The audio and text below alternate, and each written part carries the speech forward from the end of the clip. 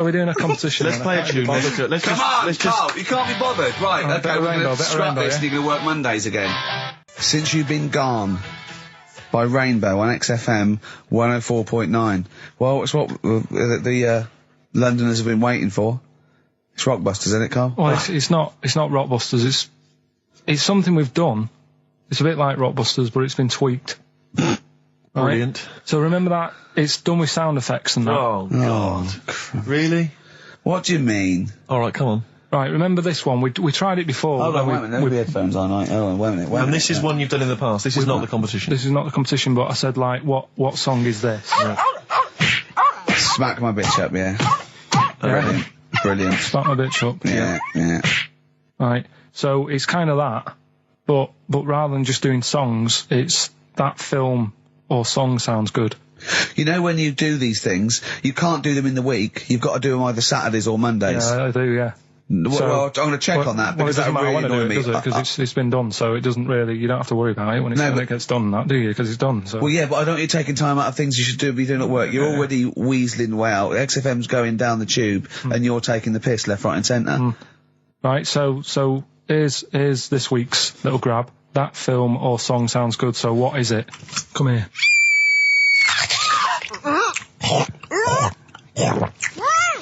I'm well happy now I've had that. What? Right? It's a film or a song title, is it? No, it's a film or a song. What do you Forget mean? that. It's a film.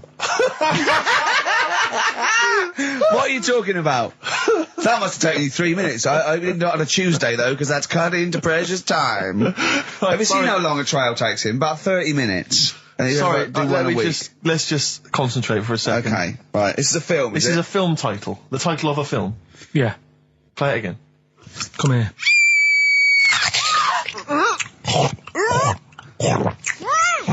I'm well happy now I've had that. Right? Oh, dearie me. Dearie me. 3 months they've waited for that. 3 months for that.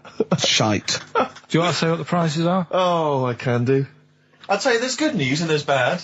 I don't know, I think maybe this is what people think of Carl's quizzes. This is the respect they show us.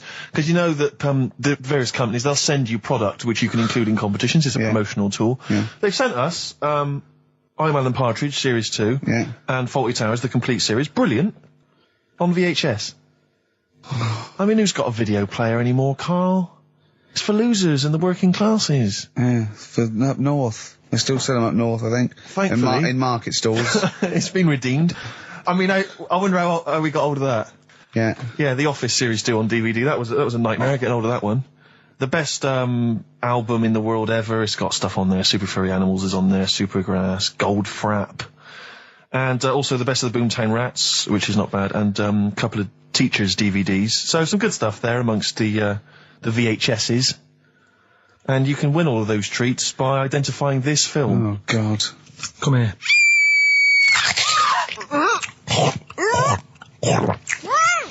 I'm well happy now I've had that. Email only, we don't want to actually speak to you. ricky.gervais@xfm.co.uk. I'm sorry if that's brought you down, it's made us feel Can I bad. just say something? What's the phone number, Carl?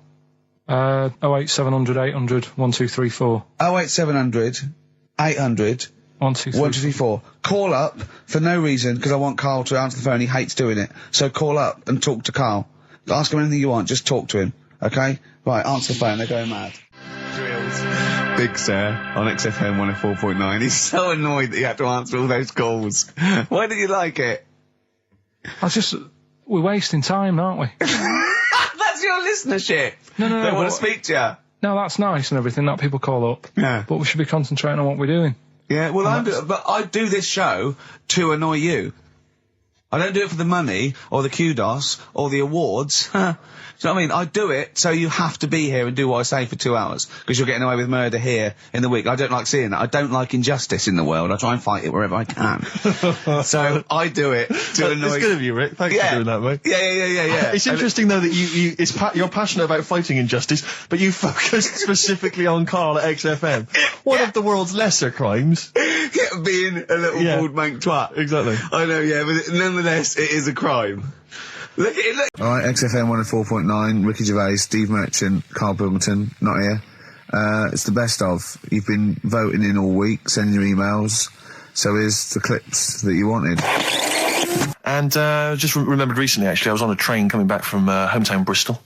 And I was on the train, and this girl walks on, good-looking girl. I thought, hey, a largely empty carriage. I'm thinking, my luck's in. You know, because I take every opportunity, Carl. That's the thing about me. You know, I don't choose. She was a good-looking girl. She sat down. I thought, she sat down right near me. I thought, brilliant. As this guy comes up behind her, and says, I think it's probably a boyfriend or something, sits down next to her. And I listened in on the conversation, you know, obviously, because I'm pretending to read. It was very clever. I read the same page for hours. So I was pretending to listen. I was listening, but pretending to read. And I realised that it's not her boyfriend or anything. It's just some guy she's met on the platform. And I'm thinking, brilliant. If she's the kind of girl who's just going to start talking to someone, you know, on a platform, on a train, brilliant. I'm going to be in here. Because he was only going one stop. So I'm thinking, what's the worst that can happen? He'll nick off. You know, I'll get chatting to her. You know, and who knows? I could join the... is there a train equivalent? Foot High Club. The Foot High Club, brilliant. And so I'm excited, you know, I'm listening in. And it turns out that they're both kind of graduates who've just finished university, or they're coming to their finals or something. And they're chatting away, you know, and he's making a couple of witticisms, you know, and she's kind of tittering at his jokes. I'm thinking, well, I'll tell you this, if she's laughing at this kind of material, I am going to blow her away, you know, with my kind of anecdotes and wry observations, you know. Yeah. It was weak stuff, I got to be honest. Really? He was coming out with nothing. He was running on empty, as far as I'm concerned. Yeah. And she was loving it. So I'm thinking, brilliant, I'm going to be right in here. And then they get moving on to higher brow things, you know, and I think she was going to study kind of Marxism or something like that, or communism, something. And she was asking him, you know, by way of conversation, she was asking him what he knew about Marxism, you know. And he was fumbling for his vague knowledge of it that he had in his life. And I'm just sat there thinking, yeah, come on, love, in any given capitalist environment, the proletariat will revolt against their oppression by the bourgeoisie, and after a brief period of socialist rule, emerges a classist society governed by community cooperation. Well, if that sort of talk wouldn't get a woman hot, I don't know what you'd use. If Marx and Engels is not going to get a woman sweaty down below, then nothing is. No. My name is You're not just Steve biding your time. Exactly. I'm just going to go in for the kill any minute. Yeah. So anyway, it comes to his stop. Right, he gets up. I'm thinking this is a piece of cake, and he gets off, and off he goes. He walks off, and I'm thinking brilliant. And I thought, I'll wait. You know, I'll wait till the train's pulled away. I'm not going to leap in straight away. No. And he comes back along the carriage, and I'm thinking, hang on a minute. He goes, listen, do you mind if I give you my email address? Oh. Right, and if you want to get in touch, email me. I'm thinking, come on, you loser, get off now. Save your face, please, before it's too much. And she accepts the email address because she obviously doesn't want to hurt his feelings, whatever. I'm thinking, fair enough. She's a good woman. I'm liking her. I'm loving her. I'm thinking that's my kind of girl. So anyway, he gets off. I'm sat there, the train pulls away. I'm thinking, yeah, I'll wait a few minutes, you know, I'll just, you know, give it some time. Her phone rings. It's her friend on the phone. And she starts saying, and I was listening in, and she was going, yeah, just met a guy on the train. I'm thinking, yeah, that's true enough. She goes, yeah, he was a good-looking guy. I thought, you're having a laugh, love. To be honest. Because I was looking at him, and she said to her friend, he looks a bit like tennis player Boris Becker. I thought, you should be so lucky, frankly, because I saw him. He had awful facial hair, if that's what makes him look like Boris Becker. Terrible little goatee beard. It was laughable. I thought, I don't know. And then she goes the thing, and she's like, yeah, I met him, we got chatting and stuff, you know. And she was going, it's not often that you meet someone, you know, generally in life, who's, you know, kind of thoughtful and intelligent and funny. I thought to myself, I'm not even going to waste my time with you, love. Frankly, if that's what you thought of him. You just walked away. And I'll be honest with you, I didn't even bother talking to her. No, you were just didn't even waste my time with her. If she thinks that bloke is not only great looking, but funny and intelligent, and she got on well, and he was polite, and it was a chance meeting, and he thought, and she thought that you were like a freaky looking dork who didn't even have the nerve to speak. That is what she thinks, then I don't want to know her. I couldn't. You walked away, and good luck to you. And I have my dignity intact. Yes, and she's nothing. Let's just remind us again what exactly songs or phrases, because I know a lot of people put it out of their mind week by week. It's a phrase that's, you know, been said on the show a few times, right? You remember classics like what was we had hairy Chinese kid. Yeah, there's this hairy Chinese kid. Stop squeezing my head. Carl, you're an idiot. Carl, you're an idiot. You know, some classic phrases. Classic phrases. And so you use various old time songs and you put them all together, and that spells out the phrase. Before we play that, let me tell you now, you can win. Look forward to this. What's this? The new album from the Star Spangles. That's called Bazooka. Is that out, is it? Never heard. When's Bazooka out? Never heard of them.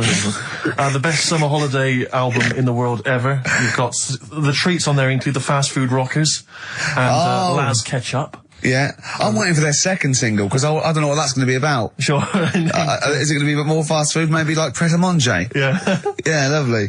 This is very good. Yeah, 2 disc set, the best of David Bowie. Inspiral Carpets, the best of them. Still don't know how they string that over 3 seasons. No idea. Bowie's is one. Yeah. We mentioned it last week, the American Song Poem Anthology. That's kind of a kooky collection of songs. And we've also got a couple of DVDs here. Stephen King's Rose Red. I've never heard of it. Straight to video. Yeah, made for television. Yeah. Will never be seen at the cinema. And I'm sure there's a lot of nerdlingers listening, so they will be loving Richard Dean Anderson in Stargate SG-1. Yeah. Free inside, there's a collector's card, plus you can win some exclusive memorabilia. Brilliant. So I think a pair of their... Right, all you've got to do is listen to these, 13 songs, probably, to a well-known stupid phrase. It's only seven different songs, right? Well, just get the most you can. Just be rough. Artist or song, it'd do, right? And the phrase is about me dad nicking from telephone boxes. Right. You got to give them a clue, because they've got to know what they're listening for. It's hard enough when you know. Daddy's never going to stop robbing from telephone box. Is that it? Yeah. So what are these songs then? Go on in. It doesn't matter that some people don't know what that's about, do they? Doesn't matter. No, they know. Well, your father's a thief. Email only. ricky.gervais@xfm.co.uk. Let's hear it. All right. From...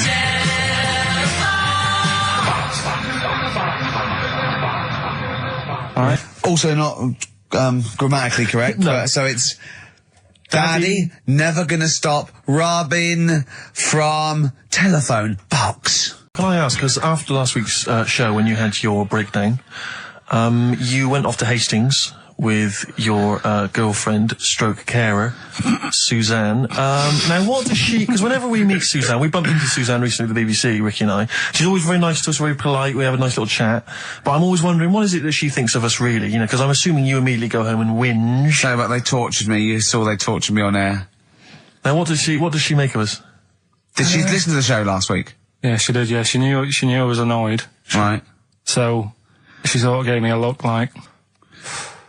You know what I mean? Like that, because we went to Hastings. That wasn't because you had, Marmite or something over your face. No, it was like...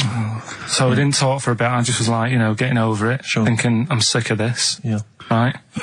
Is the new kitchen really worth it and all that? I phoned him up, left a message after the show. I said, you seemed a bit quiet when you left. I just want to make sure it wasn't anything I said. Well, no one... You still doing your Samaritan work? Yeah. And did it ring, or did you just ignore it? Let it go to answer machine? I think I turned it off. I left it off, didn't I? Yeah. Just left it off all day. And But what does she make of us? Does she genuinely think... Does she not really like us? I think it's weird, because there's no one who she doesn't really like, which annoys me, because she says to me, I'm the opposite, do you know what I mean? I'm like, oh, everybody annoys you. Yeah. And it's like, well, but that's my choice, right? Sure. And that's why I don't bother getting mates and that, because Sure. it's just hassle. Yeah. Right? Yeah. But the problem is, sometimes me being like that affects stuff that she wants to do. So, if a mate... Like see her family and friends. Well, let's not say her family or friends, but say if one of her mates had a baby. Right. Right. I mean, Naming no names. No. So this happened?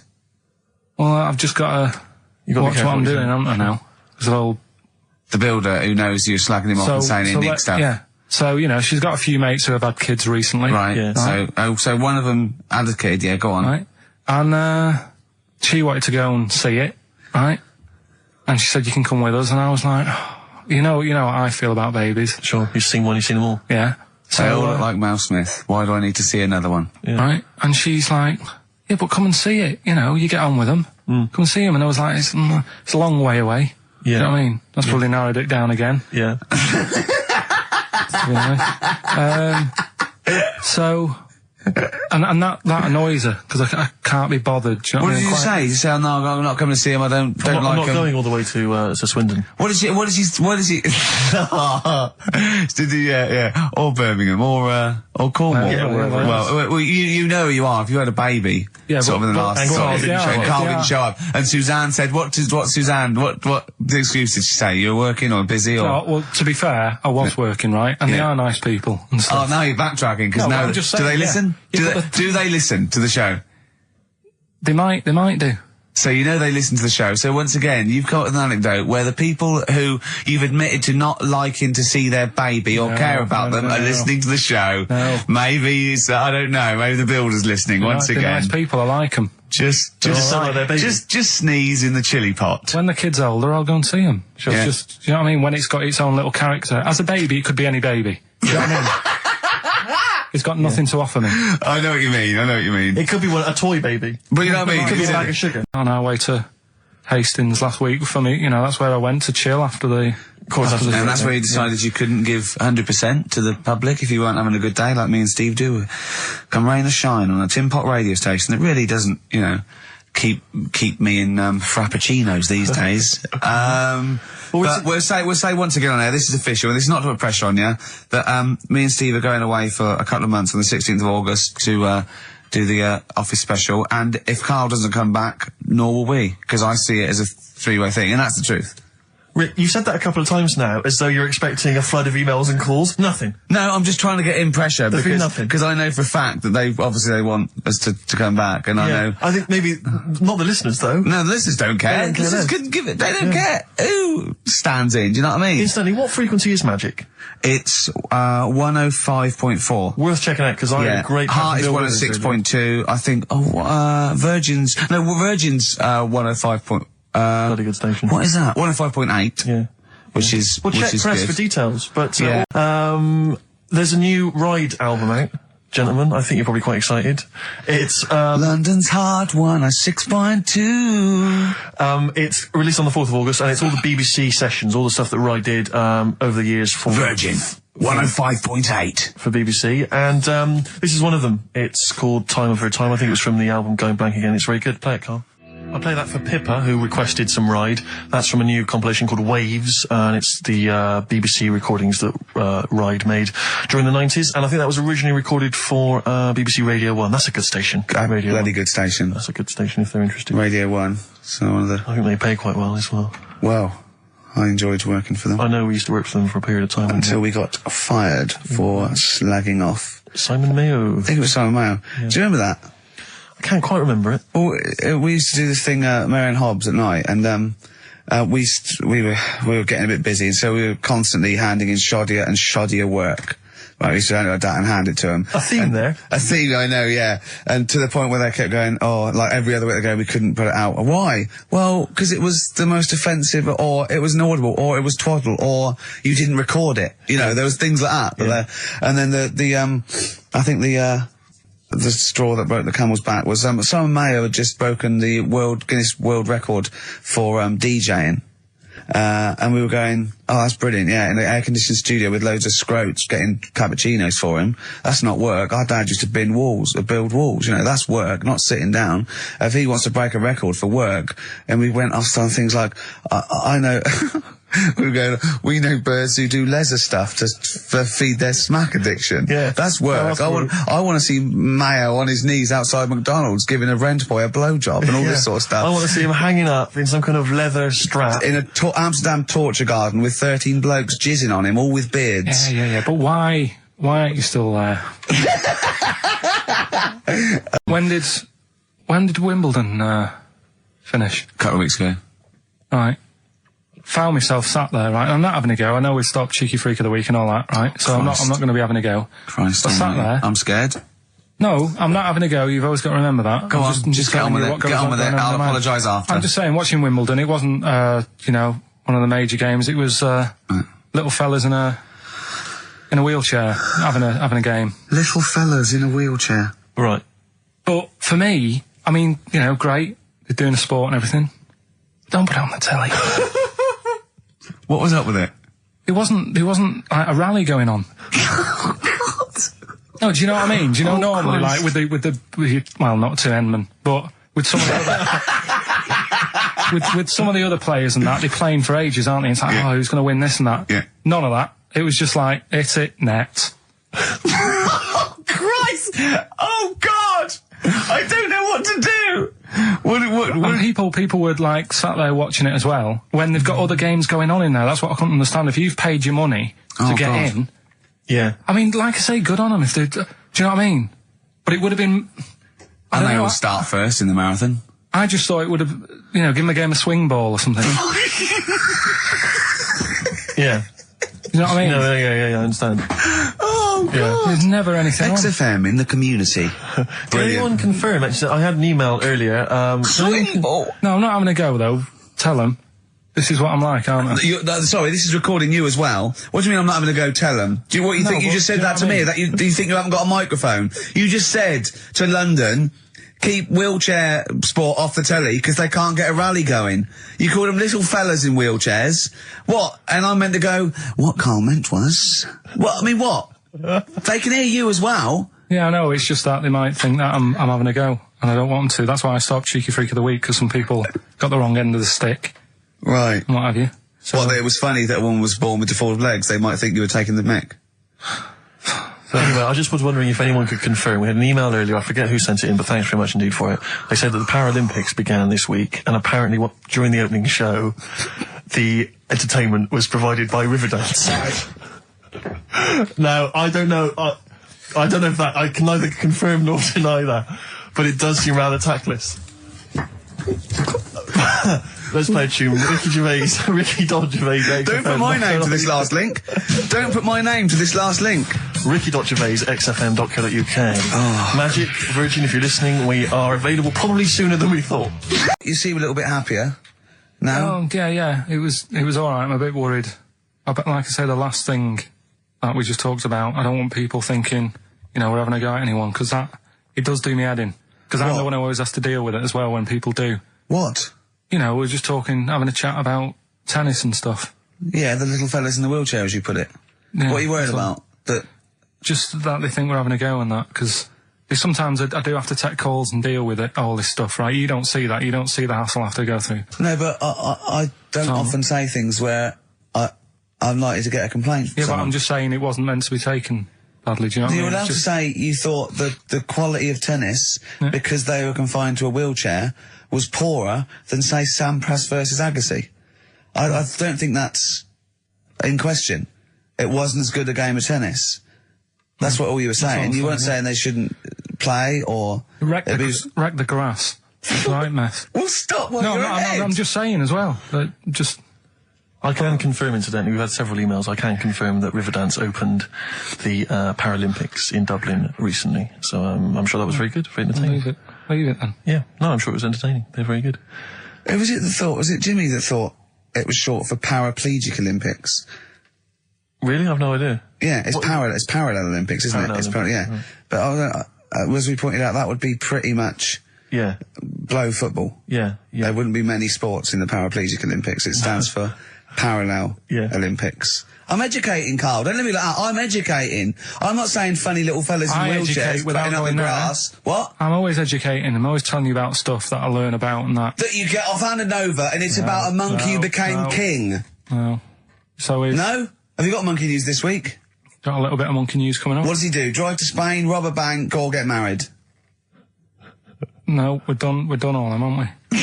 We have done all them. Yeah, but it's a good one. It's a good one. And in fact, it's a bit related to what we've been talking about anyway. Oh, God. That's good. Okay. Last week, after your nervous breakdown, you went to Hastings. Yeah. Can I ask, why the hell did you go to Hastings? It's so arbitrary. What do you mean? Why go to Hastings? You lost him on arbitrary. Why did you choose that above all other places within... It's amazing, isn't it? You look at his face when you say a word that, you know, he doesn't understand, and it just goes dead. It's like when your computer freezes. Yeah, it is like that, yeah. Is there an equivalent to Control-Alt-Delete when Carl just doesn't understand? So we have to press, like, knob, bollock, finger up arse. It takes him out of his sort of stupid, doesn't it? Now, that's three things to press, but you've only got two hands, so... Wow. Yeah, I know. God, what would I do? Hold on, so I could have the thumb of my right hand, the pop that up his arse. I'd have probably my index finger of my left hand on his knob. How would I press his testicles? What would I use? I'd have to use some other part. Shall we try it? Yeah, let's go around and do it. Messing about. Look, come on. What? I just think it's time you had a little kiss. No, you've done so well. I've already had a little... What happened, Carl? He loves it. I'm just going to give you a little kiss. Just for the webcam. Right, hurry up then. All right, on the lips. No. Oh, come on. Oh, God. I love it because he hates it so much. You wouldn't get that radio on. But it means I could have kissed Chris Moyles. What? I could have kissed Chris Moyles on Radio 1. Milesy. Give Milesy a little kiss for all his good work. Do you enjoy that? Yeah, it's good, yeah. What happened to Chris Moyles' show? Is he not on anymore? On the TV? Yeah. No. Turns out he was too fat and talentless. Yeah, Hastings. Yeah. It's alright, yeah. What's there? Not much. It's just one of them Is there places... Yeah, it's good. I think that's what's good about it. Nobody knows, right? Because last weekend it was roasting and you saw pictures of Brighton and it was heaving. Yeah. Right?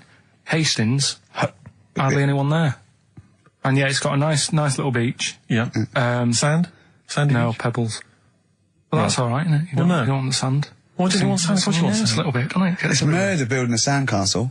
No, you just sit there. You can't walk on pebbles, can you? It's, What do you mean? Well, it's all kind of, it's sort of a bit, dodgy underfoot. It's alright. The only annoying thing is, right, it's one of them places that it's great to visit for a day. Yeah. But I wonder how people who live there get by. Why? Because all the shops are like them things that you go in and it's like a little pebble with a pebble stuck on the top and it says Hastings on it. Yeah. So every shop does that.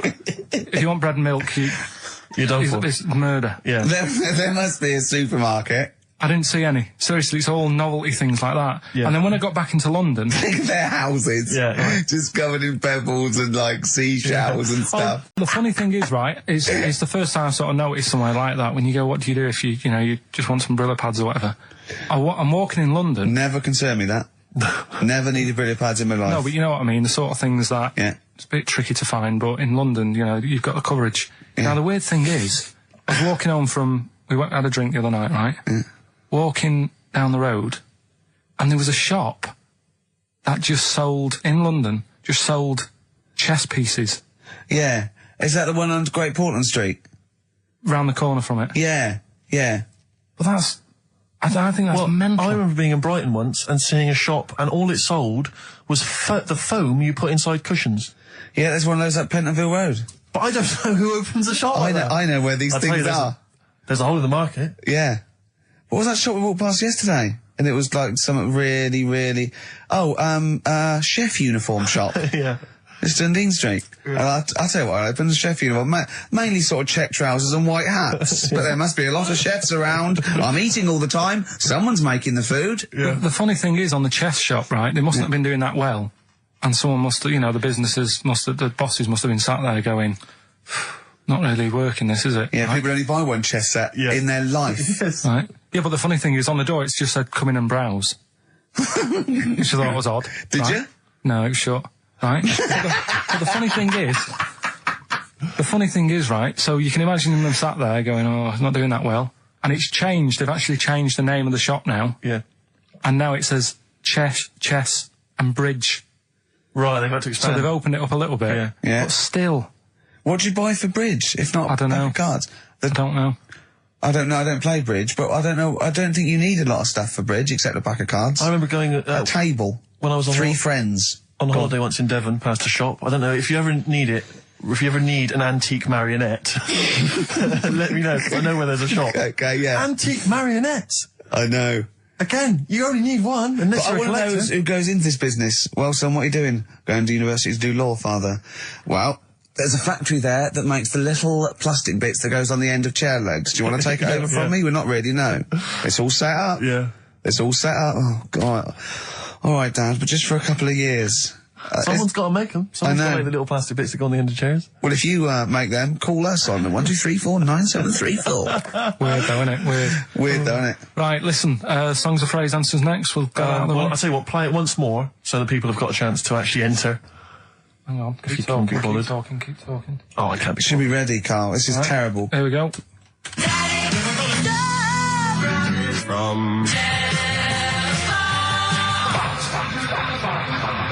That is the well-known phrase. Daddy's never gonna stop robbing telephone box. The well-known phrase. And we're looking for the songs, I think. I don't care. Libertines on XFM 104.9. I'm Ricky Gervais. With me, Steve Merchant. Over there is Karl Pilkington.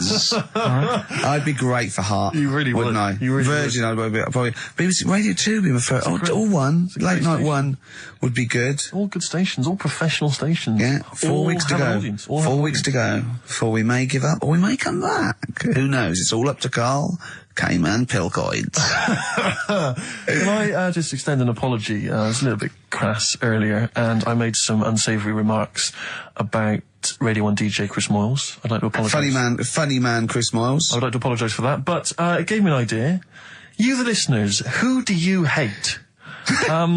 Email in ricky.gervais@xfm.co.uk. I just think that we've never really used XFM as a kind of, as a research tool, really, and it seems to me that we can get great opportunity. And it's this, we don't sort of do this thing, we don't go on there and sort of like slag off other people and people in the public eye. Well, we pick on targets that can't fight back. Helpless, the elderly, people suffering in some way that really, and particularly we don't want to pick on people like Chris Moyles, who's got a big platform, much bigger platform. We want people who can't answer back. Yeah, so, who do you hate? That's us. Who do you hate? And I don't want people you went to school with or your boss. Do you know what I hate, Steve? Who do you hate, Rick? Right, my top three, just in the top three, would be Hitler, Mussolini, and General Pinochet. Really? No, probably Moylesy, Harry Potter and Jamie Oliver. Nice. But what are your top three? Now, don't make them comical, don't make them... These are the people that wind you up. When you see them on TV, if you hear them on the radio, if you see them in a magazine, they just... they make your kind of blood boil. It might be us. It could be us. I'm expecting that. We know that we're not stupid. We could take it as read that it's us. Yeah. And then let's assume it's us, so we want other people. Yeah. But I want to draw the top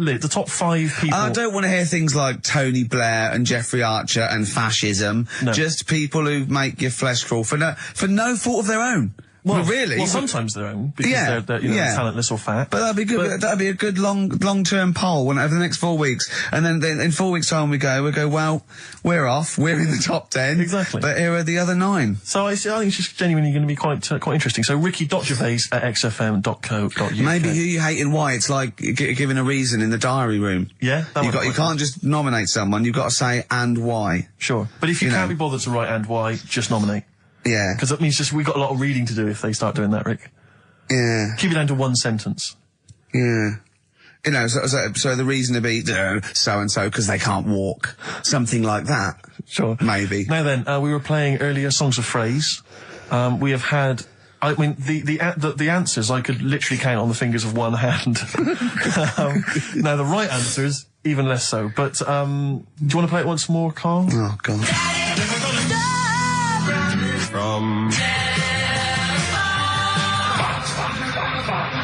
There was 7 songs in there. Right. Read them out, Colin. What are they? It was have you got it written down? Oh, I can remember them. Daddy Cool. Right. Boney M. Yeah. Never Gonna was from Rick Astley. Yeah. Never Gonna. Write them down. Stop. Sam Brown. Right. Stop. Robin was Miss Robinson by Simon and Garfunkel. Mrs. Robinson. Yeah. Hang on a minute. That's not Robin. Oh. From Russia with Love, Matt Monro. Right. Telephone, hanging on the telephone, Blondie. And then Box, living in a box. Living in a box. Well, listen, no, Brilliant. I don't think anyone got them all right. No. If you did get them all right, I'm sorry, but I gave up checking the emails a long time ago. So I'm going to give it to Michelle Flower because she got a few of them right. So well done. She got a lot right there, actually. Well done. Good, well done. She got 5 out of 7, so well done, Michelle. And you get all those great prizes. Incidentally, You're talking about people who annoy you and that. Yeah. Not many sort of celebrities annoy me because I think, well, some people like them. You know what I mean? Yeah. But things that affect me, like the builders. You're a philosopher. Go on. Builders annoy me, right? Sure. Yeah. And you could say that's a bit of stereotyping, but all the people who I've met who have been builders have always annoyed me, right? So that's because they've been working on your house in your space.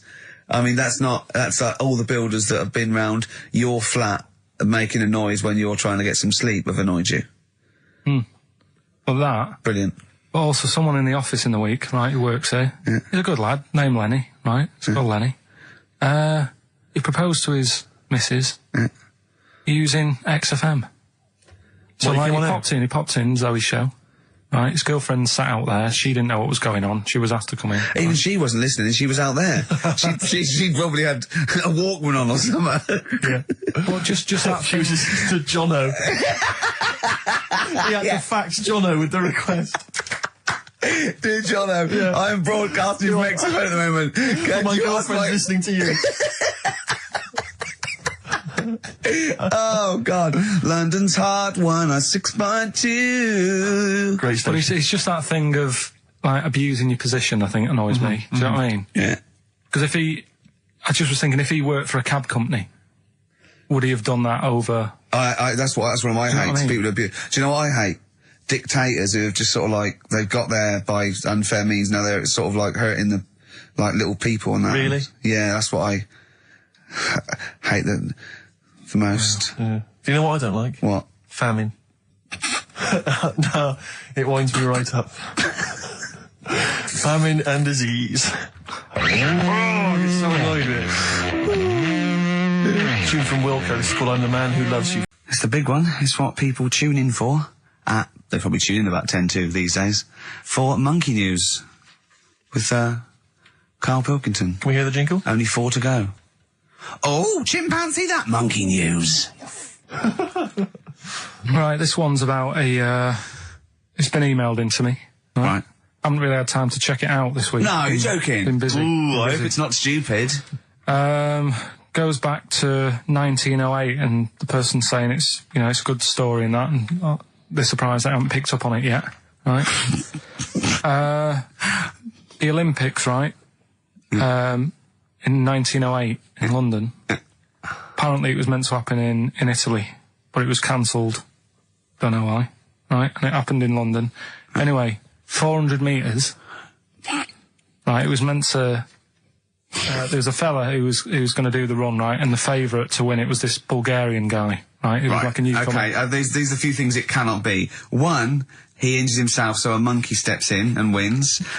2, he does a drugs test. It turns out that he is a monkey. So if it's either of those, right, I'm gonna go mad. So anyway, the fella, right, this favourite, everyone's putting the money on him, thinking, yeah, he's going to do it. Is he hairy? Is this bloke hairy? So anyway, the race happens. Yeah. And everybody's lined up, ready to run. And, everyone's saying, yeah, he's going to win, he's going to win. Then suddenly, a bit of murmuring going on, people going, oh, what's going on here? Right. He's eating a banana. And there's a fella in the lane next to him. Yeah. Right, he's going up, who's that? He doesn't look familiar. Oh, Christ, Karl. You go. Right, doesn't look familiar. Who's he? Weird. What's going on? What's going on? What's going on? Yeah, what is it? What is it? Or who is it? I mean, not what is it? So they go in. So they say, well, he might not be that any good. Do you know what I mean? He might not be good. He might. It's just a bit short, isn't he? He's only 3'6", and he's hunched over on his knuckles. So I didn't realise it was fancy dress. Yeah. So I don't think he's going to be any good. No. So the race starts. Oh, he's put his finger up his arse. That's weird for runners to do that before a race. It's weird, isn't it? Yeah. Race starts. Yeah. The fella that no one recognises wins it. People go, what's gone on here? Yeah, sure. Do you know what I mean? We had our money on the favourite. What's gone on? Who is this guy? Yeah. Anyway, he stood up there, right? He's looking well happy. Yeah. He's lifting the trophy and everything. Right. Long arms. That trophy's higher than... So anyway... He's only 3 foot, but the trophy's 9 foot in the air with those long arms. I'm suspicious. Go on. They had the picture in the paper the next day. Sure. And everyone's going, yeah, he was fast and everything, but... quite hairy for a run. Oh, I'll tell you what. Come on. Quite hairy for a run. Because normally they shave themselves, don't they, to make them faster. And how did he manage it? It's really hairy and that. So anyway, he wins the stuff. He walks away with a cup. The people who are in charge of the running, or like the Olympic Committee, look further into it. Turns out it was a chimp. Right, keep talking. Right? No, don't keep talking. Shut up. This is Monkey News. If you can't handle the news... It's news from 1909 and I haven't heard about a chimp winning the Olympics. Right, be quiet. What happened there then? 400 metres, right? Now the thing is... talk shit. The only thing was, it took so long for the Olympic Committee, right, to find out that it was a monkey. It was going going manic. It went into loads of races. It was picking up loads of shut up! Right? It became a celebrity. It was doing endorsements on TV. Don't talk shit. It said he managed to win the same race 4 years later in Athens because... How did he get to Athens? Well, it's a joke. They're winding you up, Karl. Weird. It's not weird. It's right. I do not believe it. Well, that's okay. There's only 3 of them to go then. Right, because we're probably all leaving in 4 weeks' time, and that's the end, I've got to get onto a sort of mainstream radio station, because I don't think there's any other sort of tin pot place like this, is there? No. So I'm going to clear up my act a little bit. I've got an album from the Capital Radio Library, and it's the best punk album in the world ever. So if Cap's listening, I'm just going to show that I can do a mainstream. I'm going to play a classic song, and I'm going to announce it right and everything. So if you get a job on a decent station, you'll take me with you, will you? We're a pair. Brilliant. So okay, here we go. Right, if anyone's listening, just to show that I can do mainstream radio. Okay. Well, that's all. Okay. Well, you're getting nervous. Okay. Come on. Shall I get a mic and do it? It's all right. Okay. Well, that's about all there is time for today. You've been listening to Ricky Gervais with me, Stephen Merchant. Across the way, K-Man Pilkers. We're going all the way back now, a classic song from the late 1970s, and this is Devo with Mongoloid. That's good, isn't it? On XFM 104.9. Brilliant. Great DJ in there. Well, I've heard it before. Good, isn't it? Yeah. No, it was good. It was very good. It was very good. I was watching cable TV. I do a lot of that, and there's an advert I've noticed. It reminded me of the sort of adverts you used to see when I was a kid. It's one of those attempts to kind of educate young people. But doing it it's on MTV, but it's one of those things where it's clearly been made by people who are in their mid-40s. Who have never been cool. Yeah. Who've been working really hard to get into TV all their lives. And now are trying to appeal to, you know, funky and possibly wayward young people. Yeah. And it's kind of... Nerdy wells. Yeah, exactly. And it's a kind of stunning model, and 2 of her stunning model friends. But they're just a couple of average girls, you know, going about their business. And, you know, it says something like, it's all shot very funkily, like a kind of, you know, lock, stock and 2 smoking barrels kind of thing. And it's a girl, and she's just grooving along with her friends. And it's kind of like, the captions are things like, you know, Isabella's 17. She's cool, she's quite funky, she's got these great friends. And they're sort of hanging out, laughing. And she just pops into a tattoo parlour. Sure. Why not? Her friends are like, what are you doing? But she just goes in, you know, she has a tattoo done, and it sort of says, she's wild, she's crazy. You know, she lives life as she sees it. She takes every day as it comes. She's not tied down or anything. She doesn't smoke cigarettes. Yeah. So if you think she's cool, if you think all this is cool, then you probably won't want to smoke cigarettes. Exactly. If you want to be cool, then like Isabella or whatever. Except the thing with that is that people watching that, the youth watching that will go, well, Bill at my school, he smokes and he's cool. Exactly. Yeah. Well, this is the problem with it. Yeah. It's not that the impulse is wrong. The message is fine. It's just this thing I can't imagine those things ever working with young people. No. With youths. It's like when you know, what was it? What it will do is that you'll get a lot of 13 and 14-year-olds sneaking out and getting a tattoo. Exactly. So the parents be going, I'd rather she smoked. Exactly. She might give that up sometimes. That's her life. She's got a spider's web on her face now for the rest of her life. Yeah, exactly. Yeah. But it's like, you remember that thing when they tried to get young people to vote? Do you remember that? Was it Rock the Vote? Was it called Rock the Vote? Was it? God. Was it people like Billy Bragg and people kind of... Yeah. I don't know who that appeals to. I don't know, you know, some youth is kind of smashing up a bus shelter, throwing bricks at old people. Goes, what's that, Billy Bragg? Billy Bragg, yeah. I just can't, I don't believe it ever. I think it was Mick Hucknall was another one. What's that, Mick? Oh, dear. I remember the ones where you just, if you were going to go off with a stranger, your cat went, well, don't. Yeah. Ask mummy first. Yeah. And I remember I was trying to jump in cars left, right and centre, but my cat, when I was like 5 or 6, would go, and I go, good point. Yeah. You're right, he could be a nutter. But I seem to remember the Charlie's...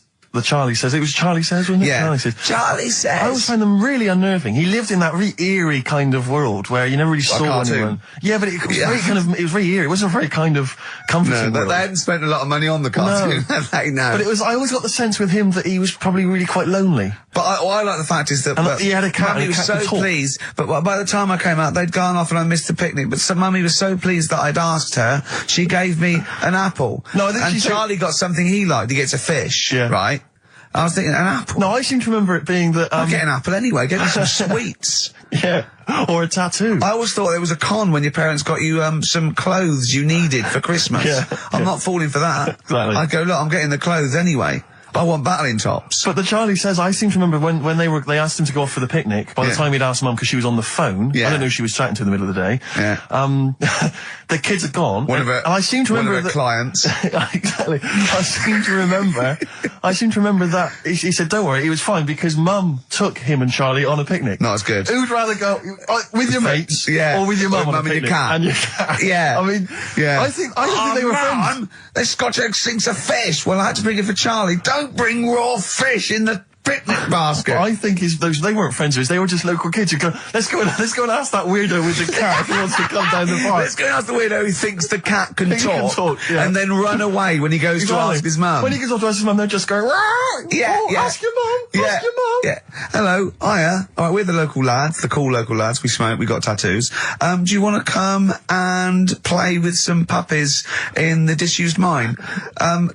Ask your mum first. Quick, run. Exactly. He's talking to the cat. Look, he's talking to the cat. They were just round the corner spying on him. They were just laughing. There was no picnic. Did you ever go on a picnic, Carl? Was there places to go in Manchester, or was it like Quarryland mostly? The problem with those adverts, like when I was growing up, they'd sort of give you ideas, because remember the Charlie's one, right? And we were on holiday, right? And I met these two lads who are knocking about with like mates and that.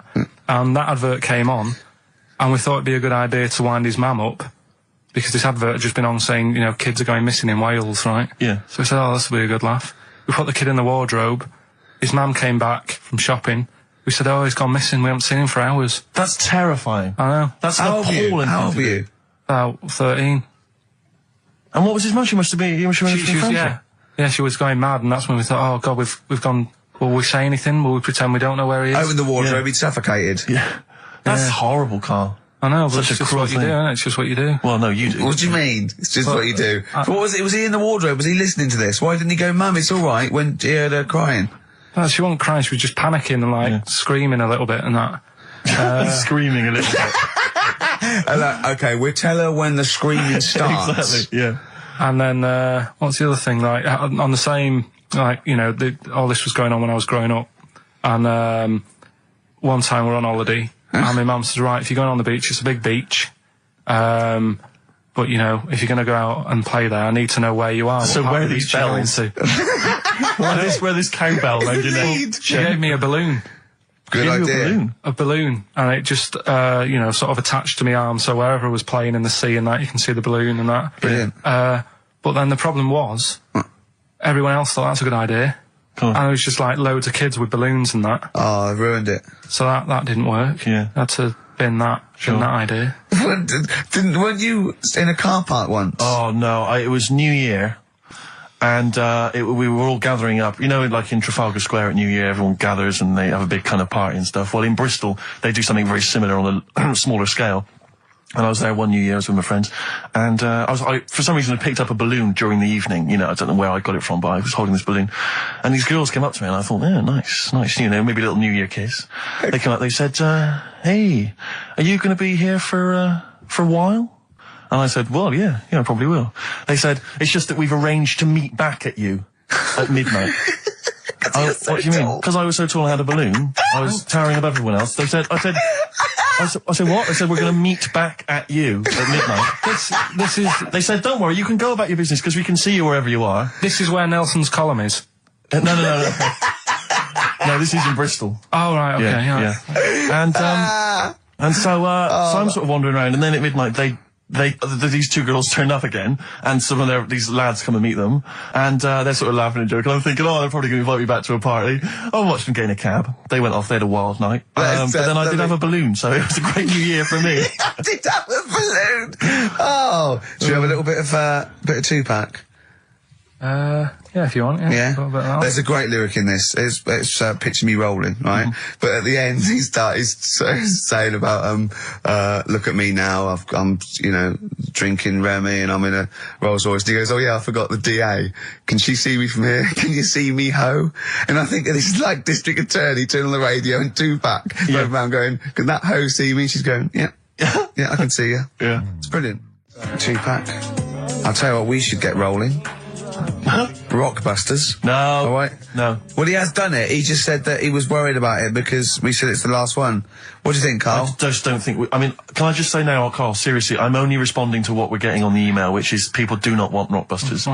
They really... There's one guy here who is, he says, it's James Pooley, he says he's preempted Carl by giving my answers to this week's quiz. I don't know what the clue would be, but his answer is no van ear.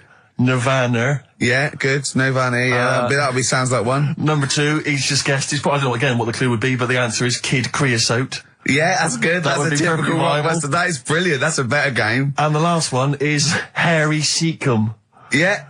Yeah, that'd be good. So, I mean, maybe we should reverse it so people just, and we have to come up with the clue for them. And we win the prizes. Yeah. Have you got prizes ready as well? It's all there, but... Oh, I feel sorry for him now. What the prizes would have been.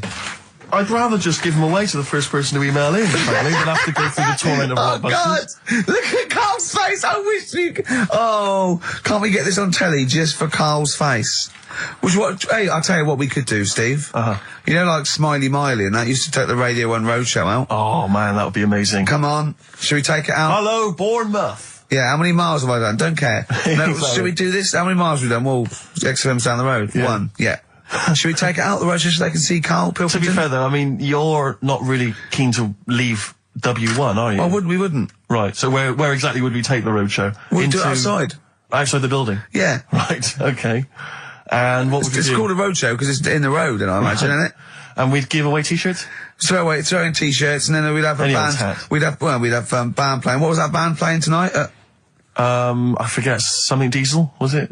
Yeah. See, instantly forgettable. I mean, that was my point, really. we could have them on. Yeah, great. Yeah. Get a couple of celebrity pals down. Someone from Big Brother 2. That would be ideal. Well, Josh, the other little gay fella. Yeah. He'd come on, just wave. Yeah. I'm beginning to like the idea. Yeah. Brilliant, yeah. So we'll have Josh, something Diesel, we're playing the Bull and Gates now, whatever it is. Yeah. Right, I'll throw out some T-shirts.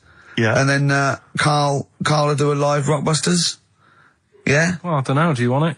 I just think that ruins it slightly. It would just bring the whole afternoon down, Rick, I think. We get it sponsored by someone. Yeah? No? Well, I'm just trying to inject a bit of... Read the prizes, what they would have done. There's a PlayStation game here. I guess it's maybe not been released yet. It's a little demo of that. What's this? The American Song Poem Anthology. I don't exactly know what that is again, but lots of songs on there and a couple of compilations, arbitrary compilations, the Club Anthems compilation, the best summer holiday album ever. Wow. You've certainly sold it to me, Steve. The best air guitar album again. Brilliant. And an old edition of Only Fools and Horses. So, you really haven't put the effort into the prizes, Karl. So if that's the prizes, if that's the whole point of the competition, and they're the best prizes you could conjure up, in God's name, how bad are the clues this week? That's why he doesn't want you to do it, Karl. Oh, we won't bother. Forget it. Doesn't matter. Good. Excellent. Well, that's resolved. Brilliant. That's excellent. What we have got, though, is Educating Ricky, haven't we? Well, another one of my little things. Oh, it's brilliant, then. So how long's this going to last before you want to get ditched? Well, we'll see. A couple of weeks. It's not like that, Karl. It's all one. It's one love, man. We're on the same team, man. Yeah, we're just one voice, man. One true voice. Like those lads. Yeah. They could play. Right, well, the Educating Ricky.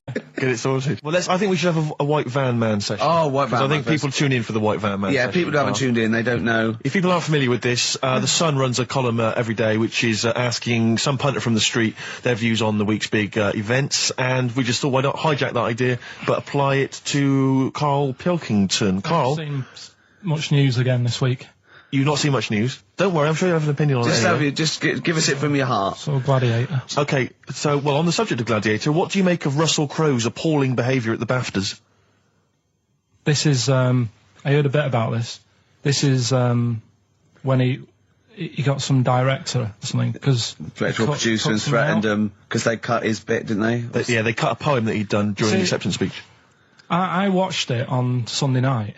Sure. I didn't realise it wasn't live, to be honest. Yeah. But I quite liked the way it was to the point and didn't mess about. He went up, he said thanks. So you're saying that he shouldn't have beaten up the director?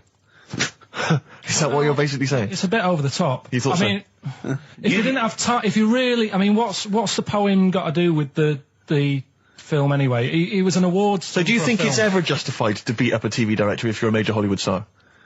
Depends what he's done, but I mean... Right, what would he have to have done, Carl, for it to be fine for him to then beat him up? The thing is, right, forget all the beating up. At the end of the day, it was a awards thing for a film.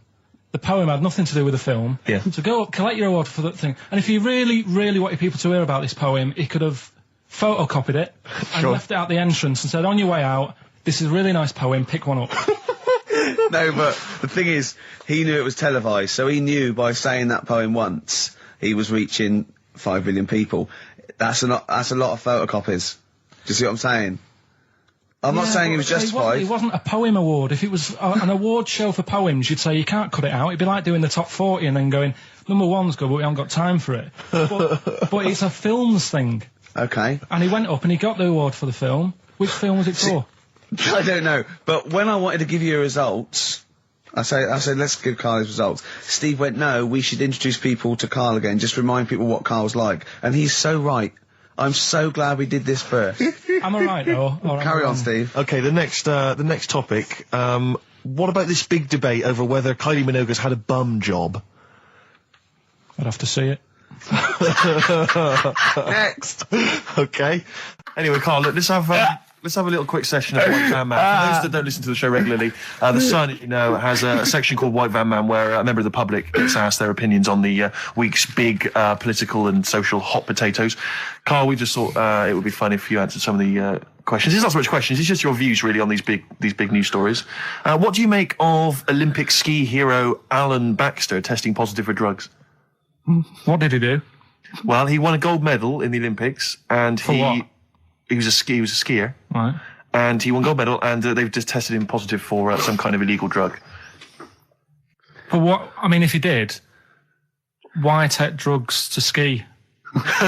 Why? Because all you do is balance. But imagine, it'd be amazing if you were stoned, like going down a hill. Yeah, it's not like you have to... It's not going to help you, is it? No, it's just like... gravity that's doing all the work, isn't it, with skiing? Yeah, but it's often to do with your athleticism, isn't it? No, but it'd be like saying, and we've just found out the people on the toboggan were on crack. It's not going to help them.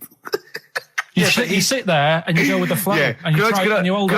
Could I say, the drugs he was taking... that's his defence, It probably wasn't jacking up H or, dropping a few E's or getting stoned. He was probably taking more sort of performance-enhancing drugs, as opposed to him just, like, scoring some shit around the corner from someone, getting off his tits and jumping in a toboggan. Doesn't mean that, does it? He wasn't off his nut. Yeah.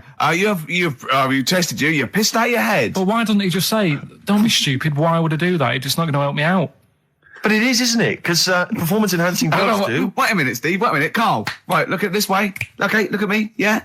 Have I got his attention? Yeah, the light's glinting off your ring there. Yeah. Okay, right, now, keep concentrating. Right, some athletes, you're aware they take drugs, that's to build up muscle. And stuff. Yeah, swimmers.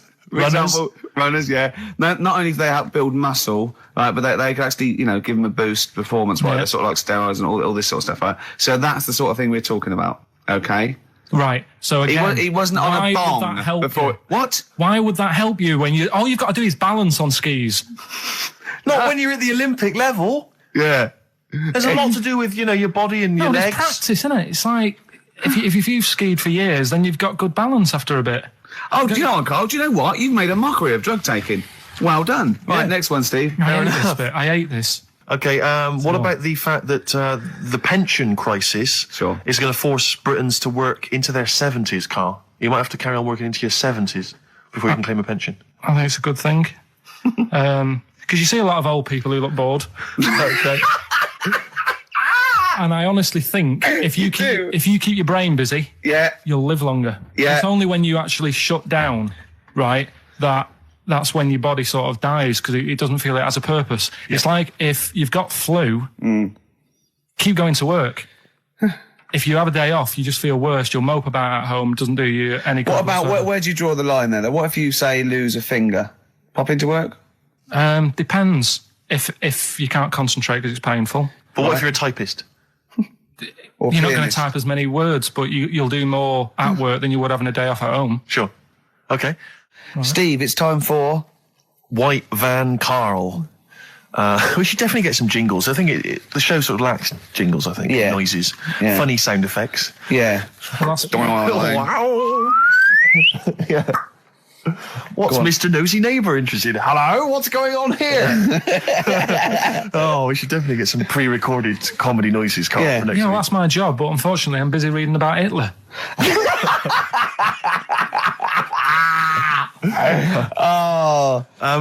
For those that don't know and aren't familiar with this feature, basically The Sun runs a white van man column where it asks just people who, every men and women, their views on news stories from the week, and we decided we'd just ask Carl his opinion on some of the same issues.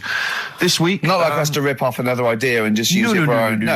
No, but this time... The white van man in The Sun this week is Herbie Crossman from Harrow in Middlesex. Herbie. And he's asked his opinion, Carl, and what's yours, on pop idol Will Young admitting he is gay. Come on, Carl.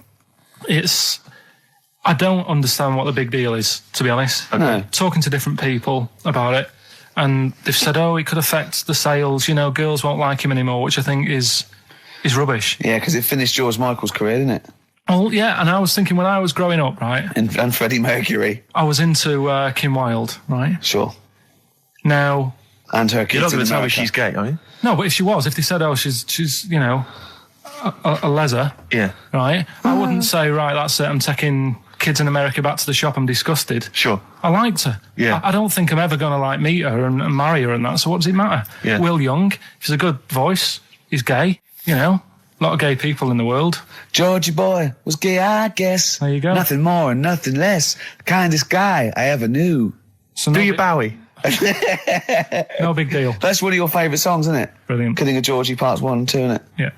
Okay, what do you say to the fact that a judge has decided that we, the general public, have a right to know about stars' flings? Basically, this is an excuse. This is basically saying, should papers be allowed to print tittle-tattle about celebrities? Oh, this is... Providing it's proven true. Oh, this is something about, isn't it, a Division 1 football or something? It definitely had Premiership football, had an affair. And it is true, but he's trying to keep privacy. And the judge said, well, it's not for us to censor the press over things that are true. Right. It's up to the general public to either boycott or not, that publication. What do you think, Carl? What about all this, exposing, going through the, the bins of celebrities? It's not right, is it? But no. People are interested in it and buy the papers to read it. Do you know what I mean? I mean, like I said to you the other week, everyone has a go at Beckham for not being that bright. But at the end of the day, he's a good footballer. It doesn't really matter what goes on off the pitch, does it? Do you know what I mean? Yeah. Express 2 featuring David Byrne, Lazy, XFM 104.9, 1:45. I'm Ricky Gervais. Whatever. See, you're eating a biscuit. I can't believe it. Are you bored with this already? Do you know what? MTV called me last week. They called me again yesterday and said, when can they come down to do they're coming down next Saturday, by the way, to do a little screen test for you. They're going to sort of just film you with a little camcorder. You said this. They're going to film you. Are you alright? Do you want to, are you hungry? Do you want to go out and have a meal? I can't believe you're eating while I'm on air. No one can hear that. Do you know who I am? No one can hear that. Explain who I am. Well, that's Ricky Gervais, right? He's made his name on TV. Yeah. Okay, he's done any number of corporate gigs, and they pay silly money. So, I mean, this guy's earning, and really earning beyond his talent. All right? So I think I deserve a little bit more than a little mank eating a biscuit while I'm talking. Rick Gervais? Yeah. Have you won a BAFTA? Yeah, too. All right, so yeah. Just a little bit of respect. Yeah. Yeah. Carl, well, what have you won? What have you won? I got a bronze certificate for doing a full week at school. That's great. It was only a bronze. What's that then? 3 out of 5 days. And I got me a little Crusaders badge, if you remember. What's the little what? Crusaders badge? The Crusaders badge for the religious club. So was that the fella that you went and played you had to go ping pong ball? So then wanted to talk to you about God. Yeah. Yeah. You got a Crusaders badge, did you? Yeah, that's why I went. That's why I joined. That's why I joined. For the badge. I like the little badge. Did 4 weeks and then packed it in. Travis on XFM 104.9 on Ricky Gervais with me, Steve Merchant and Karl Pilkington. We're doing Educating Ricky. Right, final one. Come on, Karl. Right, what was it? It was, why don't they just get a diary or some paper or something to write on? Yeah. Because snappy. I couldn't think of a heading for it. It's basically, Go on. people who have tattoos, I've never understood it, right? That they have something put on their arm. Right, sorry. Have we started the educate? Is this part of it? Are you educating me? This is something that will be useful in my life that I didn't know about. Yeah. Go on then. No, it's just that they've got a machine out, right, that does tattoos. Tattoos. You come up with a design you want, and you sort of this machine scans it, and you put your arm in this thing, and you press print or whatever, and then it does the tattoo on your hand or on your arm. Like loads of little needles that follow a pattern? Yeah, the computer, basically, yeah. Is it a real tattoo? It's a proper proper one. The fella said... well, as long as it goes out, it pierces the skin with a I just wondered if it's one of those kind of, those kind of... No, it must be lots of little needles or a moving needle that can go Sorry, along but it. how is this cleaned, like, in between each person? Dunno, probably... I don't know. Well, no, as long it's only that if it's one needle, it's just the head, isn't it? If it's one needle that moves, and does it like loads of little... What are we gaining from a machine doing it? Just because they're not going to sort of mess it up. But hold on, how do you keep your arm still? Because your skin moves slightly. So the machine it's won't... sort of strapped to your arm. Right, and so it's spread... the fella said that the tricky thing was in all this, it was the fact that, nobody would let him test it out on anyone else, so he had to do it himself.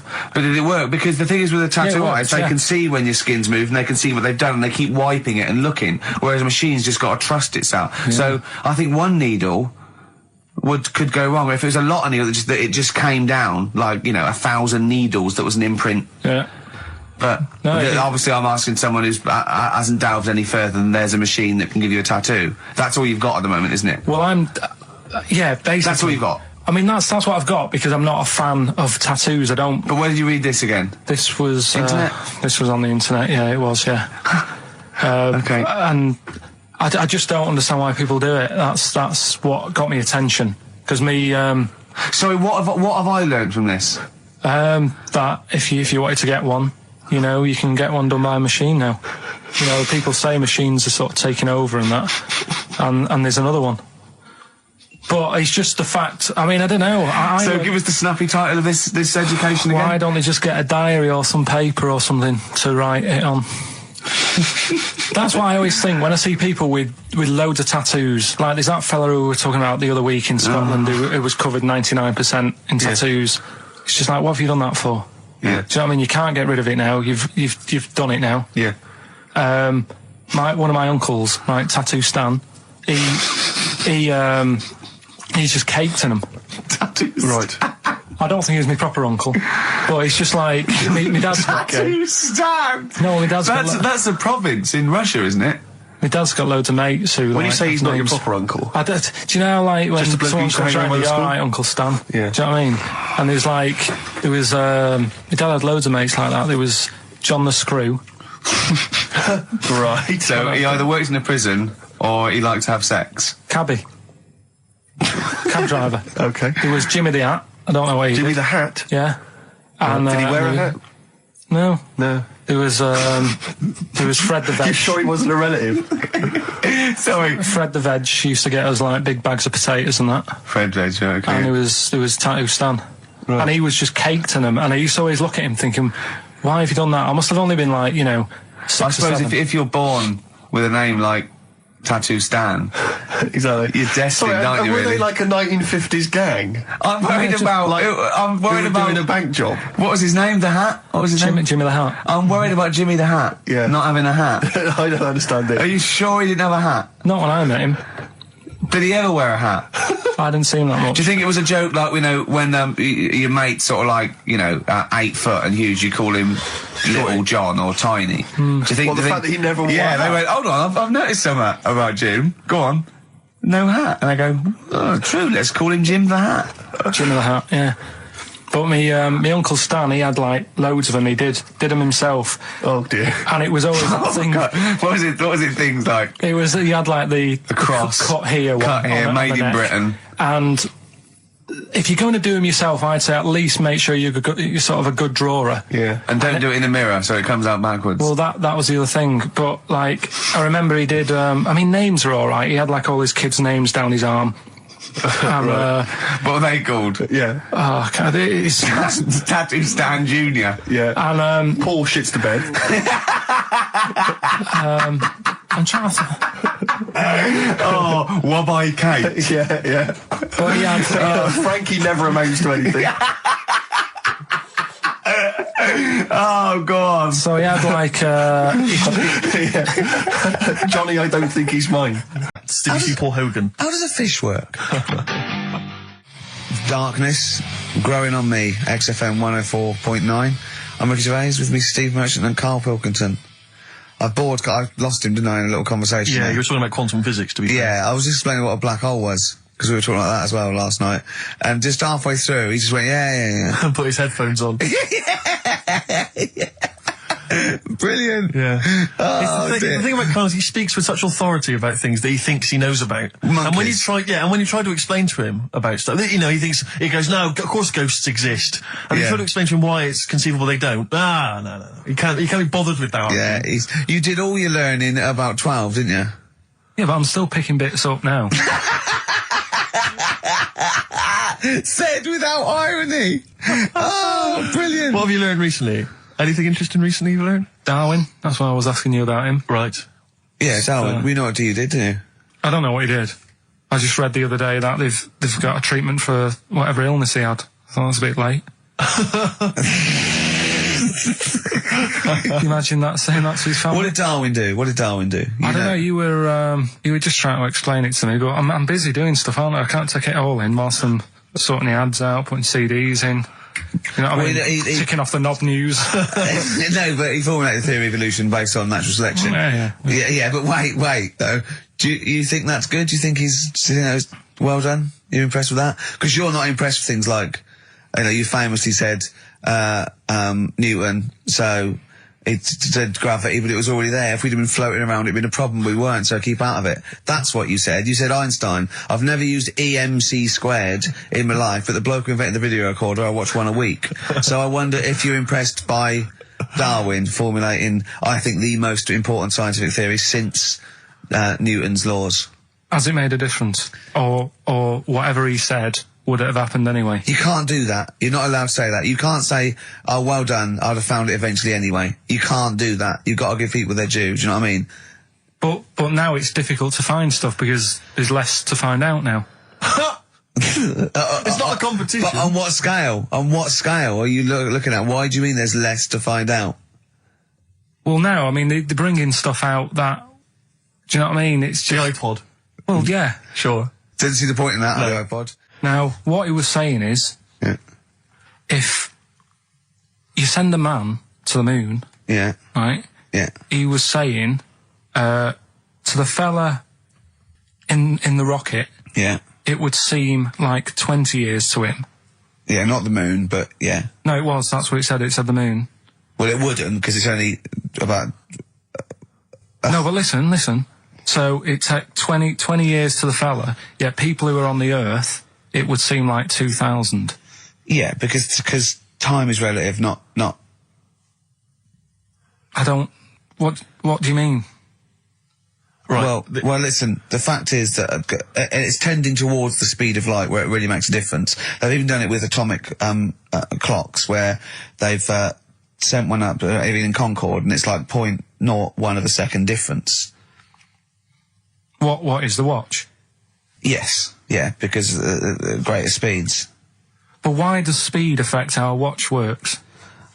Right, I don't think this is a conversation... Look, speed is... Sorry, stop. Stop for a moment, Steve. Right. See what I've done? I don't think this is a conversation to be had on a Saturday afternoon on a radio show. But I'm just saying, though. It's not me, is it? It is you. You went quiet, Steve. No, because... You're having problems Because I'm not going to be able to explain it to you. I will explain it to you in a light, frothy way. It's speed equals... Basically, velocity equals distance over time. When velocity doesn't change, and nor does distance, time has to. That's his theory. Yeah? Well, we just got... What's your point then, Karl? What's your point? I'm just saying... Because you don't understand it's worthless. I was trying to explain to Newton that basically formulated, the laws of the universe, the 3 laws of the universe.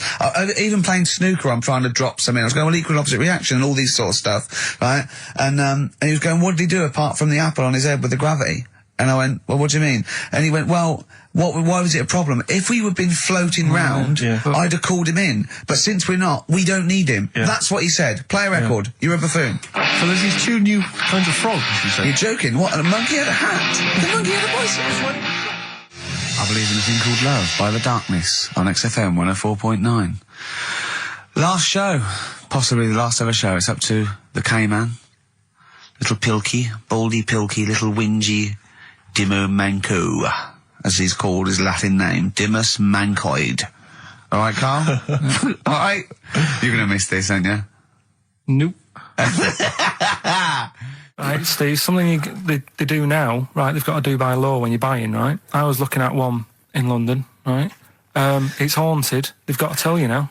Right, don't talk shit. I'm telling you now. Play a record. I'm telling you now. Yeah. There's no such thing as ghosts. That is ridiculous if that appears on a legal document. Right, if there's anyone who sells flats and does that for a living. Yeah. Right, email in, because I'm telling you now, that is a fact. She sort of dropped it in. I said, oh, nice feel here. And she said, yeah, well, that'll be the ghost. Just dropped it in, that's all they've got to do. And then I was like, what? And they went, oh, yeah. That's all I've got to do, is it? So that's the legal thing. Did you drop it in? So in court you go, did you drop it in? Yeah, I dropped it in. Play a record, you're an idiot. We were educating Ricky earlier, Carl. I wonder if we should resume that as the clock is ticking away. All right. You got 2 bits of info that you could be leaving the building with today, right? You've got where there's a will, there's a way. Yeah, I have that one. They've brought out this drug or sort of tablet or something. Yeah, you've got to do it then. Yeah, go on. Carefully researched. Yeah, brilliant. Which means, like, an 8-year-old woman can have a kid. What do you think of that? No, it doesn't. What are you talking about? You can inject a woman with something, 80-year-old, and it means, she's got more time on her hands now and that. It's better to have a kid. She can have a kid later on in life. I just realised, where there's a will. Yeah. Very good. Very good. Right, well, let's just move on from that, because it's clearly drivel. No, it's not. I think it's a bad idea. Of course it's a bad idea. Right. I'll even give you that it's true and possible, and it is true and possible. Okay, it's not even recent. It's like a few weeks old. Yeah. Okay. Well, it's terrible. No, you shouldn't do it. Yeah. All right. What's the final educating Ricky? So far, I'm not impressed. Get her a cat. Yeah, get her a little Pekingese. Don't let her have a child. Yeah, but it's meant to get you thinking, like you're saying. Well, she shouldn't have a kid. By the time he's 5, she'll try and pick it up, and her arms will break. Whose arms? Moving on. What's the next one? Would she be able to breastfeed? Yeah. And she'd be able to do it standing up while he was on the floor. Talking to Nick. Come on. There's a lovely juicy pair over there. Okay, I think that's the last show. People should actually phone in and speak to Carl and try and convince him. Forget that. Yeah, what's the number, Steve? Forget that. We haven't got time. Yeah, he hates answering it. We'll do it during the record. Phone in if you want to speak to Carl, if you know the number. Call in, try and convince Carl to kiss a little nipple. Don't want to. Yeah. Right, what are we doing? Are we... What's the last educating Ricky? Come on. Hook, line and good thinkers. Brilliant. Okay, yeah, go on. Sounds good. Go on, what is it? They've found a lot of fish with 2 heads. What do you think of that? Well, don't know. What do you mean they found a lot of fish with 2 heads? Who has? They've been messing about, basically, these scientists and stuff, and they've said, look at this we can do. And they're making loads of fish with 2 heads. So actually, they can do it now, and they're saying, that's good, isn't it? Do you know what I mean? All right, play a record then. Yeah, but what do you think? I think if they can do that to fish, they should try and do it to you, and then at least you'll have 2 brains to work with. Yeah. And we might... Arguing. I'd love you arguing with yourself. And you end up you're walking on the street, but you're just headbutting each other. Just cracking heads in the middle. Squeezing fun you'd have for it. I wouldn't know what to do. I'd bang them together. It'd be like one of those knackers you used to have at the playground on the string. I'd just whack them together. I hit you in on the window, didn't I, to see what the noise meant today, didn't I? Yeah. Just if I had 2 heads, right, would I be able to sort of do shifts? Do you know what I mean? Say if this is a start or something, they're trying it out with fish and that with 2 heads. You'd be 2 different people. You can't think like you're one. It doesn't make sense. If you had 2 heads, you'd have 2 brains. You'd have, you know. Well, that's all right. But say if we did the same job, well, we'd be doing the same job. Yeah, you could. So you could say, right, you work through the night. You'd take it in turns to do your job badly and moan about it. Yes, it'd be fine. He's giving it some serious thought. I know, yeah. And so's his other head. Yeah. But also, they're saying there's, like, a fish shortage. And I was wondering whether they're trying to make that better. Do you know what I mean? So yeah, it would. As the head is the bit you throw away, it'd be perfect. No, but when they do a head count like they do, that's what they do. They do like... They count fish, they get fish, but okay, just end a line, 1, 2... I think you'll find we're 1, sir. Don't answer back! Rick, I should just point out that I feel... Don't answer back! Come on, I think Carl has... Is that what Suzanne did when she brought you in? Ricky Gervais, Steve Merchant, and Karl Pilkington. Not done a lot. Maybe you should earn your money as you get to Mondays off for this 2 hours of nonsense. What are you on about? I've done loads of stuff. Yeah. Right. Same old, same old. Yeah. Let's have something new, something fresh. Well, I've been looking around, right, on the internet for stuff. Yeah. On the internet? Yeah. Your Bible, where you get all your information about the world and the universe and morality from. And you know, like, how I always say to you, I don't really read that much of it, I just read the headline. Perfect. Right? Yeah. Anna Nova have sort of nicked that idea to grab you. Nicked what idea? Well, to sort of get to the meat straight away at the top. Do you know what I mean? The headline to the story and everything. What? Right, these are But stories. the headlines already existed. That was why you thought that was a good not idea? like this, though. All right. Headline. Well, these are all headlines, right? Vibrating shoes could stop elderly falling. Do you know what I mean? Oh, God. You don't need... Vibrating shoes could stop elderly falling. Yeah, that's the story. You don't need to read on. That's what I'm saying. Well, right? could you read on anyway? Can't be bothered. Read on anyway. Well, you have a look at that in a bit, right? All right. Okay, so interesting. this is frustrating radio if you're sitting at home. No, well, but it's not on. They've turned it off. If you want to know more, you know where to go. That's what I'm saying. That's what they should do in the news. Get the news done in a minute. There's a good story about Iraq. Right. Bong. Look it up. Look it up on the internet. Anna Nova. Give us another bong. Bong. Family sick of living on Butthole Road. Oh, brilliant. Bong. Man wears same shoes for 60 years. Oh, bong. This isn't that good. Some fella pulls a train with his teeth. And in lighter news. I love that. General Donald, this one isn't very good. And the last one, man fails to break clothes pegs on face record. She's always good. Well, that's the one I did read on about. I love that out of all those. That's the one he read on about. Go on then. Just Why is that news? He fails to make a record. So did I today. I know, yeah. I failed the long jump record today. Yeah. Didn't even take part. No, I was rubbish. But what are the rules on world records and that? I don't know if there are rules. There are certain things you can't. I mean, it's the Guinness Book of Records, isn't it? Really, that's the arbiter, isn't it? Yeah, but is there anything, if you said you wanted to do it, would they say, well, you can't do that? Yeah, they've stopped some gluttony records. Obviously, things that are in danger. It's anything that's illegal. Yeah, anything that's immoral. Yeah, like that American serial killer that just got discovered. Yeah. Having killed 47 women. I don't think he can make that into the Guinness Book of Records. No, because people would be trying to beat it, won't they? But there was some other story about a fella eating watches and that. That can't be good for you. So why don't they say, look, don't do that, do something else? He wanted to stay regular. Do you know what do you mean? Though? I just wondered. What do you mean he was any... eating watches? He just said he was eating watches. He got about 3 in about a minute. How did he time it? Do you know what I mean, though? Something I watched the other night, that was just good. Again, you know, I learn stuff from the telly. I don't watch the news. Yeah, well, you don't learn stuff from the telly. You know, I'll tell you what, though. You told us there's a fat baby in the world. Forget about them. There's a spider eats chickens, and there was a fat kid. Forget them in Iceland, right? Yeah. We'll give them Rockbusters later to do, right? Iceland! But what's the name? I tell you what is interesting, Steve. I didn't know that much about it. Autism. Okay. Oh, good. With some more entertaining stuff on XFM 104.9 to cheer up people. Go on, then. What? Go on. No, right. Have you heard about it, Steve? What autism. It scares me to death when he comes up, when he touches on a serious subject. We've been talking about wheeling a dead pope round, the Chinese don't age well, and ginger people are hated. And now we're going to touch on a really, I mean, my heart's in my throat. Go on, Carl, then. Tell me your insights to autism. Right, well, there was this, again, Channel 4 coming up with some good stuff at the moment, right? It might have been Channel 5. But what's the name? It's the attention span I like! These people who, they've got like this autism thing going on. Yeah. And they sort of take in a lot of information. They get sort of they get so into it that they know everything about that subject and what have you, right? And there was this lad who, he knew everything, right, about EastEnders. Right. He sort of, the cameraman was saying to him, so, you know, why EastEnders and that? And he said, I don't know, I just like it.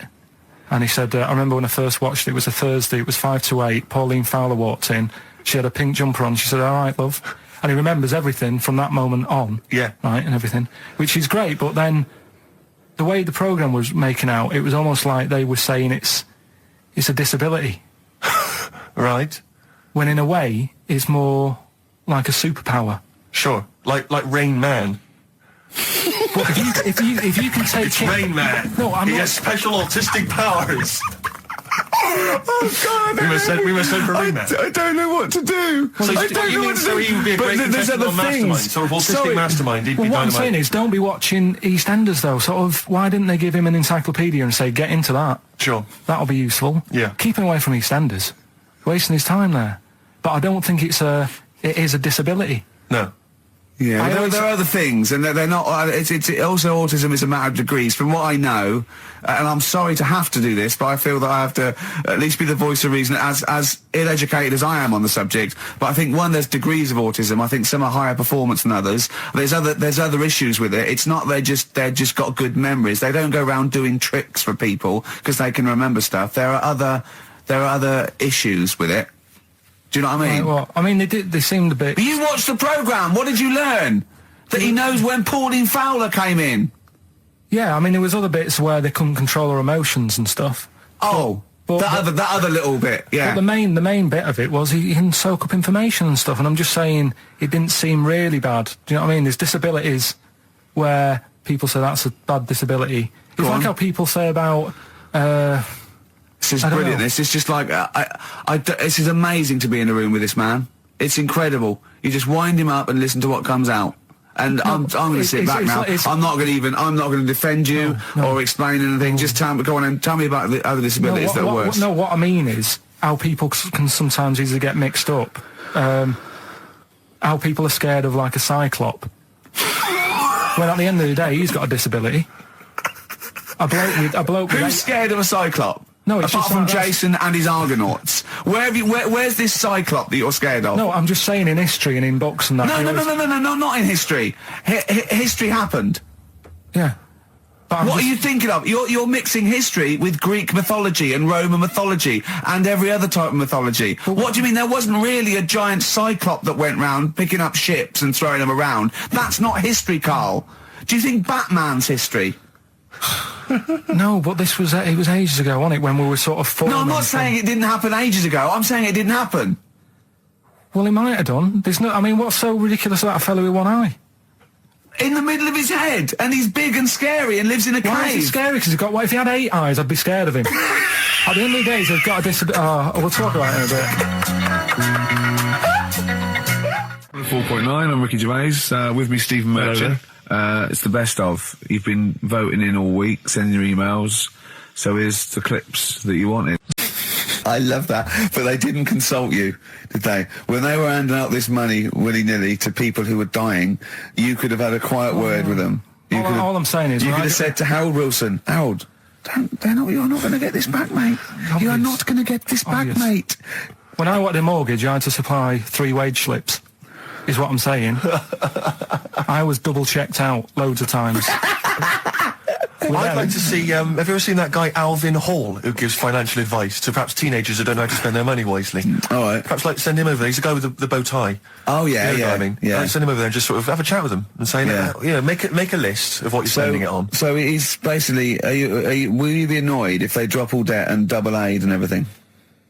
No, because I mean, you know, people sometimes need help and that, don't they? You've got to help people out, but yeah. it's how many times is the thing. Do you know what I mean? Let them off. But do I? I've got this monthly payment at the moment, haven't I? Yeah. I'm paying for tools for people out there who need a drill to build a house or whatever. Yeah. Am I now in my right to say, well, you can't have it all? Do you want the drill or do you want the debt cancelled? This is what I'm saying. I'm just, I'm all happy to help people out. Do you think they're taking us for a mug? Is that what you think? We'll see, won't we? Time will tell, won't we? You know what I mean? If next year at the same time Geldof's putting on another gig, I'll go, what's going on now? Geldof putting on another gig and the mean fiddler. What's going on now?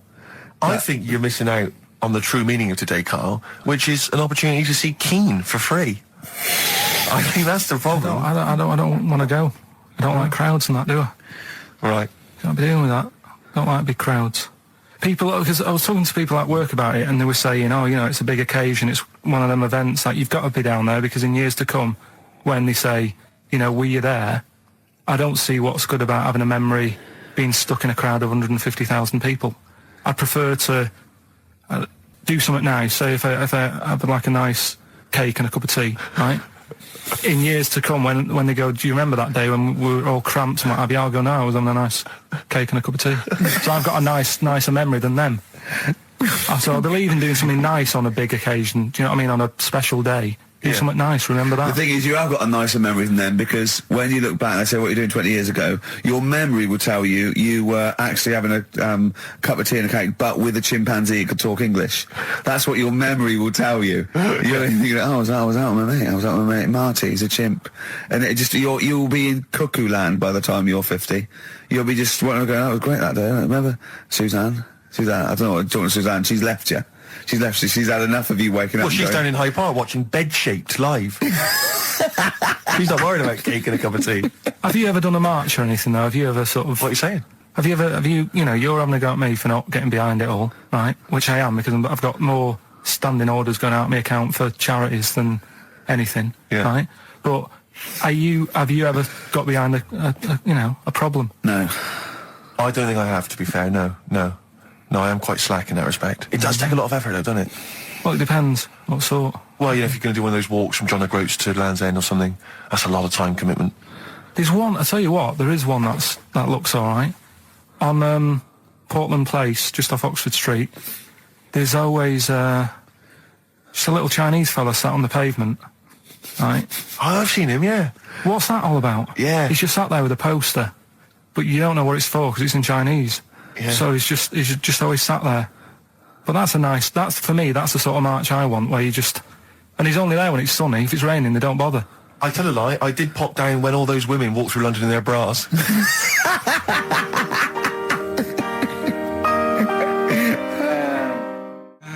Embrace and Gravity on XFM 104.9. Those papers, no. So... Is this the same one or a different fella? I think it might be the same guy, I'm not sure. Trying it on. So there's a huge conspiracy amongst these Chinese villages that every time... When you get to about 50, say you're 70, because no one will believe us. Well, if you can confirm or deny that, then please email in, ricky.gervais@xfm.uk. This is the Racist Show on XFM 104.9. Call in if you're anything less than a little mank. Outcast, Hey Ya, on XFM 104.9, with me, Ricky Gervais, you, Stephen Merchant, GQ Presenters of the Year. Radio Personalities of the Year. It's official. We're the best radio personalities of the year. We got that award sent to us, didn't we? And we did a little thing. But it was only our two names on it. It had your name, Rick, definitely. I remember that. It had my name. And your name. Didn't see Karl Pilkington's name anyway. No.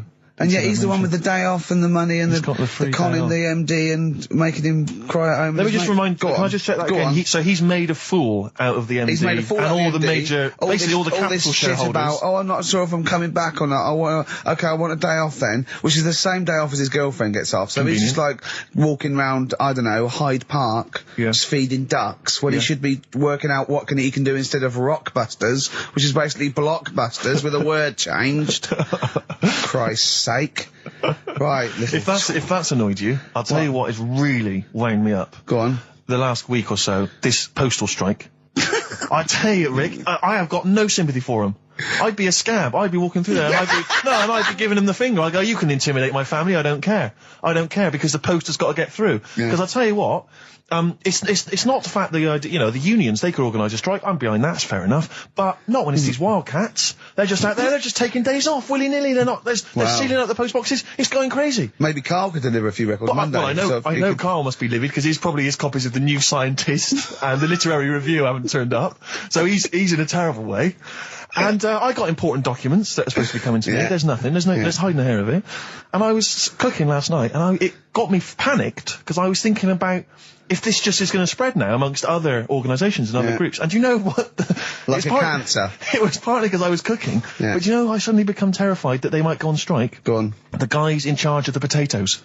Oh, anyone involved with potatoes. I had so much mash farmers. last night. I had so much sausage mash. I had second helpings that I had to sit on the edge of a seat so my stomach could hang down. I love spuds. Spuds and bread. I could not do without spuds and bread. I feel like maybe I could make my own bread. Spuds, I wouldn't know where to start with a spud. Yeah. And it's like, they're amazing. You can boil them, you can broil them. Yeah. I don't know what broiling is, but I suspect it's tasty. I don't think it's as good as, obviously the chipped potato is for the working classes. It was always on. The chip fat fire was always on in my household. The ceiling, the death trap fire, polystyrene ceiling was yellow. Exactly. Come Wednesday in our house. Yeah. And, always had chips. Because all I remember hearing, if I think back to my childhood, all I remember was, gotta stop and get some potatoes, or phone your dad, tell him to get some potatoes. Well, that was your job, wasn't it? Carl? Yeah. Genuinely, it does concern me because what did you have to do? Didn't you have to fill a diary out for your teacher? Do you know when you're at school? I don't know if you do the same thing, but you get like a little red book, right? And every night, I think it was a way of the teachers sort of keeping an eye on you. So if you went out robbing, if you wrote it in your diary, they'd go, what you're playing at. Sure. Right? So you'd have to write down what you did every night. Yeah. But I didn't get up to that much at that point. Sure. I used to just go on my errands. Yeah. And it was my job to I haven't heard errand since the 70s. Nice to hear that. I went to Euphase, right, the little local supermarket. Yeah. And I got... what's it called? Euthanasia? What? I did... Euphase. Euphase. Euphase. Yeah. H-U-G-H. Euphase. Oh, Euphase is his name, right. Yeah. And I just had to get like a bag of potatoes. Of course you did, yeah. And a loaf. Staple. So I used to put that in my diary every day, and it got to a point when like even the teachers were like, just make something up. Yeah. Stop putting the same thing in. Start joyriding or something. Live. I remember when Jane was little, she was at school, I think it was about 10 or something like that, do a project over the week, and they were given a big list of, like a list of 100 animals that they had to tick when they saw one that week. And the teacher knew she cheated because she ticked beaver. So she was trying to win and get it, as you knew, unless it was Susie Dibblethwaite's beaver. I know the school slut. I don't know, maybe. I don't know. But, yeah, so, it feels like the potato people have got me over a barrel. You know, I mean, they could hike the prices up. I still have to buy the potatoes. I got nothing else. I got to have that. You know, you got your fancy pastas for the upper classes, but for the working classes, it's chips or mash, isn't it, really? Yeah, no, I wouldn't worry. I don't think people who do potatoes are going to go on strike. I don't think so. Because we just go and pick them ourselves, don't we? Or grow them ourselves. Sure. What would be the most pointless strike? What would be the strike that we went so? Do you know what I mean? I'll tell you one strike that would go so. Those guys who do sketches in Covent Garden. Yeah, take a picture, or they do a caricature of you. The strike, imagine the strike! You go out and you go, well, I want one with a big nose and a big chin. I want them using caricature of me and my sister. Yeah. Oh, dear. But I need a sketch, I need a pencil drawing of Leonardo DiCaprio. Looking like a monkey. I mean, how are we going to get this? This is unbelievable. Yeah. I'll tell you also, the strikes that have no effect. What? Those, people in nightclub toilets. Who just, you know, kind of there, they got the Lynx deodorant sprays. Oh, no, quite controversial at the moment, with the Tweedy case. Oh, the Cheryl Tweedy case. Do you know what I mean? Sure, I got some thoughts on that, actually. Like what? Well, maybe we play a record, I'll share my thoughts on. Well, coming up, some Steve Merchant thoughts on the Cheryl Tweedy case. XFM 104.9. Some R.E.M., Rick? What's the frequency, Kenneth? Yeah. What's the frequency, Kenneth? I'll tell you, it's 104.9 XFM. I'm Ricky Gervais, with me, Steve Merchant and Karl Pilkington. Karl, the user Pilkington. Just takes. Takes. Destroy the man. Go to you, Steve. You should talk like that more. It's cool and sexy. Thank you. I make it clear now, I do not condone in any way, shape or form what Cheryl Tweedy did. But I have to say, they wind me up. By they, you mean toilet attendants? Yes. Right. Yeah, not Pop Idol winners. That's what I thought you meant, yeah. So, go on. But, because I'll tell you what it is, you go into a club or pubs or big trendy pubs, you go in there, and there's the toilet attendant in there. He's got his little display of, aftershaves, sprays, some sweets maybe, whatever it might, maybe a lollipop. Maybe a lollipop. And, alright, I don't know if I assume they're not employed by the club. I'm assuming the club's we've got the DJ, we've got the bar staff. Wait a minute, we need a guy to irritate you. When the manager walks in, do they hide? Well, this is it. I don't know if it's a guy who's just like... Is it like busking? Yeah, he snuck in. He came in when it was free during happy hour. He's got a little carrier bag.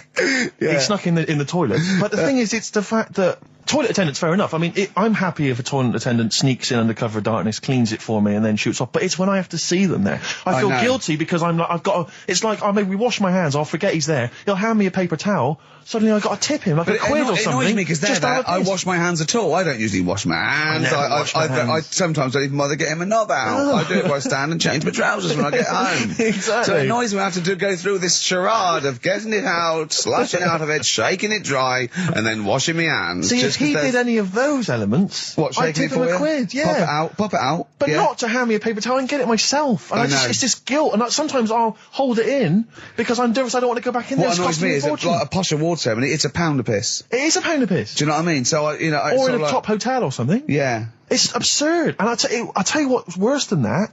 I know that he's doing it because he's got to feed his kids, but it's the fact that I've got to look him in the eye. You know, it's like he's humanised. You know, if he was only dehumanised, Rick. Yeah. If I could see him and I didn't think he was a human being, I wouldn't feel guilty. If he could sort of hide under the urinal, perhaps, or if he could hide underneath the sink. Like thing from the Adams side. He just puts out, just pop a hand out. Doesn't say anything. Just hands me the paper so you don't even see, like, you know, hand go, and then I'd put a pound in, I'd take the thing, put a pound in, nick a lollipop and run away. No aggro. Exactly. It's the fact I've got to see them and I feel guilty because, you know, I'm on the radio, I've got a cushy life. I know. Here's a guy who's just trying to make ends meet. It makes me feel bad, it ruins my evening. Yeah. I'm just pleading for them. Can they not do it anymore? Can they maybe get a job? Illegal mini cabin or something? Please. Born Again, Star Sailor on XFM 104.9. We're back. It's the 1st of November. Ricky Gervais, Steve Merchant, Karl Pilkington. It's the same old email address if people want to get in touch. ricky.gervais@xfm.co.uk. We've had a couple of emails, Rick. Someone, actually Ian, he's emailed in. He said that because of the blinking postman, it's his wife's birthday today. She's had no cards or presents because, presumably because she's got no friends, but also because of the postal strike. But you won't be able to use that excuse for Suzanne's birthday again because she knows that the postal strike won't be on around that time. All right, Carl. So. But anyway, so would you just say happy birthday to Tracy? Have those condoms run out yet that you got for Christmas?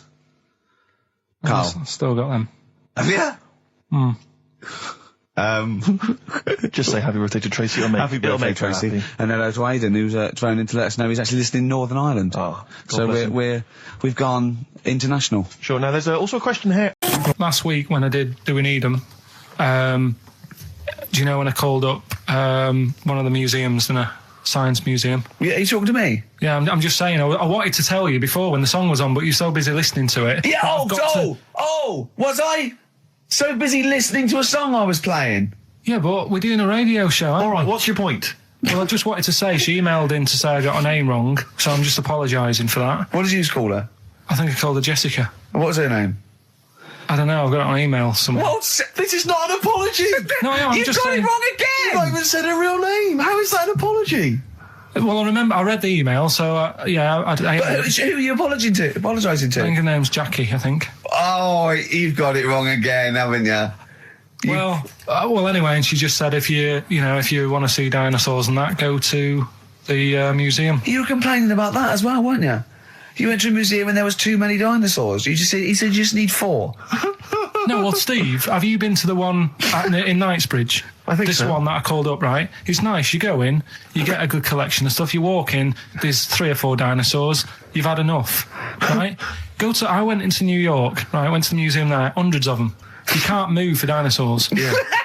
It's almost like they're responsible for them being extinct. There's loads of them. So all I'm saying is, if you want to see a dinosaur, go to the one near Knightsbridge. They've got a nice selection, some old vases and stuff.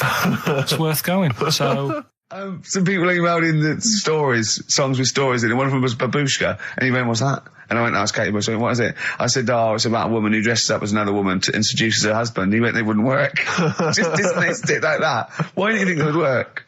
Because you'd know. I mean, say like,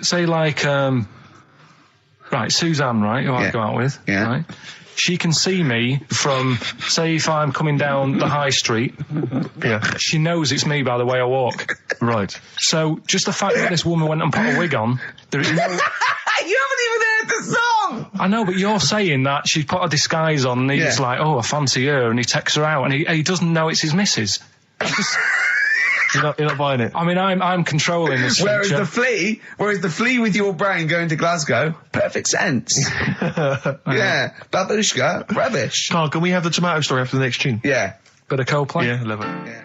I was watching. Did you watch The Mammals in the week?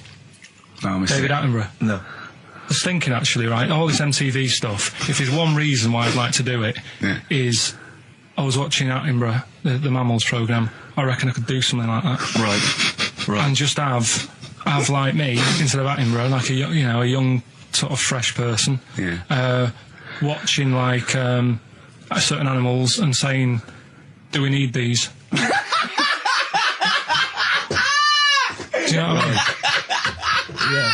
Yeah. Oh, God! What's going to be Death on Earth? Well, that's amazing! Do we need these? And, No, 'cause there's loads of and stuff. the audience at home would vote. Would there be some kind of telephone like a vote? vote-out system. Oh, But the thing is like, it's something interesting that Attenborough was saying the other night on Do we need these? on Jonathan Ross's show, on his telly show, right? He was saying, he said, you could take all the humans off the earth and it would carry on.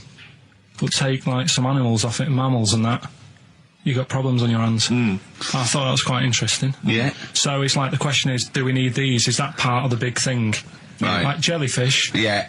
We've talked about jellyfish. Yeah. Yeah. So which mammals in particular were You you talked about watching that that you Zoe Ball thought- show, haven't you? Hey? Which mammals were you thinking we don't need when you watched the show the other night? Any in particular that you thought they don't need them? They're not of interest. Well, I like whales, but I don't know what they do. And they're taking up quite a lot of room. Sure. But stuff like, Yeah. but like jellyfish, I looked into because Yeah, you know well, I was I know talking you about don't, them, and they were saying they've got no eyes, no heart. There's something like 97% water. Yeah. They're blind and they do about 33 miles a day.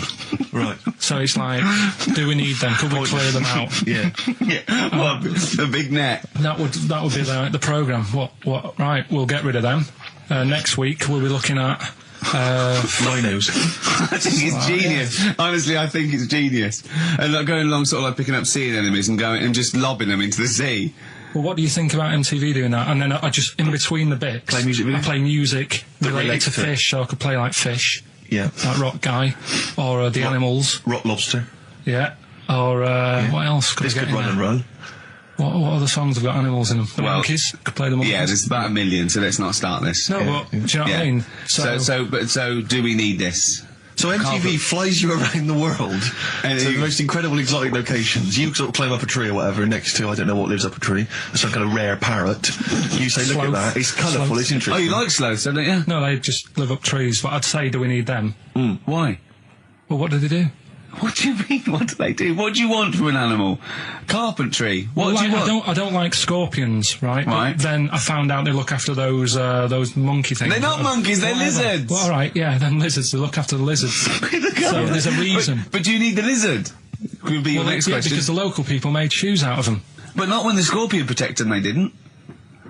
All right, we don't need them then. So, and so ultimately, would anyone decide? I mean, do the animals kind of get a chance to mount a case for their survival? I mean, is there maybe someone that comes into their corner and sort of defends them? I'd have like a David Attenborough type character who says, Right. well, they do this, and I'll go, yeah, but do we need that doing? Yeah. Okay. So, Yeah. so what does an animal need to do in order for you to feel that it sort of gets a chance of life? I mean, like a pet, like an animal, like a dog maybe, or a cat. I mean, they give a certain affection to its owner. Is that a valid reason to survive? Not particularly for you. Not really. No, okay. I mean, saying that, though, blind people use dogs, so they are useful. So dogs are useful. St. Farmers Bernards, use they often dogs. save people, don't they, in Yeah. snowy weather? Cats. I'd have to think about it. Okay. Keep the mice down. Yeah, but you got rent-a-kill. So Okay. what I'm saying is something that will affect the world. Right. I think you'll find everything does. Except Carl. I'm not sure what effect he's having on the world. I'll tell you what, though, Steve. Right? Did you watch the mammals? I did see the mammals. They had bison on it. Right. The weirdest looking things you've ever seen. Yeah. They've really Again, you're on dangerous ground here, no, Carl. but they've really got it's like, decide what you want to look like. It's just a mismatch of stuff. It's got a really big airy head. Yeah. And like you. Sort of bald at the back. Right. Sort of It sounds like thinner. someone you went to school with. Was there 2 of them? Oh, brilliant. That's nearly it, Carl. Right, what's your last room 101? Oh, God. It was, holidays. Holidays. Well, you want to put holidays in room 101? People who are sort of annoying on holiday. Oh, yeah. Do you know when you go away? Oh, yeah. It's sort of touched on this before. Is this going to be the Scouse guy? Yeah. Go on. Oh, it's so long, though. I mean, it was a holiday when we went to Tunisia. And the Scouser pissed you off. Surprise, surprise. Yeah. Yeah. But the annoying thing was, when you go on it was a cheap holiday, and, like, the lesson here is, if you want a good holiday, you gotta, like, spend some money. Yeah. And we didn't on this one. We spent about, I don't know, 400 quid for 2 of us for, like, a month or something ridiculous. And we got there, and, you get to the hotel and you go, we have made a mistake. It's a ropey hotel. You can tell, like, the blinds and stuff as you walk in, they're all dirty and stuff. And you think, well, let's make the most of it. Let's not get. It's Christmas, obviously. I've got to go back to Bristol. I love seeing my family. Well, yeah, I do. But it means I'd see my grandparents, who are, brilliant people. I mean, lovely people, but mental. I mean, utterly mental. And they've taken now there must be sort of 80 apiece. And it is quite an old age, but they're fairly good health, relatively speaking. And they just spend their time in bed. I mean, that's all they do, is that's their profession. They've retired to go to bed. And they spend all the time in bed. I tell you what they're like. They're like that old guy. They're like all that old family in Charlie and the Chocolate Factory. Oh, yeah. Remember, none of them had got up for like 25 years. Yeah. And you said that they go to bed and they go to sleep, but then when they wake up, what they do is put an extra pillow so they're slightly more upright, and that's them in the day in bed. That's the daytime thing. But they get up and cook and stuff. What they do is they've got about 6 teeth between them. I mean, my grandmother needs false teeth, but refuses to go and have the old ones extracted and the false teeth fitted. So she's working with about 3 or 4 teeth. Oh. My grandfather had false teeth given to him during the war. Wooden ones? Well, it was plastic teeth on a wooden pallet, right, that sits at the top of the mouth. He's still got the wooden pallet, but most of the teeth have come off. So there's about 4 teeth left, 4 false teeth. He's got a set of false teeth that make him look like he needs false teeth. I mean, that's pretty bizarre. So the problem is that they have to get up. They get up about 7 in the morning to put on, say, some beef or lamb, whichever they're going to cook.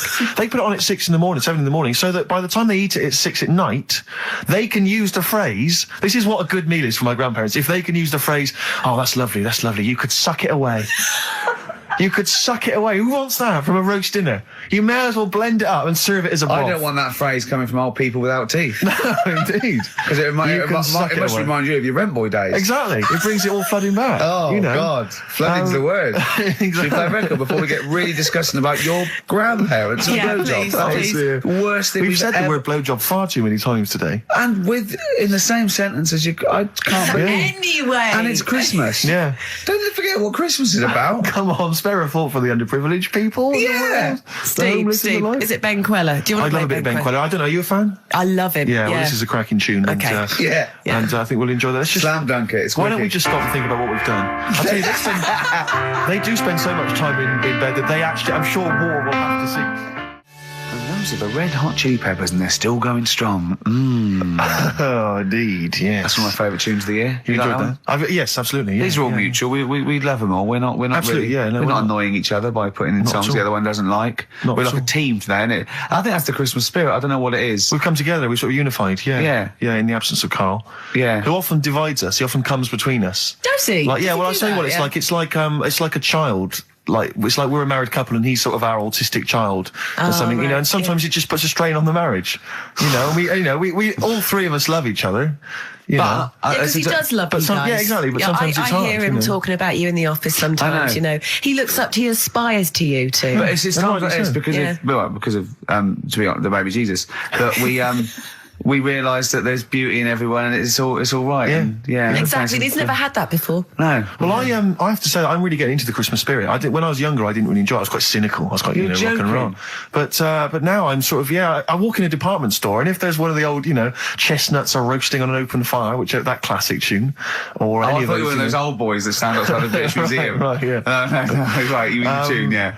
That one, or how does it go? Chestnuts roasting on an open fire. Chestnuts roasting on Jack Frost nipping at your nose. But I can't get enough of them. I love it. I'm in the department store, it's frosty outside, it's warm in there. Have you ever roasted your chestnuts on an open fire? I have never done that. No, imagine I have not done that. Just backing up to it like that with the little chestnuts hanging out like a bulldog. What would you be wearing? You'd probably I imagine you'd have your dressing gown on. You'd just hiked it up, just slightly, pull it so your up, arse was showing. Pop them down, tuck it in like a lovely lady. Yeah. So like a lovely lady from the front, but behind it looks like a bulldog dragging a tree. And you just pop them in the grate. Yeah. And you would, because you want to be careful of too much roasting. So I imagine you'd want to just kind of ease yourself in slowly. Lightly toast them. And if it feels too hot, get out of there. Get the hell out of there. Yeah. If any kids are listening, try that. No! What? No. Like there's a kid thinking, I'm going to roast my chestnuts on an open fire. I don't think there's even a child that's doing that. I don't want someone to do it and then the parents go, and Steve Merchant's told our children to do it. We're probably we're probably in trouble now because that. Where's the kid going to find an open fire like those? I mean, it has to be the sort that they use, those kind of barrels. It can't just be open fire at home. That doesn't count. That's just stupid. If you're going to do it properly. Dear. Oh, no. We're having such a nice time there. We've lowered the tone. I'll tell you what'll perk us all up, though. Richard Anderson has emailed us. He's loving the show, is he? Well, I don't know if you've heard this, Carl. Carl, I've called you Carl. That's okay. That's okay. I'm Claire. Pleased to meet you. Is it the shaved head or the skipping teeth? Yeah. It was the k sound. Because didn't I call you Arthur or Jack or something last time? You called me, I can't remember. I don't know, but it was quite embarrassing. Claire, I'll be honest with you, Claire's quite an unmemorable name. Yeah, I know. But yeah, Dickie Anderson, he's a guy, I'll be honest with you, he's not a big fan of the show. But well, we're getting to winning round. He says, dear Ricky, the more disappointing your show becomes, the more I seem to look forward to it. Now I see your face plastered across London. Is your show some sort of curse put on me by an old gypsy woman I've annoyed? Good point, Dickie. But Dickers. But Randers, as I call it. Yeah. He can't listen now. I know what he's doing. Yeah. He's tucked him in. He's backing into the fire as we speak, and he wants to roast them until they spit. Oh dear.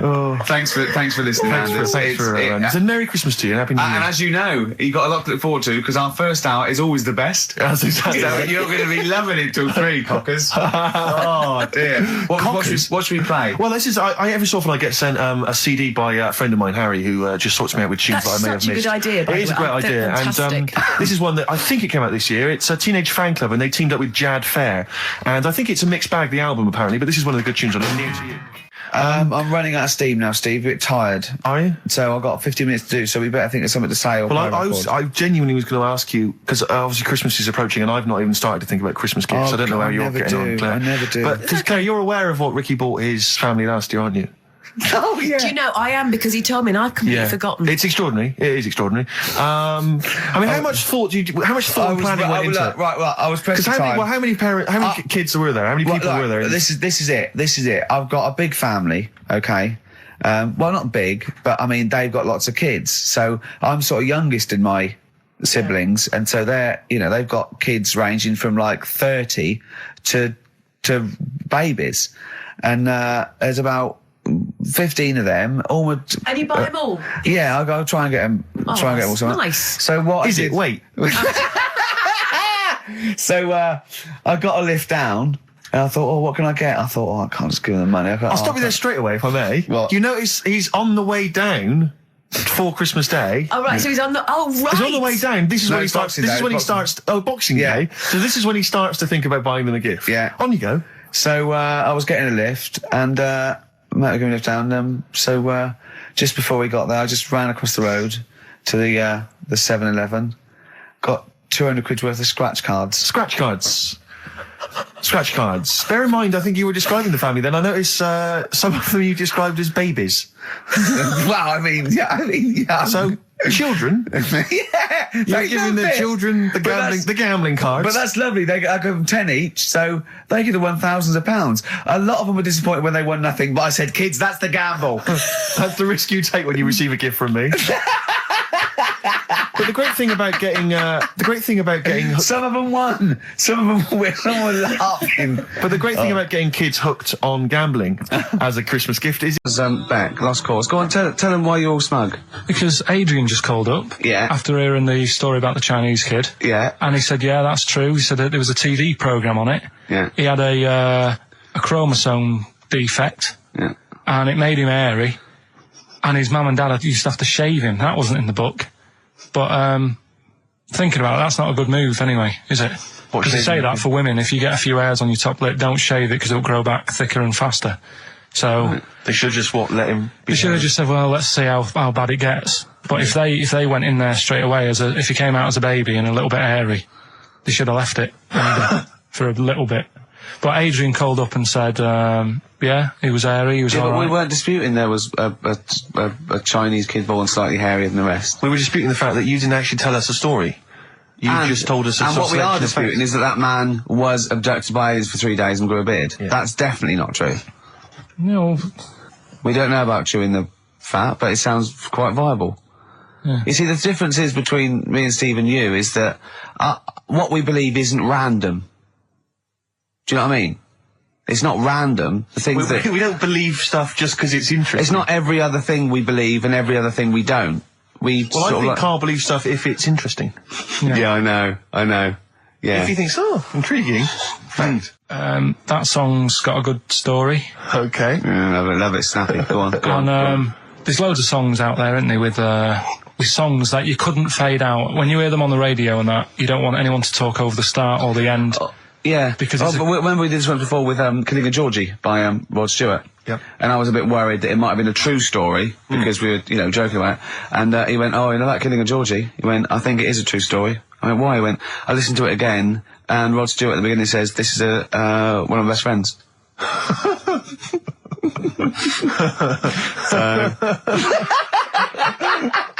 It's brilliant, isn't it? It's genius. So there's loads of songs out there, and what I want to do, we want to get the audience involved in this. So if you've got like a favourite song that's got a really good If you've got an audience. Yeah, go on. And they email in ricky.gervais@xfm.co.uk and they say what the song is now. What would examples be then? Examples, ones that jump to mind straight away for me. Elvis, In the Ghetto. Yeah, good one. Brilliant. Andrew Gold, Lonely Boy. Absolutely. Don't know that one. Eminem, Stan.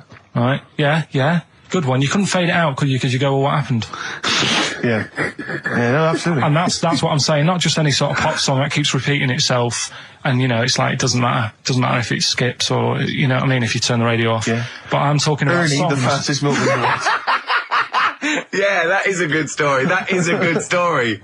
Oh. Yeah. Do you know that one? Yeah. Yeah, it's a story, yeah. Ted from Teddington, he drove the baker's van.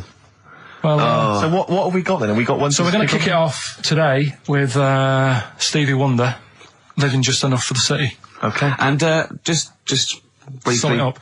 Right, yeah. if you are nipping out, maybe you're in the car and you're about to pull up somewhere and get out. What it's all about is a lad who's growing up in like America in some rough area, right? And he's trying his best to do well and get a job and everything, but because of where he's from, he's stopping him doing that, right? It's like how I grew up on an estate in Manchester. I had to leave there and come to London to do all right for myself, right? And it's his whole family, and it's a tale of how his mum works dead hard and works loads of hours, but the kids are always well dressed and cleaned. It doesn't mean just because you haven't got a good job, you let your house run down. Do you know what I mean? She's looking after it. The sister, she hasn't got new clothes, but they're always clean, and her knees are clean, I think it says in one point. Good. Excellent. Clean knees, always important. So will we give it a listen? Let Brilliant, it's a great I don't track. think Stevie can do it justice. After that explanation. Right, so... I'm not sure he's going to top that. like some sort of like backing tune to try and... try and pep it up a bit. Yeah. You have really knocked the socks off it. Brilliant. I'm looking forward to the clean knees. It's a new feature. What is it called again? The story in that song's really good. Here's Stevie Wonder. Wow. Stones, Brown Sugar. Steve thinks I can't tell you what this is about because it's too rude for radio. But you've done it again, haven't you? You've said another call, haven't you? Yeah, just that drugs do make you have wind, morphine especially. That's the bad one to have. And that was from a medical student, wasn't it? Yeah. Up in Leeds, so cheers for that. Haven't had any calls about the alien abduction, funnily enough. No clarification on that so far. No. Keep you posted, though. Yeah. If anything happens, we will let you know. Yeah. Well, that's it. We got through it with all these mistakes. They've got to get this equipment fixed and they've got to go to HMV Monday and buy about, I'd say, £5,000 to £10,000 worth of new albums. Definitely. It's gonna be good Get next this week. fixed. No, get this fixed. Definitely. Yeah. Don't go on about that. Next week, though, we'll have more educating. That's the phone. Look, that's the phone. Yeah, don't do that. What? Educating Ricky. We'll do the quiz. Rockbusters. Do that again. Right, I might not be songs. here. If that's the case. And Steve, What have you got? What, next week? No. I'm just going to bring some sandwiches. Do you notice I was quite quiet for the last 20 minutes? Yeah. Just dozed off. Yeah, well, the air conditioning's... I'm feeling quite muggy. It's too, but that doesn't work either. And this is, I'm totally serious. I'm not joking. It's ridiculous. So... Right, a song for the ladies to end with as ever. Sly and the Family Stone. It's all... We'll play a record, and after that, I'm going to ask you about Rasputin, the Mad Monk. Go on, then. When things like that happen, right, you know, you've been told not to mention it. Yeah. And you're like a little kid. Yeah. And once things are in your head, it's difficult not to mention it. I mean, when I was a kid, Come on. right, my mum's sister Hazel was seeing another bloke. It's weird because she's a lesbian now. It's really weird. That must have been an interesting Christmas. But anyway, she was seeing this bloke, and it looked like Ken Dodd, apparently. He looked like Ken Dodd. Looked like Ken Dodd. So people said, don't mention it because it gets on his nerves when you like meet him and you go, oh god, you look like Ken Dodd. So I said, all right, his name's Will or whatever. And I was introduced to him. First thing I said, nice to meet you, Ken. Did you do it as a joke, or did you? No, because you know when you know, it's like, I'm not allowed to say that. I can't say that. I mustn't say that. Can't. And then I saw him. I thought, Jesus, does look like him. It just came out. Was it Dodd you turned her into a lesbo? Do you think? Well, he wasn't a good-looking bloke, so possibly. She started going out with Esther Ranson though, which is weird, out of the frying pan. What was the story with the lesbianism then? How did she announce that to everyone? What age was she when she realised? Well, I mean, we're not a close family. Do you know what I mean? We're not the sort of family who keeps in touch with everyone. And I think my mum called her up one Christmas and sort of said, you know, how's the Diddy men? How's nutty ad. And she said, oh no, I'm not. I don't do that anymore. I'm knocking about with Sandra or whatever. Right. And it was like, oh right. Not big butch Sandra with the big earrings and the skinhead. He used to live down the road from you. I don't know. He used to get Doc Martens wholesale. That's Sandra. All right. Well, I'm going to be kicking some ass today because I'm going to be shamelessly self-indulgent. And we've only got 2 shows to go. So I'm playing some of the most beauteous tunes in the world. And I was just telling Carl, lined up a Simon & Garfunkel track, Only Living Boy in New York. He went, why is he the only living boy in New York? I went, what? He went, what does that mean then? I went, I don't know. He went, well, what's it about? I said, I don't care. I said, it's lovely song. He goes, no, well, what's it? I said, I don't go into that. I said, he went, I like a story. I said, like what? I said, killing of Georgie, no trickery. Killing of Georgie. I think we should play that at the last. It's good. I heard it the other day on Radio 2. It was cracking. It sounds like, well. It's really good. Tell them what it's about again. It's about little girl, gay fella. A little what? A little gay fella? Yeah. Right. Who, I mean, I haven't heard it for a bit, so it's all off memory, this. But, gay bloke, is he from Scotland? I have no idea. But he's from somewhere where gays aren't liked. Okay. Right? No. No, he is. Georgie Boy was gay, I guess, nothing more than the kindest guy I ever knew, right? Now, all he did was, right, his father said, how can my son not be straight? Kicked him out. Right? Goes to America. Yeah, but you can handle all that. You can handle your dad not getting on with you if other people around you are into the same scene. Yeah. But he was like, he was left on his own. He didn't know what to do. Yeah. He was getting stressed out. Yeah. So he goes... And this was before. I mean, this is... when did this record come out? Must have been 77, yeah, something like that. Right. And he's... During punk. Right. Oh, I see, yeah. So, you know, the village people had come along and made gay cool. Yeah. That had already happened. Yeah. But it wasn't respected. But he was watching the telly or something, and he saw that New York had loads of them over there, and they're all having a good time. Sure. No, sorry. At no point in the song does Rod Stewart say little gay Georgie was watching telly and saw loads of gays in New York? At no point in that song. No, but this is what I like about that song. You sort of picture what's going on. You make it up. Yeah. Okay, so the little gay fella was watching telly, and there was presumably the and now from New York, the gay show. Yeah. Or whatever, because he was a big scene over there, wasn't he, in the 70s? Yeah. Okay. Right. Go on. So he goes over there, and he's having a great time, and that. He's meeting. Went to New York town, very quickly settled down, soon became the toast of the Great White Way. Yeah, they loved him. All the old queens blew a fuse. Yeah. Yeah. And then I don't know, he was out late one night. Yeah. And he's walking home. Yeah. And gets attacked, gets killed, and he's lying in the gut. They didn't intend to take his life. They just pushed their luck a little too far that night. Yeah, you see. So. Yeah. But what's good there? Is it good that he had a bit of a good life and was able to be himself? Yeah. Or should he have stayed in Scotland? He didn't come from Scotland. Again, I really... I think, is there any way we can get this song before the end of the show and play it? Because I've heard it recently. A lot of people listening will have never heard this song. They wouldn't have any idea what we're talking about. Can I say what you said when we were talking about that song once before? Is it bad? It might be. Because we were talking about, Georgie Boy, and he, got it. I don't know. What? It's when you said... Well, no, it's a fact. I don't think if... Well, he said, so it's looking at Georgie, he gets out, so he dies, right? He goes, well, they do go out late. I know. Gay people I go know out a few late. gay people, and they start to party late on. That's what, in Soho, right? Girlfriend got in a cab, right? Suzanne was in a cab, and the cab driver was taking her to an early start, right? She works at the BBC. Yeah. Early start, 4 a.m. It was going down. It was mental in Soho at 4 a.m. Yeah. They were all still like starting the night out. How do you know they're gay? It's Soho, isn't it? Fair enough. Okay. Play a track. I'd love to be able to try and dig this out. Yeah, we will. This is Simon and Garfunkel, The Only Living Boy in New York. It's lovely. You know, when I went to the BAFTAs with you, and I wasn't really enjoying it, you were like... He's what? No, You you are didn't tell such us an this. ungrateful... There are so many You're people. like a little charity cat. I'm annoyed. Office.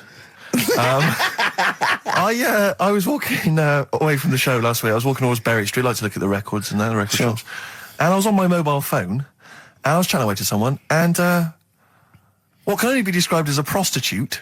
Go on. Stood on the street corner. Was she a woman that gives you sex for money? Yes. That is a prostitute. Yes, that's what I thought. Go on. And as I was walking by, she said, "Do you want to buy sex?" No, You sure it wasn't a market trader giving 6 plums or No, something? it was definitely... 6 for a quid? No, it was definitely Go a on. prostitute. Yeah. And what annoyed me about it, what I wanted to pick her up on something, was the fact that I was on my mobile phone. It's like, So can you imagine? she was rude. Who would what, am I going to hang up? Sorry, Mum, can I call you back? I've You just know, had an offer. you say you want me to meet more women. And you sent me that 30 quid Exactly. for my birthday. Yeah. Sorry, Mr. Johnson, I'm really excited about the job. Can I call you back? I'm just going to negotiate with a whore. And it was just sort of, you could tell that she was clearly probably desperate for crack or a latest fix of smack. So she was literally the normal etiquette of prostitution. That they hang around, they show some thigh. I've seen this in They films. will ya. Yeah, exactly. Yeah. Take you out for a meal. That sort of thing. it's That had sort of gone out of the window, and she Yeah, was just sure. there, desperate, running around. Did the she go out streets of a window? Like a Because that's zombie. another thing they sometimes do, specialist ones. But I was shocked because I've never been propositioned before like that. Really? In London. That's weird, isn't it? Carl, thoughts? I think you'd be sort of approached a lot because they tend to sort of go for people who look like they haven't got much chance. Sure. And I'm not being mean. No. I've known What do you you a long mean? time. Sorry, I'll let you go back to it. In what way aren't you being mean? By saying that No, Steve Nose is a little bit odd looking. I don't think... Well... No, he does. Do you know Yeah, before... no, but it's not what he thinks of his looks. No. It's what he thinks of you talking about his looks on... No, but it's like how you were talking before about, your eyes are bad. It's nature's little way of saying, look, nothing to see here, right? I don't get that! I don't know what you mean. But when you look in the mirror and that, they've gone, look, he hasn't got the looks, let's make his eyes bad, right? Yeah. Nothing to see here. Yeah. That's what I'm saying, See, they're balancing it out, right? Yeah. And it's funny, right? Now we're on the topic. Sorry, Right, I wasn't- Johnny Depp. Now listen, my chest is gonna burst at this moment. Whenever we go because- into this conversation, I always think to myself, Carl, do you know what you look like? I'm gonna. You know, seriously, can I be honest with you? You look like, you know, if you've got like a balloon, a hot air balloon, right? Just a little balloon, like a party balloon. Right. If you drew a little face on it, right, and inflated it about halfway, that's what you look like. Right. No, play a record. I don't want to get into this. It's too intense. Now you've got onto this. Let's just nip it in the bud now. I'll tell you something that I wasn't going to tell you because I think I don't want to hear it. I don't want to hear it. Right, it was on the tube. Right. Well, I was. Someone told me they were on the tube. Right, and the tube pulled into a station. Right, and one of the women saw the poster that's out at the moment with you and Rick on it. Right. Yeah. So this woman apparently goes, "Oh look, there's Ricky. Ricky's on the radio." Right. And the other woman goes, "Oh yeah, don't you listen to it?" So she goes, "Oh, I didn't know it was on the radio." And she goes, "Oh, I'm sorry, Steve.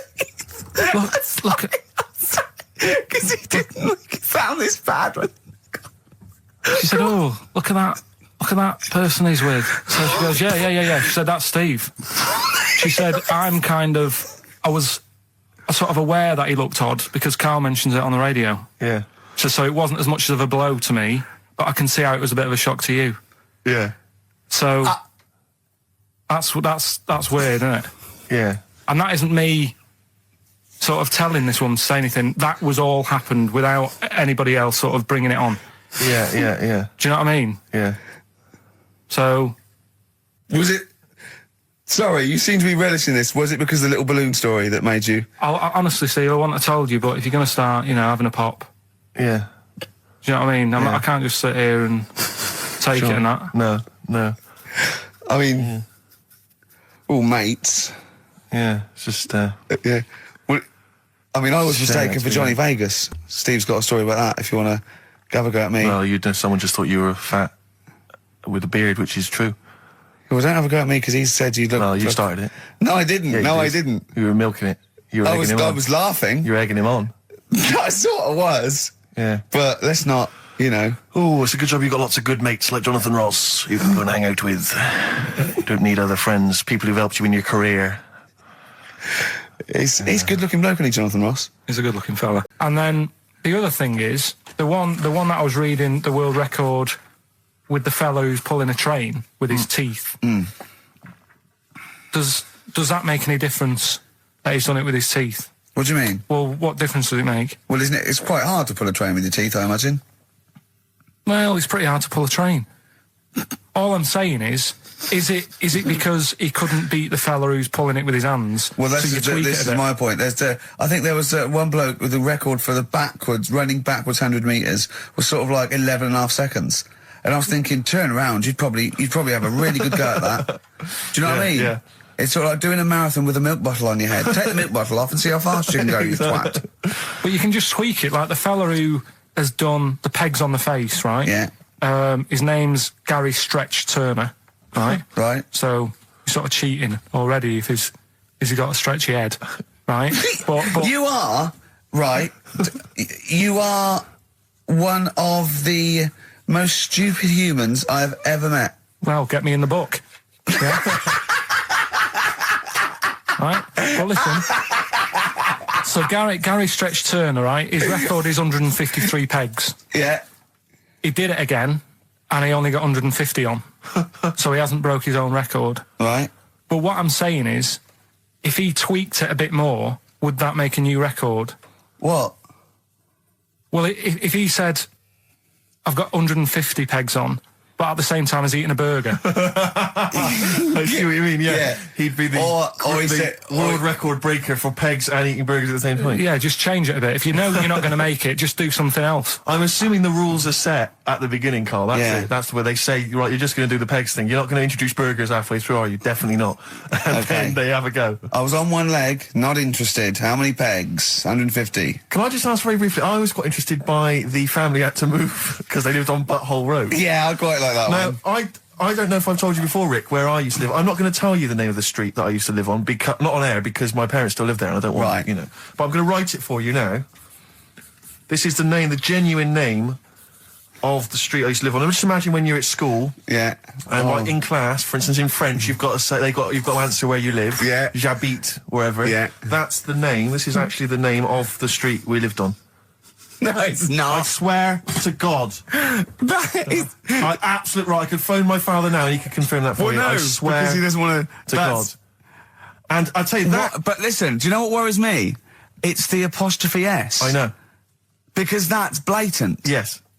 Amazing, isn't it? That is incredible. Imagine how embarrassing So that if was. I look that up in the Bristol... You'll find that in the Bristol A to Z. I swear to God. That is really... Why have you never told me that before? I can't believe I haven't. That's I'm still incredible. embarrassed now. Do you know, whenever I have to phone up, if I have to give that address, I always spell it instantly. Really? Like, somehow that'll hide it, that'll disguise the name. But I can't get over that. Anyway, if you perhaps live in Tits Avenue, Yeah. you know, or... Wankling Drive. Wankling Drive, just get in touch. Let us know, we're not really interested. This is XFM 104.9. Yeah, just delete that as... Yeah. Okay, well, we're going to play some of the best of, some of the greatest moments of the last 3 weeks Yeah. ever heard on XFM 104.9. What about this? Do you remember this one? Oh, which one is it? Alright, so, here's the first bit. Right. We've got Rockbusters, that's rolling. There's people coming in, they're getting them right. I don't understand it myself. As ever, Rick, you'll be amazed and confounded. So I don't know the answer and I haven't looked at the answers. I just like that moment. It's like when you go down Christmas and you're excited about a present and it's like some condoms. You know what I mean? Well, I love that. Yeah, that moment. Yeah. Right. I don't know how he's going to top that next year. I don't know how he's going to top that. All I can think of is some corn plasters. Right. It's all right, love. The batteries are included. Got you a pumice stone. Right, now, and then we went on to a whole thing about homeless. He wants to do a game show with celebrities being homeless for a week. What do you think? Actually, I've got to say, that's not bad at all. It's not bad, is it? No. Right, do you know how, like, Lenny Henry went to the jungle? Yeah. Right? And you've got, who else did it? John Lumley made slippers out of a bra. Right? So I'm thinking, like, get a celebrity and say to him, no, just because, I'll tell you why, right? I'll tell you why all this came about. When I was walking back from that Christmas meal that I bought my girlfriend for 150 quid. Right. Lest we forget. Right? I was walking down Mortimer Street and there was an homeless fella there and it was like, oh, you know, it's really, really bad. But the weird thing is, it was about, I don't know, probably about 8 o'clock. Yeah. No, about 9. Right? And he was asleep. And I just thought, do homeless people ever think, you know, I think I'll have an early one tonight? Right? That's what got me thinking. It's a bit weird, the whole lifestyle of it, the fact that he had an early night. So, the fact, what if it's a bit weird that he's sleeping not in a home, but on the street? No, it's just that if I was homeless, I'd probably stay up quite late, because it's not nice. Do you know what I mean? What are you talking about? Just being homeless isn't a good thing, is it? No. People forget how bad it is. Yeah. Right? But surely sleeping gets you out of reality. They sleep because they're tired. They can't sleep very well, so they need all the sleep they can get. Yeah, but sleeping's nice if you've got a nice big bed. What, you think that they can go, I'll stay up, I'll go to bed at 2, I'll go straight to sleep and I'll pop up at 8 when the alarm clock goes off? Well, that's just what I was thinking, right? So I was thinking how bad it is, and it's, you know, especially this time of the year, you know. Yeah, it's terrible. It's the really worst thing. And to sort of give it some publicity and get a bit of help behind it, get celebrities, someone like Phil Mitchell, maybe, off EastEnders, who's a big fella, he can look after himself, put him in a shop doorway, have some cameras set far away in a building or something, they can film him, and it's up to him how he raises money for food to eat. He could sign autographs. Well, they wouldn't know him though, would they? Because you never look at a homeless person. You get, what's her name? Gail Porter. Yeah. Gabby Roslin. Right, yeah. Narinda from Big Brother. Yeah. Who else would do it? I got a game show idea. Les Dennis, I reckon. I got a game show idea called On the Game. And what happens is, you get Narinda from Big Brother. It was your girlfriend's birthday, wasn't it? Earlier in the week? Or last week? On Monday, yeah. And, I mean, obviously it was a triumph with the stuff you got her for Christmas. The condoms. The box of condoms. Box set of condoms. Oh, yeah. Not just the singles, the whole set. Yeah, a complete collection. Brilliant. So what did you go for this time? What did you get her? Yeah, but... No, but it's her birthday. How long have you been together? About 9 years. Okay, so, God, it must cost you so much. No, but it starts getting tricky, doesn't it? Because I spoiled her a lot in the first few years. Yeah. So then Here's a packet of rubber bands, enjoy them. Oh. Well, it's what she wanted. Okay. I mean, you're making out as if... No, everyone wants paper clips. Come on, what did you get her? Got her a new pair of gloves. Right. Alright, well. And? What, nice leather ones from Selfridges or Harrods or something? They were good ones, they're the sort she likes, so... They weren't... Well, they weren't the little woolen ones that she had. Yeah. I thought that was a joke when she said he got me these, because I laughed. No, but I know that's... The one she did have... When they said it's his birthday, right, it was her birthday Monday, and me and Steve wanted to get her, and she went, he got me these, because she had those little woolen gloves on, I laughed, because I thought she was joking, Carl. That's what she wanted. Right. I've told you before about buying presents. Did those gloves have your name sewn in them? And a piece of string that ran over the back of your duffel coat? You know, I've never been into getting presents and that. I had the problem at that Christmas one, that time with the Victoria Plum. Yeah, we'd hate that. We'd hate to bring that back. We've done that. Because you talked about the book, because it's kind of to do with your dad, isn't it? He's a very bad gift buyer, was that the problem? Well, yeah, my dad just wouldn't bother. It was my mum who sort of made an effort, and she sort of worked out half of what I wanted, then she left it to me dad to get it off someone, see if he could get one cheap or whatever. I love the fact that usually people talk about, like, drinking heavily or violent abuse, right? Yeah. But here's what he's been left with and scarred with from parents is bad gift buying. Yeah, and that's the Victoria Plum incident. In the greater scheme of things in the world, that's not a bad thing to have, is it? Right, there was this, this is what it's like about getting presents and stuff, right? With my mum and dad. Go on. My mate, Colin, right? Colin Bacon? No, Colin Bailey, right? Yeah. He had a little Sinclair Spectrum, right? Computer, which was like the thing to have at that time, right? Yeah. You used to always go round to his house. The deal was... Not the one you had to play through the window because you weren't allowed No, that's another lad. Oh, right? yeah. This is a different lad. And the deal was, he came to our house and my mum gave him a pie. And then I'd go round to his and I'd stay there for a few hours playing, you know, Hungry Horace and stuff like that on it. Right? Now, my mum and dad knew that I really wanted one of these computers, right? So I waited about a year. Came round to Christmas Day. I thought, I reckon might have one. Turned out they bought me the wrong one. They bought me a ZX81 instead of a Spectrum, right?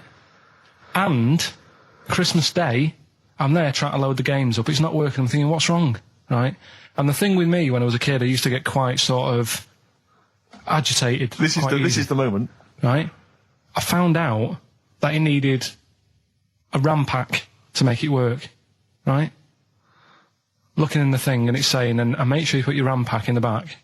And I was like, oh, where's the RAM pack? And my dad's going, I don't know, I've got you the main bit. That's it. So I was that wound up, I just was sick, right? Just sick. I didn't feel sick or anything, I just was like, oh God. Went to the sink, just sick. Because I was that on edge about it. I said, come on, we've got to get one. And my dad's like, Tandy's shut, we're not gonna get anything today. Ruined again, Christmas Day. That was after the year when my train set got blown up by our kid.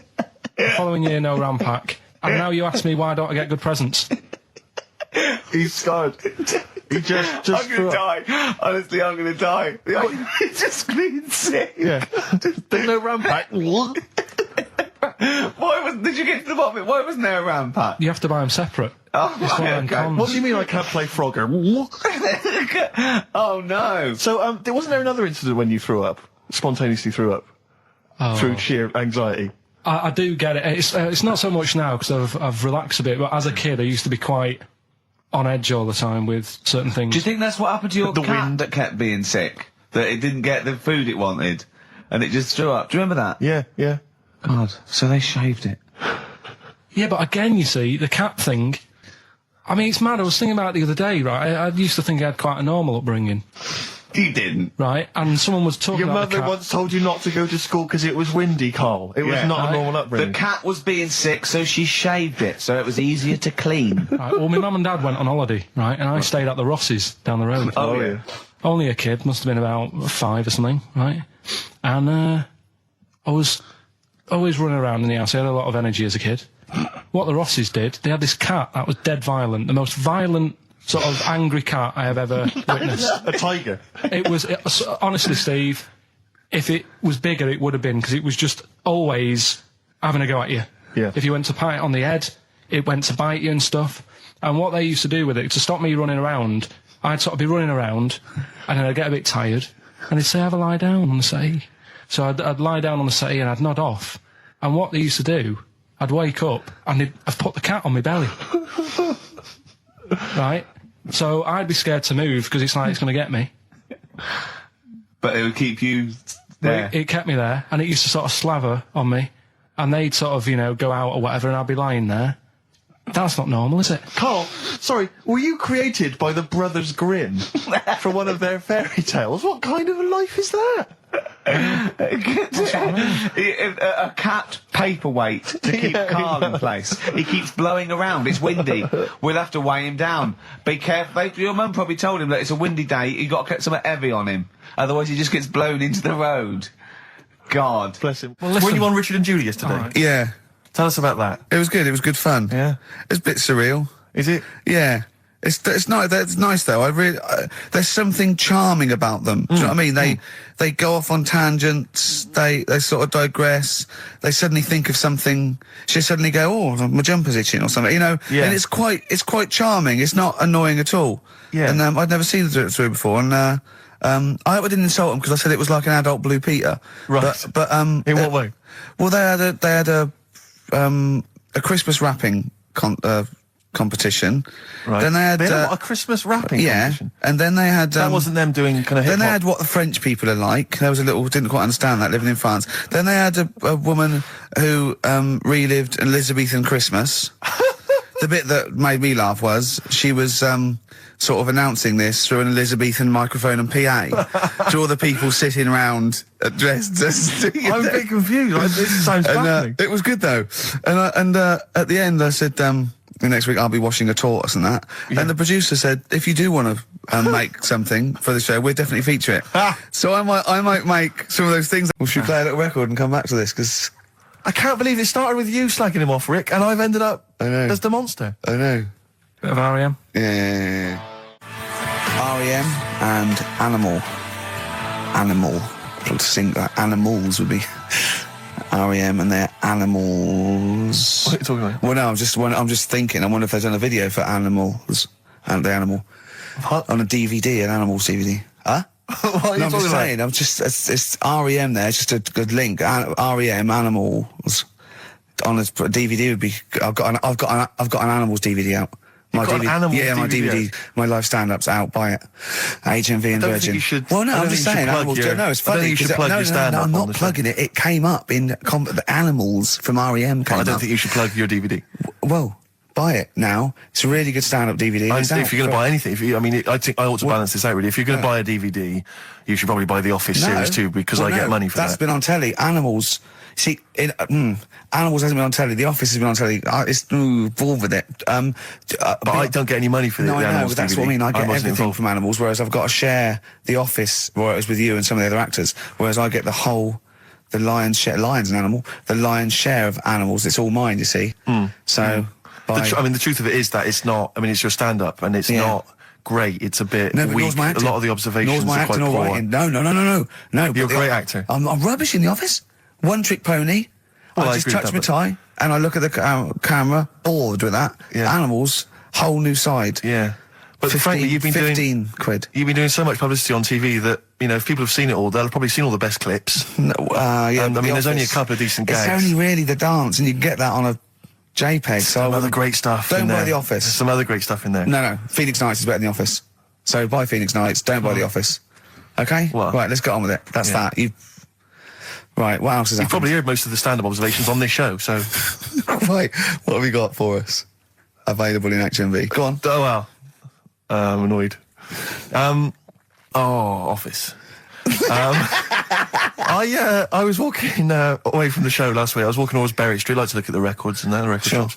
And I was on my mobile phone, and I was chatting away to someone, and what can only be described as a prostitute...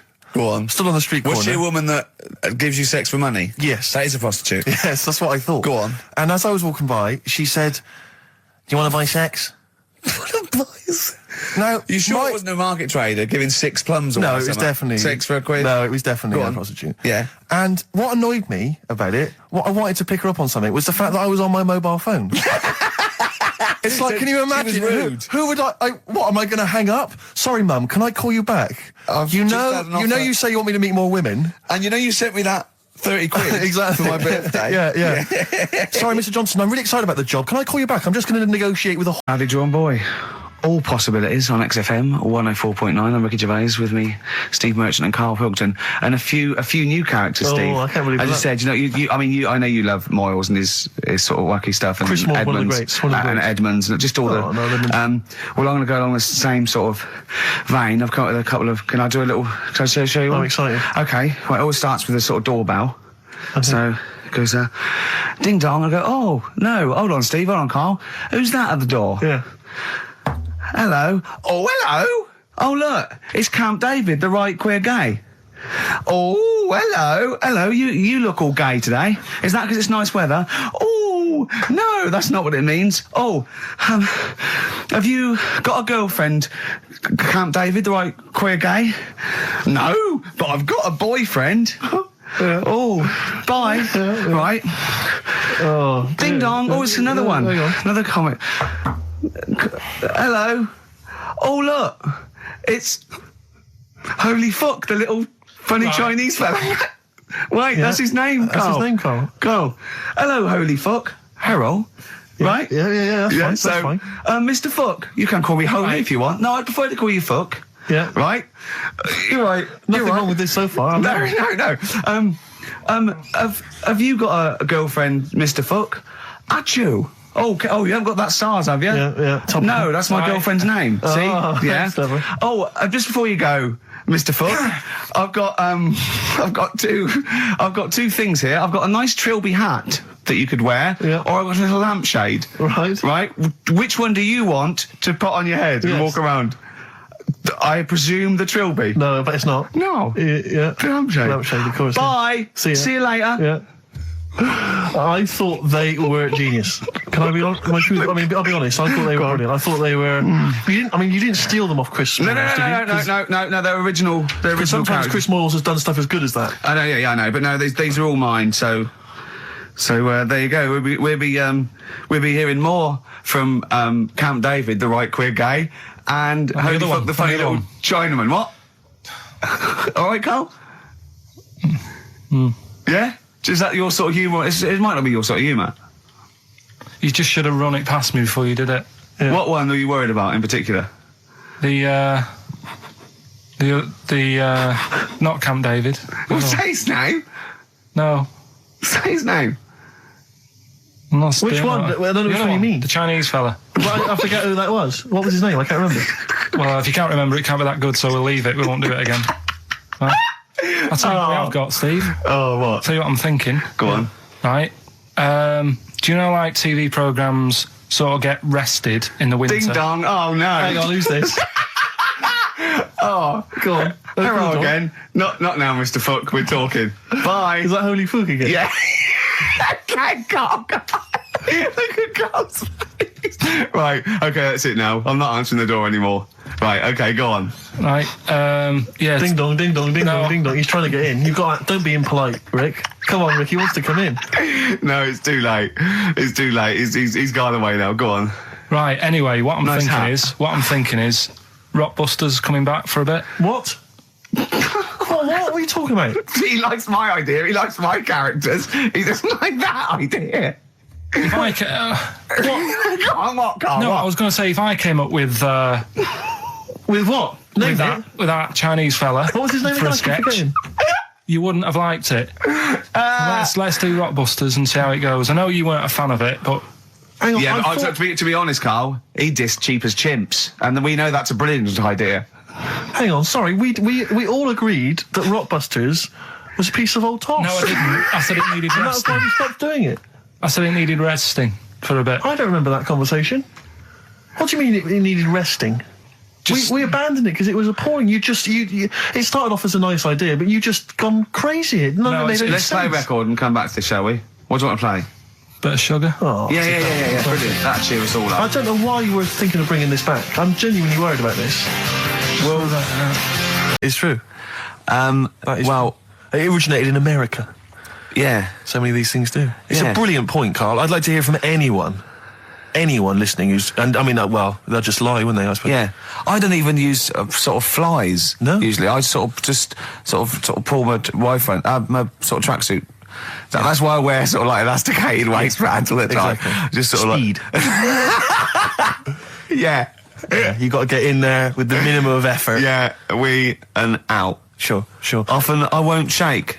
No, no. To my detriment, because it often leaks out a little bit later, doesn't it? Ever been out on a date with a girl where it's just trickled down your leg and you wish it hadn't, and you're thinking, what if she gets my trousers off later? She might smell it or see it. What? What? I don't know. I don't know what I said there. Right. Feeder, come back around on XFM 104.9. You're listening to Ricky Gervais.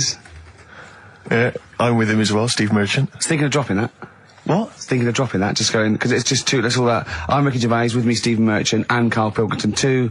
I mean, get to the music, so it's, hi, I'm Ricky Gervais, this is XFM. Sure. Here's Radiohead. Yeah. Something like that, come out, that was Radio on XFM, I'm Ricky Gervais. Tony Blair, what's he all about? Yeah. That sort of, Snappier. fast, because I quite, on a serious note, and you've always been saying it, I listened to an old show, because when Karl was compiling those things, I listened to an old show, and I listened to me, and I'm really concentrating now because I sounded like the most inarticulate, brain-damaged older drunk I have ever heard given a show. Yeah. I mean, I was shocked. Not finishing sentences, leaving out words, slurring, just doing noises that you understand because you know me. Yeah. So I'm really going to make an effort for the listener. Yeah, it's not going to happen, is it?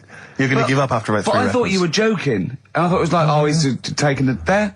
Did it then, you see? Again, I don't quite know what that sentence meant. No, but... Well, of course, I've got also your body language and your facial gestures, but obviously the listeners have got nothing else. They've just got the voice. They've just got the voice for it. That's all they've got. That's all they can rely on. Yeah. And when Karl Pilkington is the man holding the show together, When he's the that's quite most damning. articulate. Exactly. Exactly. How did I come across? You came across as lovely. I mean, I did an interview yesterday, right? And I was trying to describe you to this journalist, and I was going, it's like a cat can talk. Because the things you say, I just want to know what your world is. You know when a cat comes in, you go, where have you been?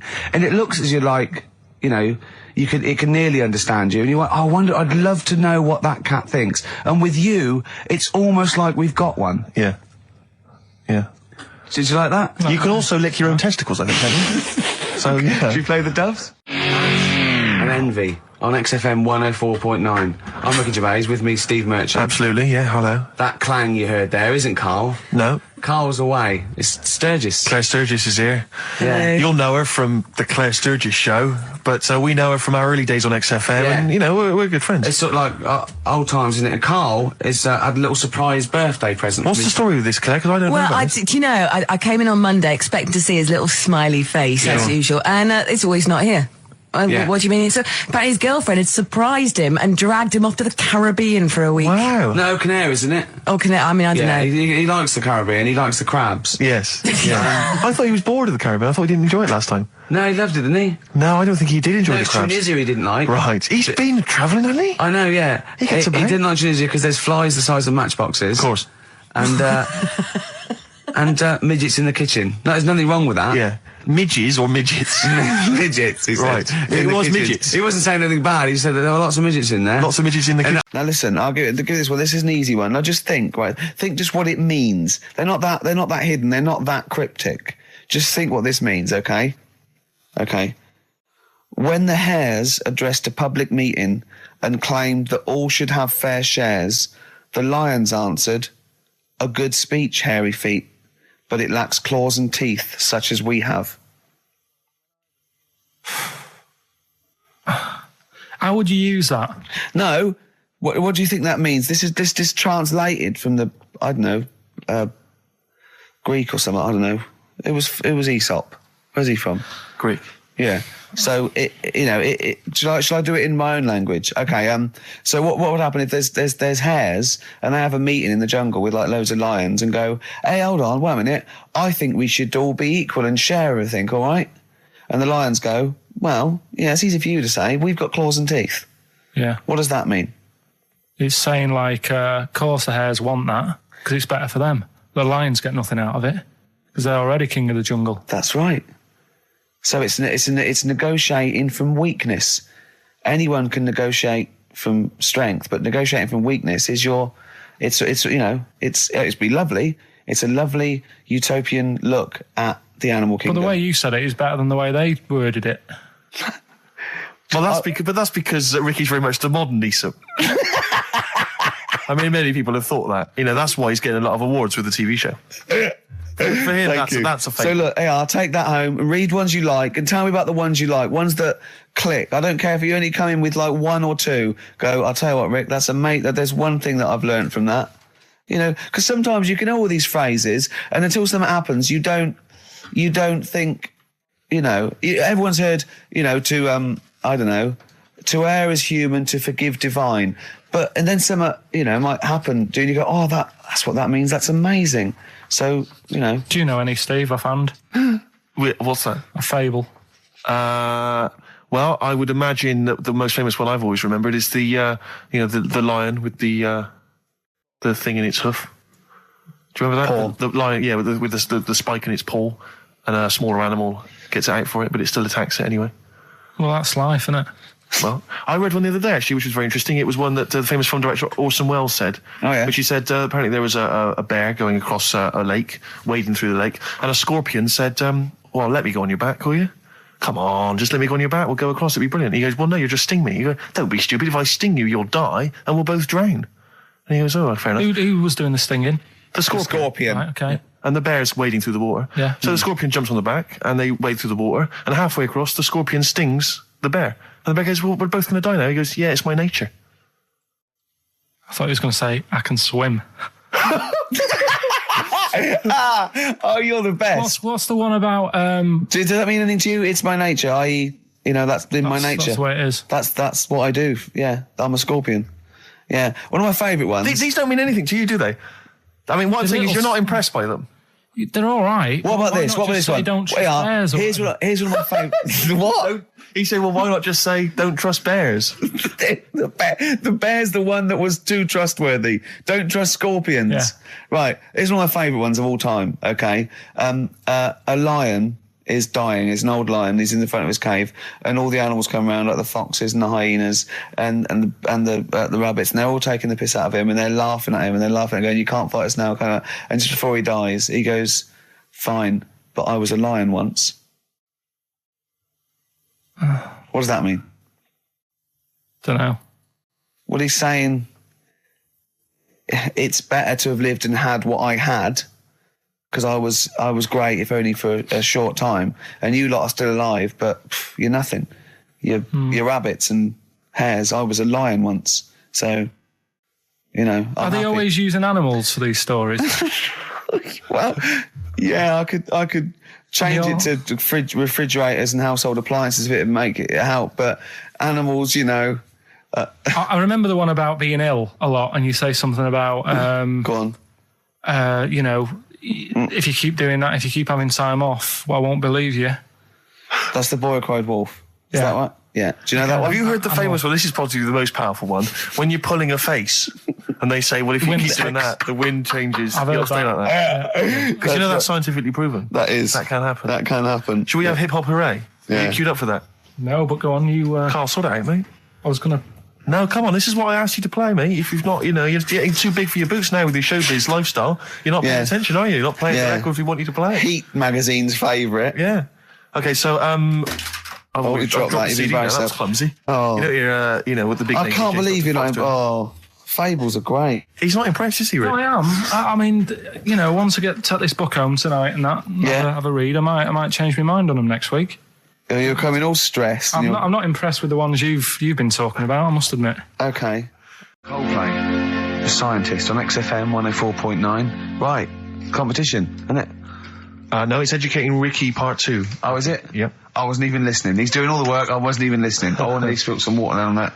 Right, what's this one again then? Right. What's the teaser headline? Teaser headline is, What's Tomato with You? Brilliant. Yeah? Go on. How excited were you when you came up with that? You couldn't wait to come in and tell us, could you? I think it's a good one because you won't forget it now, will you? Okay. I mean, like the worm one. What's so special about the worm? A lot of people think that if you cut a worm in half, 2 worms will grow, but no. What happens is if you cut the head end slightly nearer the tail than the head, the tail will die, but the worm with the head will be okay.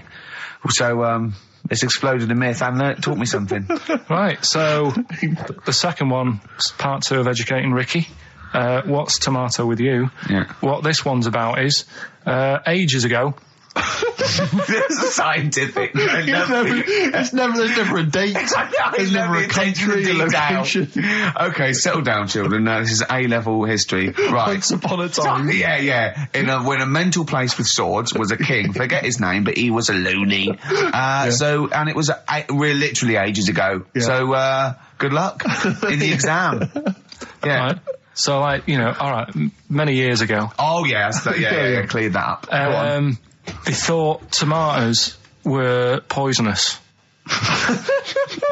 Right? Because what hold on, are they going to be proved wrong at the end of this story? Well, because I don't want to give away the ending, but is it something to do with are they poisonous tomatoes? No.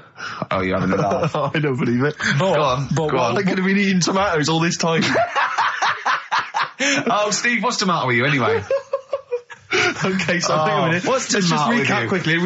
Many years ago, when people thought tomatoes were poisonous. Yeah. Go on, Well, they didn't know they were poisonous then because they were still eating them. But what was happening? But they're not poisonous. But hang on a minute. All right, and it's not. I'm just going to listen. I'm not even going to talk. Okay, I'm not going to tackle it. So, if you remember, years ago they didn't have like pottery plates. They had lead plates. Right? What are you talking? Just let him talk. Sorry, what year is this? Let him talk. Come on. Plates made out of lead, and what they'd end up doing, they'd say, right, do you want a tomato? And they'd go, yeah, all right. And they'd put the tomato on the lead plate and cut it. And because of the acid in the tomato, right, it would sort of make the lead runny, and the lead would go into the tomato, and they'd say, oh, it's lovely this, and they'd be eating it. They'd get food poisoning, lead poisoning, what have you, and they'd be really ill. So they thought tomatoes were poisonous, so they didn't eat them for many years. And when you say they, do you mean the people of Narnia? Yeah, this didn't happen. Where was this happening? Sort of in Britain and that. You put him on the spot there. Oh, I hope there's no uppity pupils at this school when they go, what do you mean, sir? Oh, if you're going to... Oh, I'm fed up with you. Do you understand? No. So the No, you've got... No, right, okay, first of all, Carl, where'd you get this information from? Where did 14 times as well? Do you know... You can't remember? I don't know where I got that from. I don't know where I got it from. But why don't you think that makes sense? But what? Someone once got lead poisoning from a tomato? Not just one, loads, and then all of a sudden... No. Why is this educating me? Because I'm telling you that tomatoes... I can't take anything away from this. Yep. I don't know what to take away from this. What have I learned? What have I learned? Don't mix lead with tomatoes. Why is this educational in any shape or form? What are you telling me? A long time ago in the land of Glunk, right, where the ninnies did slib, right, they thought tomatoes were poisonous because they ate plates of lead. What are you talking about? Yeah, but we all know tomatoes aren't poisonous. Is that what we're taking from the story? Is that the moral of the story? Don't believe these people that I'd never heard of before. What are you talking about, Carl? I think it's a bit weird. It's a bit weird, yeah. It's the same people that were spreading those malicious worm rumours. My hangover's coming back. I've got to get some water. Play a record that was rubbish. There's that one that a bloke, right, was going to get a phone call at 4 o'clock to find out if his business was, okay, right? And if he didn't get the phone call, he knew he was broke, destitute. So dead on 4 o'clock, the phone didn't ring, so he went up to the roof, his office, and he jumped off to commit suicide. And as he was passing his window, the phone was ringing. Oh, no.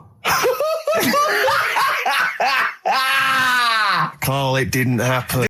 Carl's getting very excited, as we all are, about his new... Should we let him do a little taster for us? Well, I'm very excited about it. I mean, so the gist of it, what is it? What is it exactly? Right. Is it a game show or is it a competition?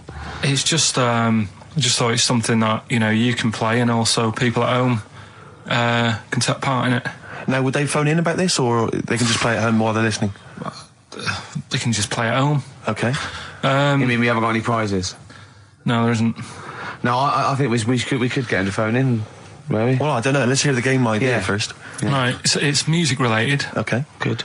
And what I do is I sort of tell a little story. Okay. And that story makes up a song title. All right. Well, it sounds ambitious. So, is it a cryptic clue? Could be.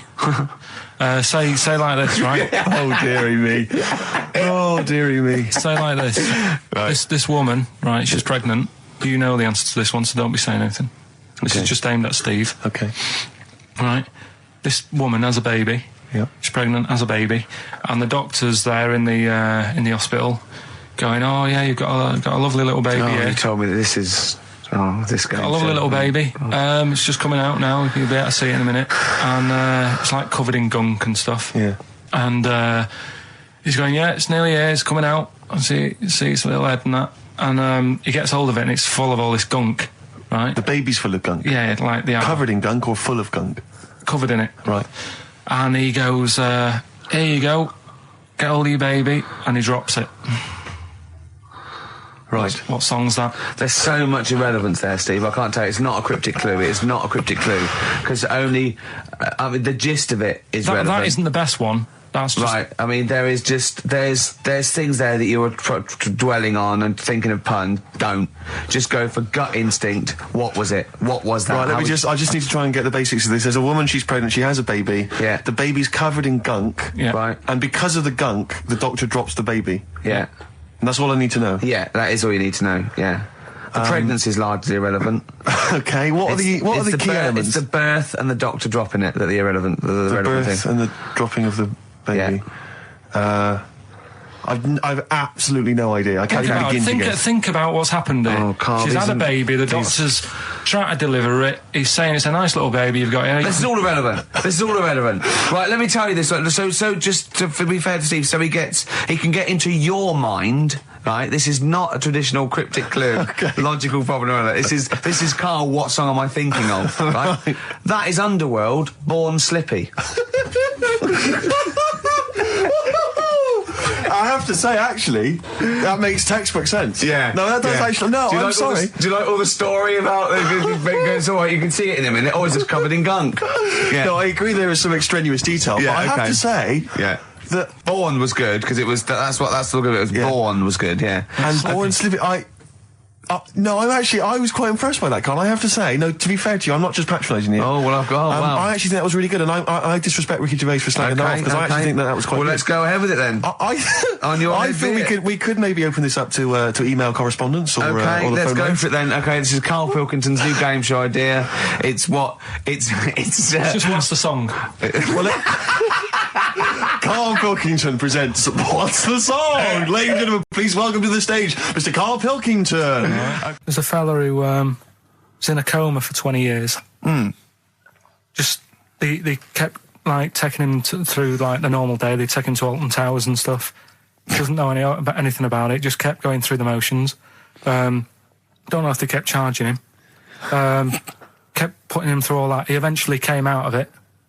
20 years. And went, stop taking me to Alton Towers, it's shit.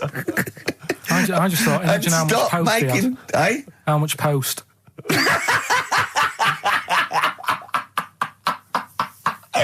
Oh, Did you read about that guy in the paper, Carl? He, sorry, on the internet. He in about, I think it was about 1984, 85, he had a terrible car accident. But this must be it. He went into a coma. This must be what he's talking about. Well, they didn't take him to Alton Towers. Of course they didn't. But you've got to try and decipher the truth from the conjecture, from the thing that I mean, don't forget, Carl realises that he's had a dream. He talks to Suzanne and goes, that was good, wasn't it, last night we were in the plane? She goes, no, it's a dream. He goes, oh yeah, where's my cornflakes? You've got to, you know what I mean? I can now decipher what he's actually seen, what he's read. Well, go on, what did you... Well, I'm assuming it's the same guy. It is the same guy. It was a guy in some small American town, and he'd had a car crash, and he'd gone into a coma, and his wife had left him. She'd gone on with her life, because he'd been in a coma since then. And he had just woken up recently. Marriage wasn't working. Marriage wasn't working. He just wasn't paying enough attention. She was pregnant at the time, and so now his daughter is basically the same age as he was when he went into the coma. And he's just started coming around. He's just started making jokes. They said, how do you feel? He said horny, which I thought was quite witty for a man who'd been in a coma for however many years. But anyway, yeah, so he's slowly trying to rebuild what life he can. That's what do you make of that, though? Because the thing is that he's missed. Imagine what he's missed, Carl. Imagine the music that he's missed. The Live TV Aid. programs. Missed Live Aid. Live Aid. He missed Phil Collins playing in 2 continents in one day. Which, frankly, I'd be devastated if I discovered that. Missed Bros. Yeah. Yeah, so he doesn't. So he put on ripped jeans and they go passe. They just have to send him a series of those I Love 1986 programs with Kate Thornton filling him in on what he's exactly. missed. Peter Kay reminding him of space operas. Yeah, he remembers those. Talking rubbish. Yeah. So extraordinary, though, isn't it, Carl? To think. No, obviously. So had he aged much? Because he hadn't had any problems or anything. No worries. Well, he probably wouldn't have. Physiologically, he probably wouldn't have the wear and tear of a 43-year-old man because he wouldn't have had sun, he wouldn't have had sort of nicotine, beer. Unless they were just feeding that to him. Anyway, still, yeah. So you'd feel groggy though, wouldn't you? Yeah, you might feel a bit groggy. Yeah, yeah. Well, he's not fully back to normal. I mean, there's some kind of residual brain damage. Yeah, but nevertheless, he can form sentences. He's got no real memory, so he can't remember a lot of things. It was just when I saw Carl, have you been in an accident? What's the point? About a lad who 8 years old, but he's still breastfed. Now, I don't know if you can get anything out of that. Is that what his mum said? What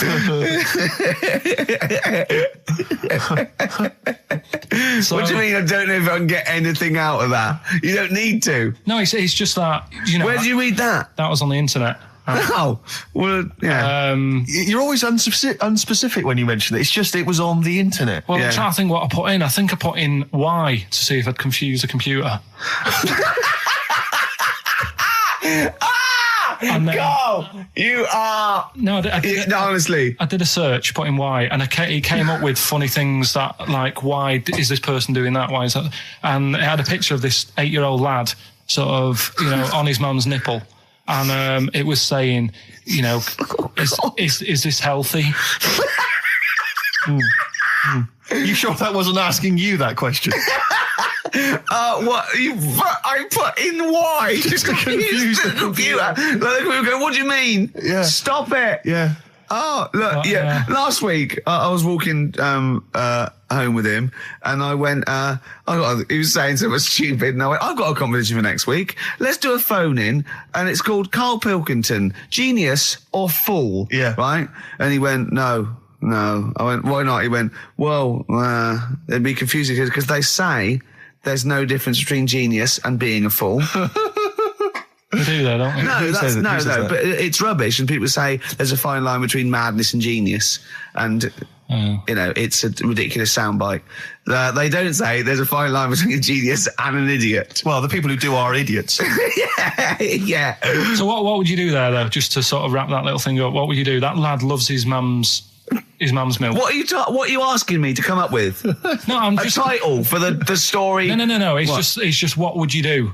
Right? What do you mean, what would I do? Well, it's causing a bit of a problem in the area, right? What area? In America, I think it was. Oh, America are a problem, are they? George Bush is worried about this kid who's breastfeeding at 8. Imagine it like this, right? Right. So, Carl, what are you asking me? About this spurious story you saw on the internet? I saw it on the internet. There's an 8-year-old lad, he likes his mum's milk, and it's saying, is this right? Should it No, it's not. On? But what do you want Ricky to do about it? It's not his responsibility. Yeah. No, but the little town that he lives in, they're all causing an uproar, right? Going, this isn't right. I can't let my kid play out in case he's in the garden with his mum getting a bit hungry, right? So, oh, God. What should they do? Because his mum's saying, well, he likes it. Yeah. And he, what do you do? I don't know the laws. No, but I'm not asking you to sort out the laws. I'm just saying, if you lived in that neighbourhood, what would you say? If you went up to him and said, look, everyone's getting a bit fed up with this, look. I'd say, what would I do? What do you mean, what would I do? What are you asking me? Right, it doesn't matter. No. What are you asking me? What are you asking me and Steve and the public? I'm just saying, say if you live next door to this woman. Yeah. Right? The kid's hungry, 8 years old. He's out playing on his bike and he goes, Mum, I'm getting a bit peckish. And he goes, all right, son. She whops one out. and he starts having his milk, right? You live next door, you're putting your washing out, and you see this going on. You're getting a bit sick of it because it's gone on for months. 8 years, I assume. Why is it your business?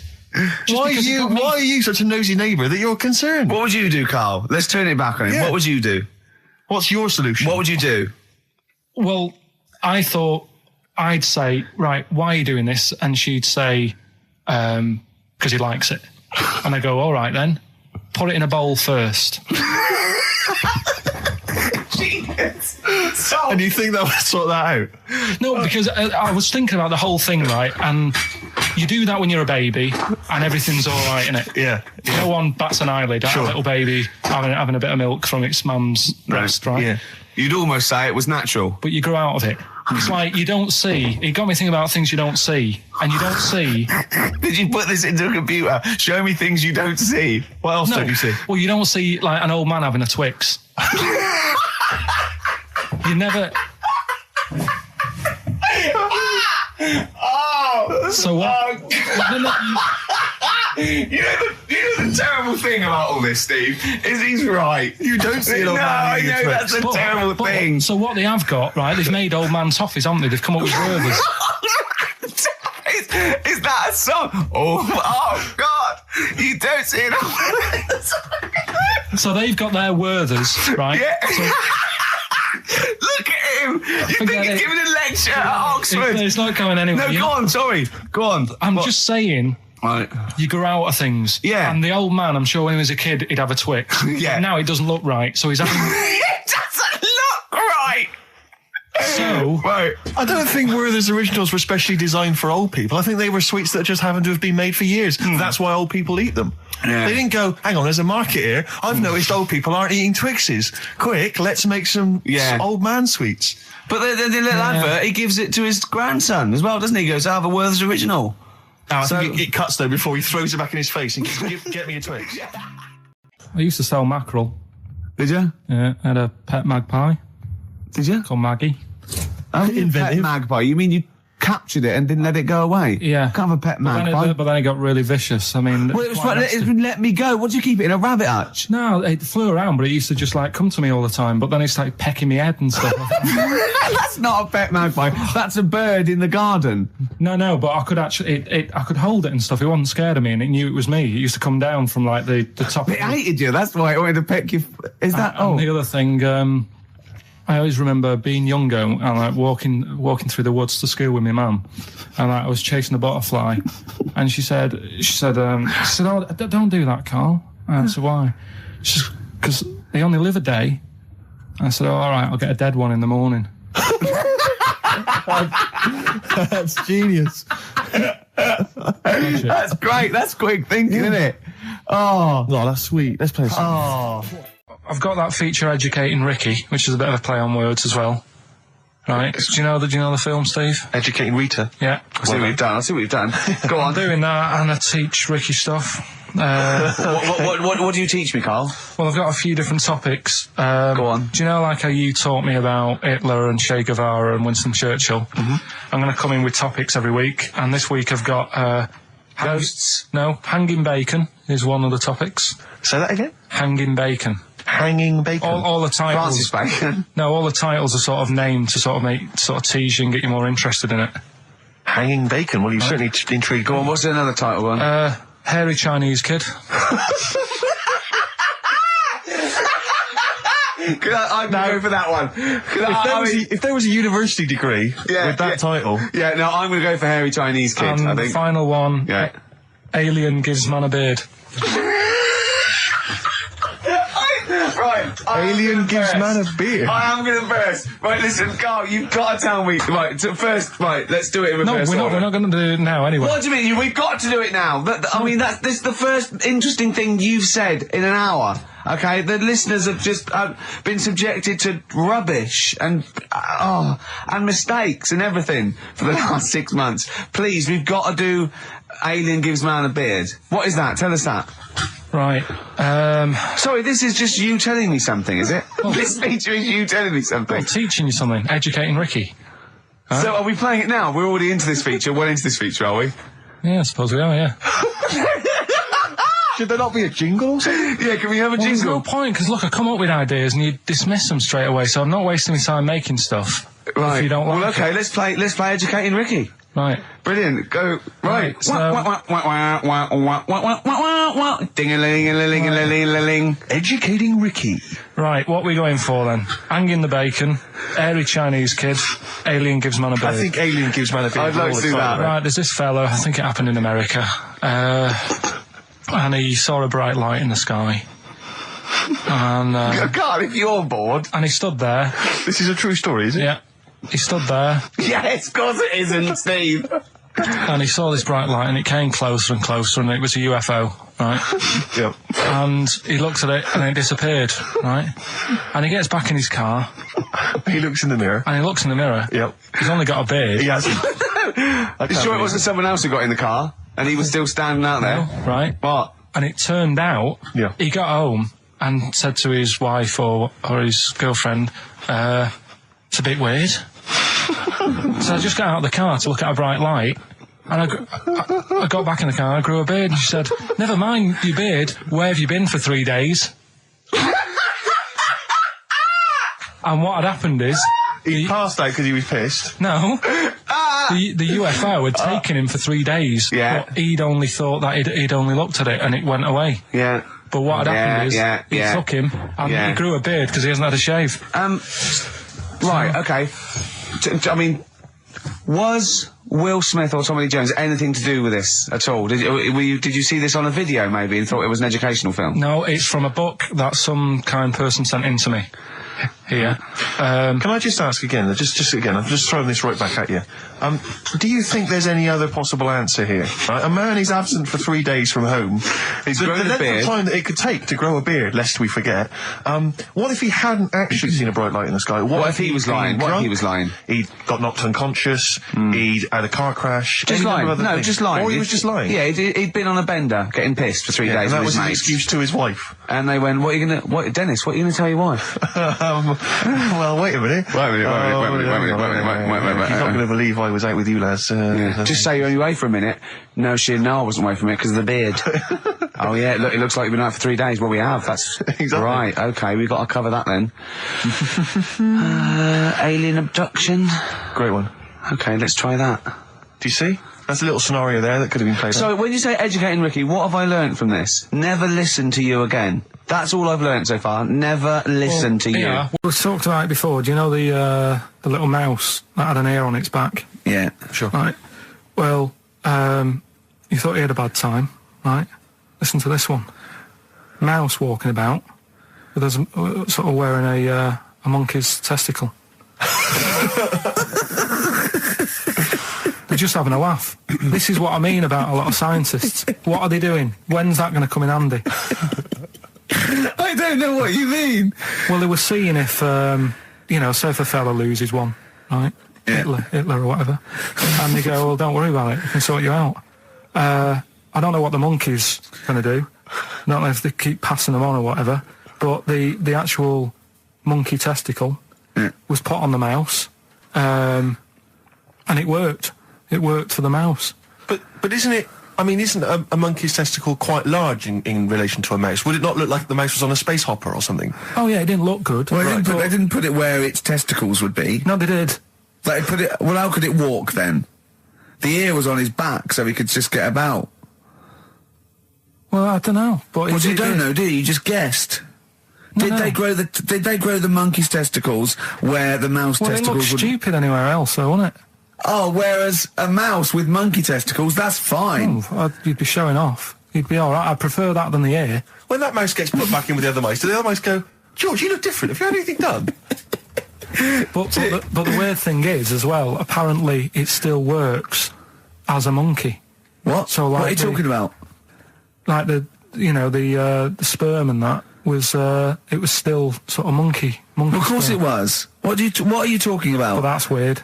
But what, Carl? What do you? It's only a thing to give it nutrients. That's all the thing they're testing. It's like grafting at that level. Right. What's your question? Because I'm right.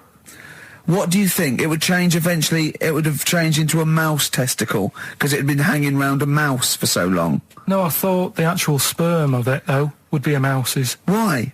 Because it's hanging off a mouse. No, but your sperm is actually created in the testicles. So that's why it has to be outside your body. Otherwise, we put them in a nice little cage. But I'm guessing then that they've done this operation so that they can do it to humans. Yeah. Why would I want a monkey testicle if my kids are going to be monkeys? What use is it? No, think. That's no. That's going to happen anyway, Carl. Yeah, but think. Think of what you're saying. They've grown a monkey testicle on a mouse to see if it would still function as a monkey's testicle, okay? So they can do that to humans. So think, Carl. What they'd do is they'd grow a human testicle on a mouse and it could still be used as a human testicle. So what? To give you a testicle that you've lost. From a mouse? No, from another person who it was kept alive on a mouse. Because it's kept the nutrients alive, as opposed to keeping it deep freeze. Maybe bollocks go off after a week. I don't know. Maybe they get accidents. He had a little a card. Do you donate your testicles? Yeah, I'll tell you what. No one needs testicles yet. Let's keep them on a mouse. You have yours ripped off in some sort of bizarre skiing accident. You go, well, you're in a Battersea dog town. You pick the ones you want. They can grow them on anything. They can grow them on a Dachshund. Bulldogs are growing them usually, that's where you see a bulldog. Usually that's waiting for an operator. What don't you understand, Carl? Hang on a minute. I thought this was knob news, not testicle time. I don't understand what it is. Testicle time's not for another 10 minutes. Yeah. No, it's all sort of linked and that, though, isn't it? Sometimes it's linked to a mouse. But what do you think about, like, I don't know, testing stuff out like that? Is it worth it? Could you not just go straight from... But listen, Carl, I'm getting this information from you. No, if this was on Question Time and someone said there were, Dimbleby and Paxman or whatever said it, I'd think about it as a moral dilemma. You've just said you saw a mouse with a monkey testicle. What do you think of that? I don't think any of it. I don't think anything of it is the answer, Carl, because I can't trust the info. I cannot trust anything that comes out of your mouth. Well, it's true, but it's just all this... It's the same thing, innit? It's the leeches in a blender. It's the fella looking at an electron. Yeah. It's the mouse with an ear on its back. Yeah. I don't know what the point is. But you don't read on. Because I've seen you read something and you're going, look at that. Man survives on eating knee. And I go, what else? You go, I didn't read on. You look at the mouse with the ear on the back and you just think, that must be murder at a concert. You don't think. You don't think. No, I just think, is it worth sort of wasting You think he swallowed someone's ear? He gnawed it away and swallowed it, and it's just in his system. Yeah. No, I just get a bit sad about the mice and that. I agree. I mean, that is sad, yeah. Of course, anything like that. What sort? No. The Pope. Yeah. What semi-precious... Sorry, Mrs. Robinson, we're going to have to let you go. Yeah. Go on. You are the weakest link, Carl. Goodbye. Yeah, go on. The Pope. Yeah, the Pope. Yeah, we've got the Pope. Yeah, that's not strictly a question. He wears a... he wears a Desmond's hat. He wears gold-blimey trousers. Yeah. Does he live in a council flat? Yeah, he lives in a council flat. He wears a semi-precious stone. What's the stone? The Pope wears a semi-precious stone. What is the stone? You mean, what is it called? Yeah. What is it called? What, has it got like a kind of papal name? I think it's like, is it a 18-carat one? So we got to try and get the carat yeah, of the Pope's big diamond. He calls it Dennis. He calls it Dennis the Stone. Do they want the type of gem it is? Like, or is there some kind of papal name for it? Or do they want it like the Rosetta Stone? Or I don't know. I can't actually. Play a record. Play 2 record. Let's not. Where's your head at? Basement Jacks. Right, okay, let's get this right. Have we knocked this on the head then? Is this not happening? Oh, here he is. Look. Here he is. Come in. How have you... Oh, God. I don't believe that. Oh, that's pathetic. I do not believe that. That's absolutely pathetic. Now, they won't believe this, will they? No. Right, if I say that Jonathan Ross just got his massive member out, and he is a big lad, Come and sit down. I've got your tickets, Mr. Gervais. Thank you. What's going on here then? I mean, why are you dropping off tickets? Well, because, you know, in the spirit of the Comedy Awards, we like to have the rising young stars of the British Comedy Awards. That's right, and that's me. Well, we couldn't find any this year, so we've asked Ricky whether he would sit in the rising young star seat, and I wanted to deliver the tickets personally, so there's no excuses if he doesn't turn up later. Yeah. I always suspected that you were sort of pretty well endowed. Yeah. And now we've seen. You know, it's on webcam. That was just one of my cocks. That's the one you're wearing today. Didn't we? Don't say that. No, This is meant to be the happening young station. What's going on? No, you can't say stuff like that. You can't. Just careful what you say. Look up to Julie and Clary. 10 years in the wilderness, and he comes back in the person line. 10 years in the What happened wilderness. to you? That's Jesus you're thinking of, isn't it? Just because you're on everything at the moment. I walked in here, and I came in here, and I thought, this is the young happening place, and what do I see in here? 3 old men sitting What are you talking about? I'm only 28, 27. You're wrecked. You all look wrecked. Well, that's because we're always partying. I was looking for some youngsters. Where's the youngsters? I wanted to see some tight leather pants. I wanted to see some foxy chicks hanging on you everywhere. What is it? It's a bunch of old blokes on a bloke up there washing up in a sink. But look at him. He even dresses for radio. Look This at is him. ludicrous. It's amazing. It's like, you're I love the fact you were on the phone to Gervais last night, weren't you? Asking his advice. Yeah. On clothes. Look at him. He's going for the man down the DSS. I like that look. That's a nice look. Have you got a single pair of trousers that aren't elasticated at the waist?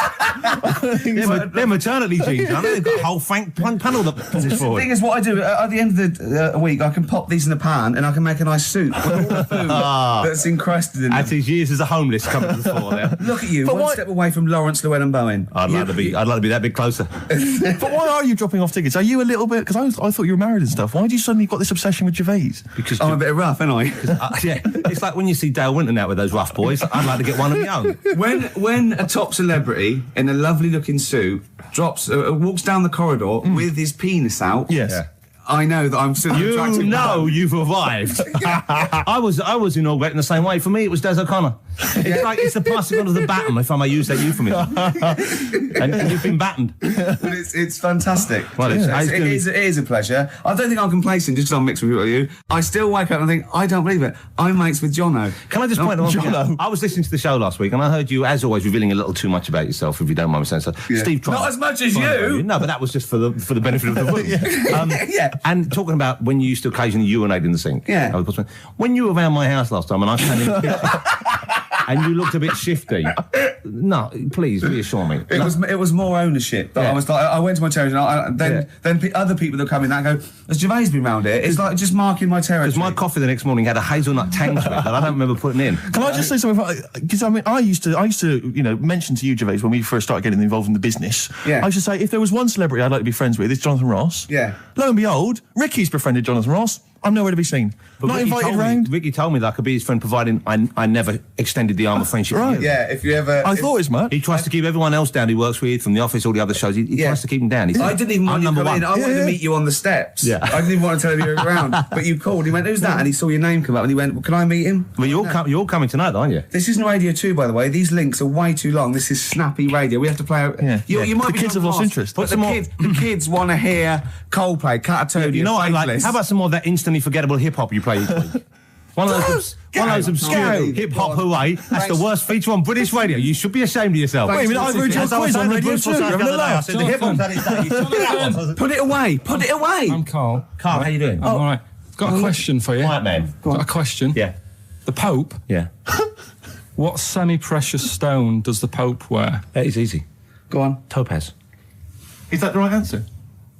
I don't know. I might have wrote it down. I'm really sorry, Jonathan. It's not what he publicly admits to, but I have to know because I was hanging out with him at the Groucho one night and he was saying, oh, look at this, look at that topaz, go and buy that, look at that. Vatican City. Look at that. We can make a nice ring out of that, he said. Didn't go anywhere, but thanks for asking.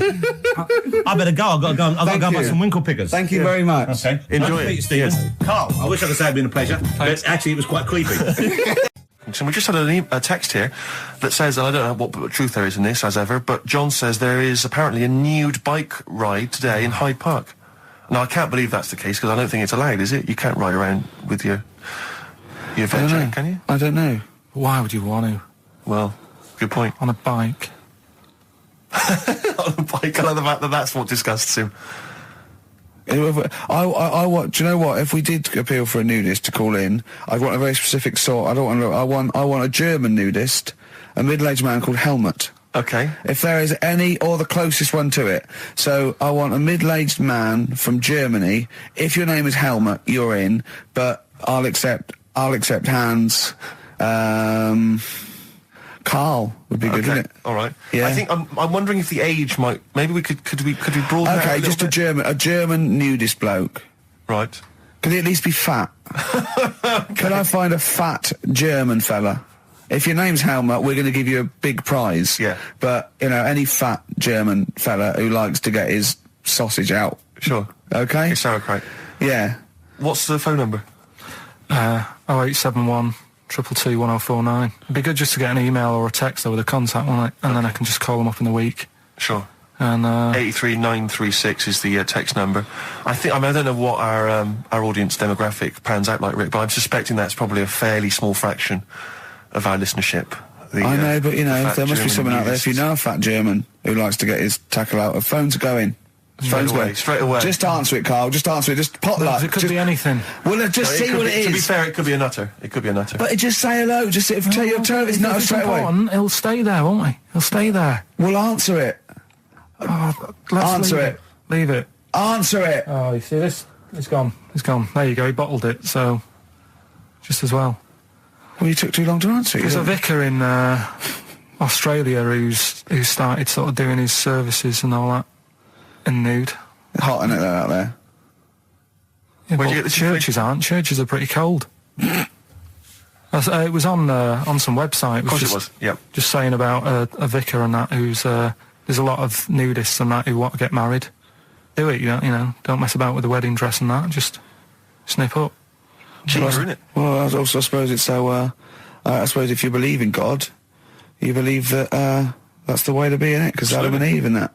Yeah, but then in Adam and Eve, the shame made us dress up, didn't it? Yeah. Eating the apple and things. Yeah, but God didn't want that, did he?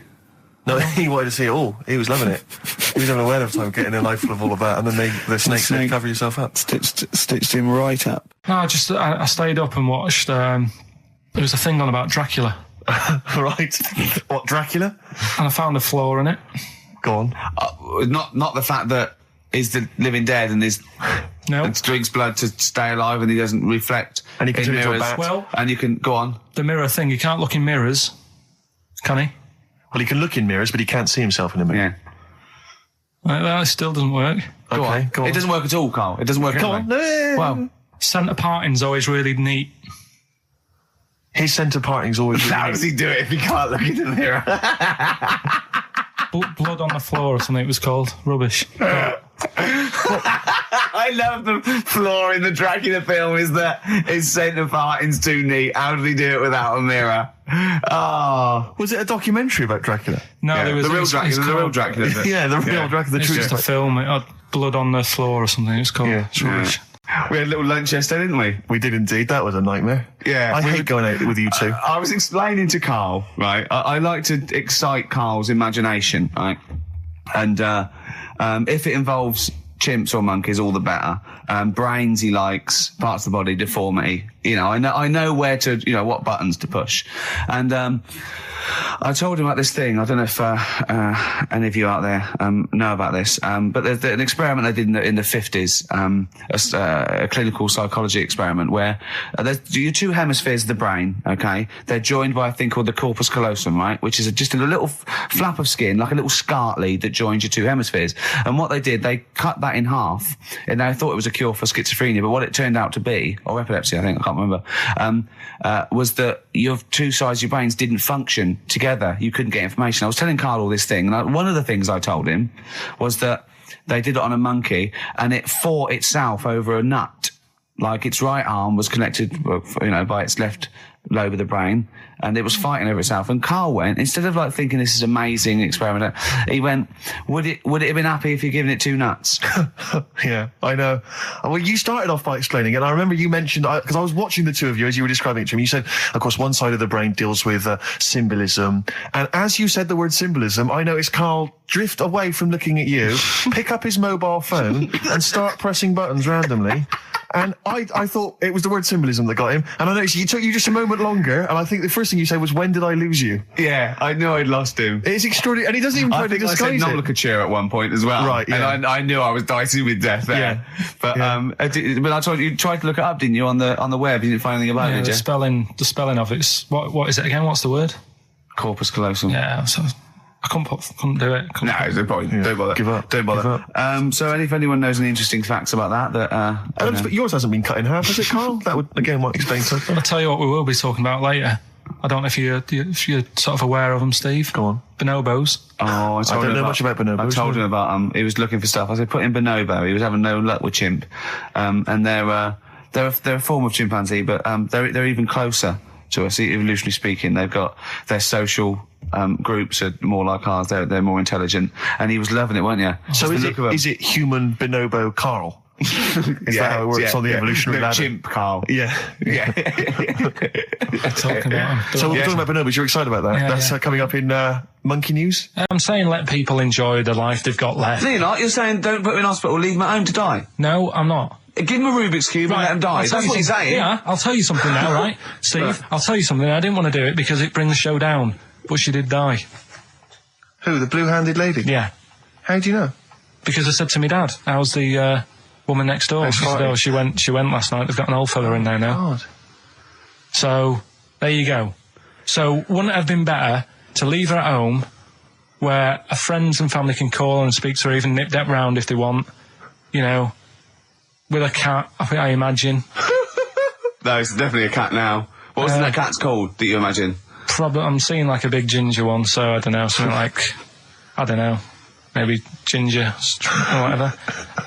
Maybe I had a budgie. But that's what I'm saying, just let him enjoy his life, because dying in hospital, I wouldn't like to do it. If I went to the doctors and they said, you haven't got long life left, I'd say, well, I'll stay at home. Yeah. And that's the point I'm getting at. Yeah.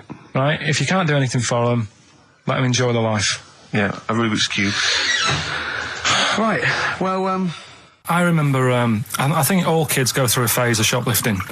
Well. And when I was going through it, I used to just little things, just like magic markers and magazines, Mars bars, that sort of thing. Yeah. And one day, right, my mate, Anthony, his mum called up my mum and said, I've got to meet up with you. I've got to have a word with you. And she said, what about? She said, I don't want to talk about it over the phone. So she goes, oh, right. Well, yeah, come round tonight then. So anyway, my mum sees me. She doesn't want to be in an awkward position and, like, be a bit embarrassed and what have you. So she sees me and she goes, right, Anthony's mum's coming round. What have you been doing? Yeah. So I go, oh, God. I said, I've been nicking stuff. So she goes, like, what? So, not big stuff. I've had a few calculators and Mars bars and stuff. How many? I'll just work it out. Hold on.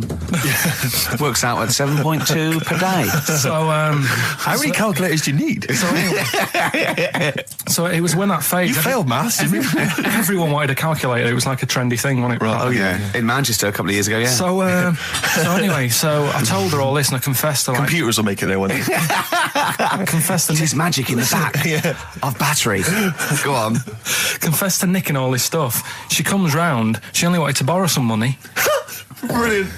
She said, oh, I don't like asking. I was a bit embarrassed to ask you over the phone, but can I borrow 20 quid? Oh, that's fantastic. And there's me. That's great. And it's similar sort of thing to yours. And did you? And he went, hold on, I'm going to work out the interest on that. I bank 10%. She'll owe you £4.40. Yeah. Oh, dear. So your mum was a loan shark. yeah. And did she mention? She went, I just with that other, because what I'm saying is presumably you got your mate in trouble. No. Right, that's great. Anyway, I'll tell you what we could do, Steve.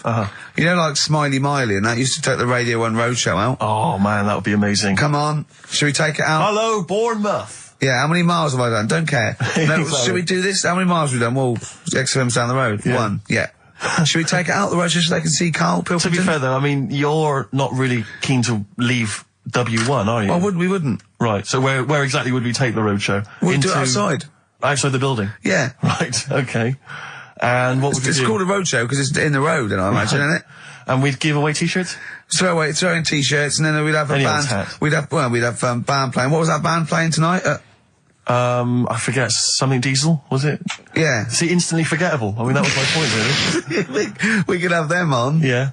Great. Yeah. We'd get a couple of celebrity pals down. Someone from Big Brother 2. That would be ideal. Well, Josh, the other little gay fella. Yeah. He'd come on, just wave. Yeah. I'm beginning to like the idea. Yeah? Brilliant, yeah. So we'll have Josh, something Diesel, we're playing the Bull and Gate tonight, whatever it is. Yeah. Right, I'll throw out some T-shirts. Yeah. And then, Carl will do a live Rockbusters. Yeah? Well, I don't know, do you want it? I just think that ruins it slightly. It would just bring the whole afternoon down, Rick, I think. We get it sponsored by someone. Yeah? No? Well, I'm just trying to inject a bit of... Read the prizes, what we would have done. There's a PlayStation game here. I guess it's maybe not been released yet. It's a little demo of that.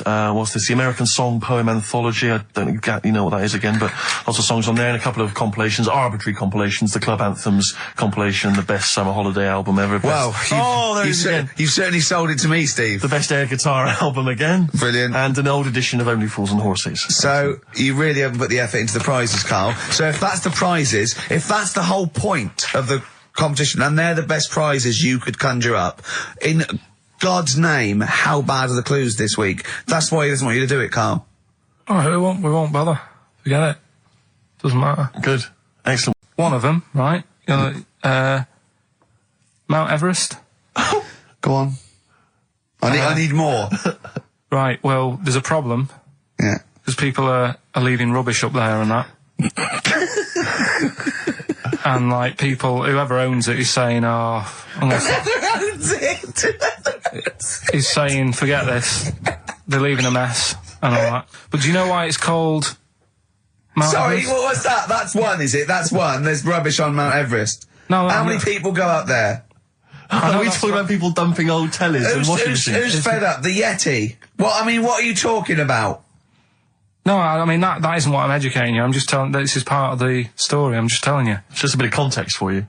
Like, they're leaving loads of rubbish up there.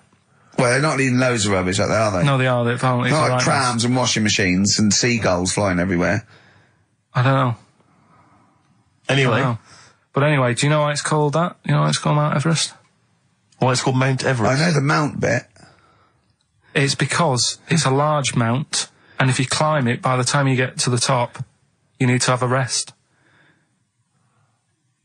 And that isn't the educating bit. I'm just telling you. It's not true. Well, we'll leave that. Well, no, Carl, in the name of everything holy, do you think that anyone named it because you have to have a rest when you've climbed it? Well, we'll see. You'll see what people say on email. But it's definitely not. But anyway, that's one thing that I kind of thought, that's interesting. I'll remember that. I'll teach Ricky that, so you've learnt that. Right, now. Carl's a little bit fed up today. Actually whinging. I mean, properly whinging. Fed up. Reckons he's tired. Reckons he's overworked here. But, do you know what I mean, Carl? Everyone gets tired. Everyone gets tired. Everyone does the same sort of hours to you. What do you do? Sort of 9 till 6, 7? About 9 till 7:30, 8. Well, no, because a couple of times this week I've sort of met you for a drink about 6.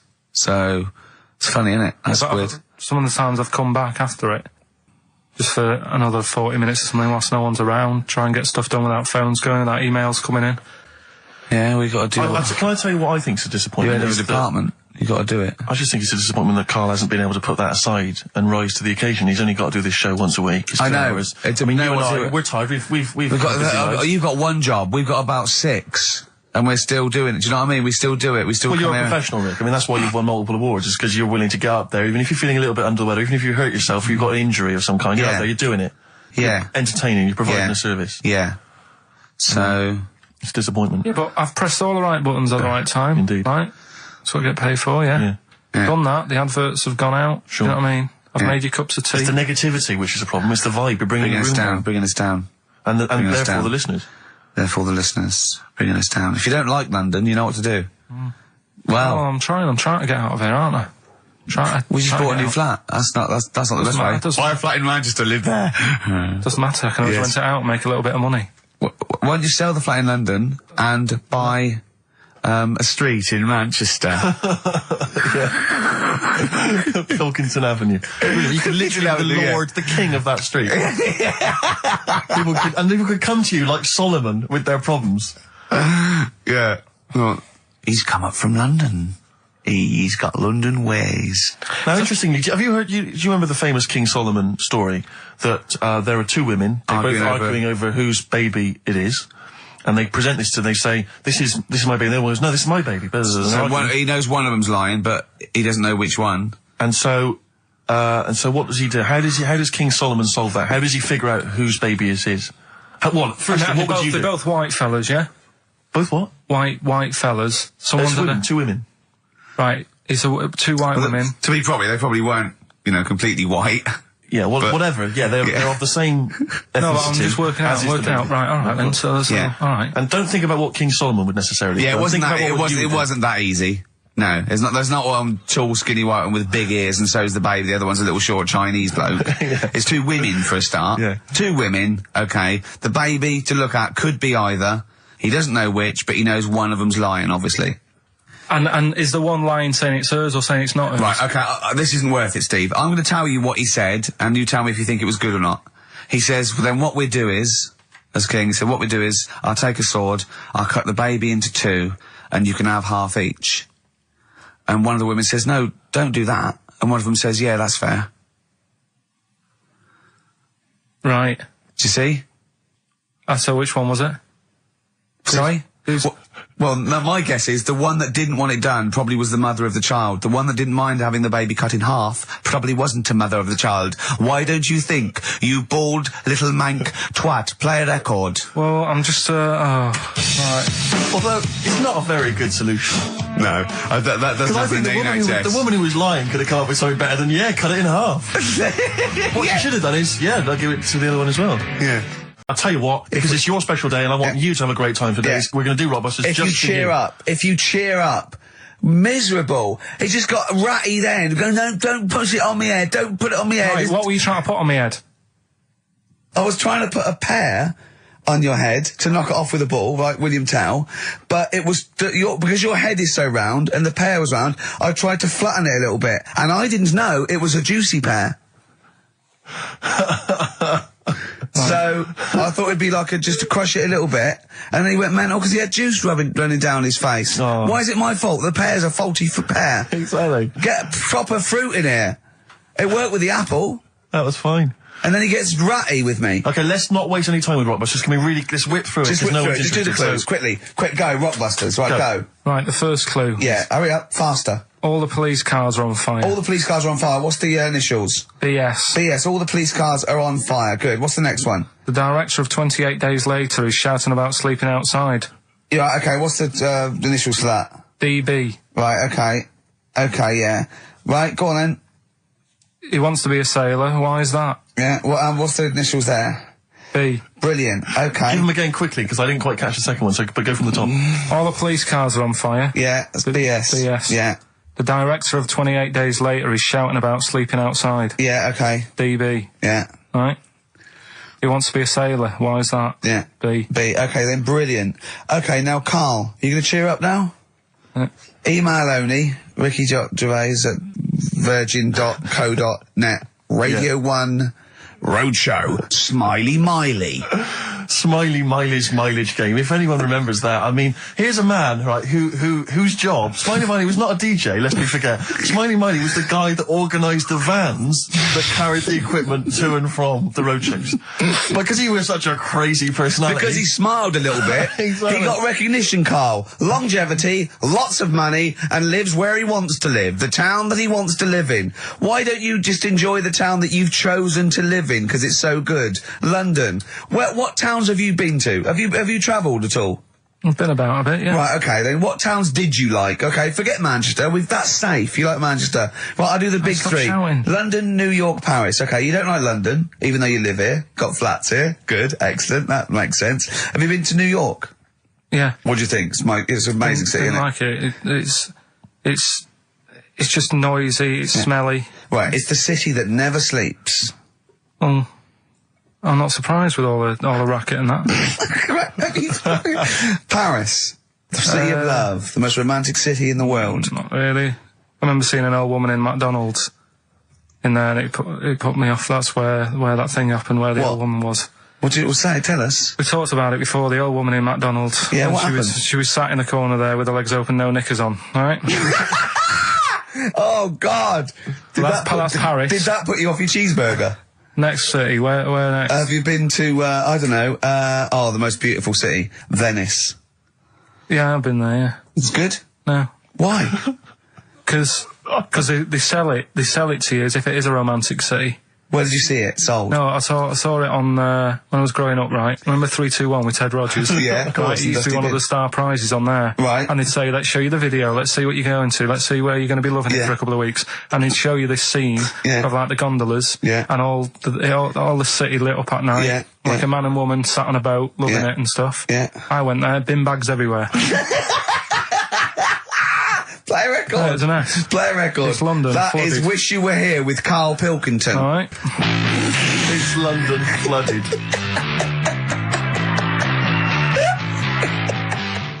Black Rebel Motorcycle Club. Stop on XFM. Carl's back. He's cheering up a little bit because I think he's vented his spleen a little bit on cities around the world that aren't as good as Manchester. So, is any of your family left in Manchester? Because they all moved away, didn't they? You came here. Your dad's moved to Wales, for Christ's sake. Well, your family are all around the...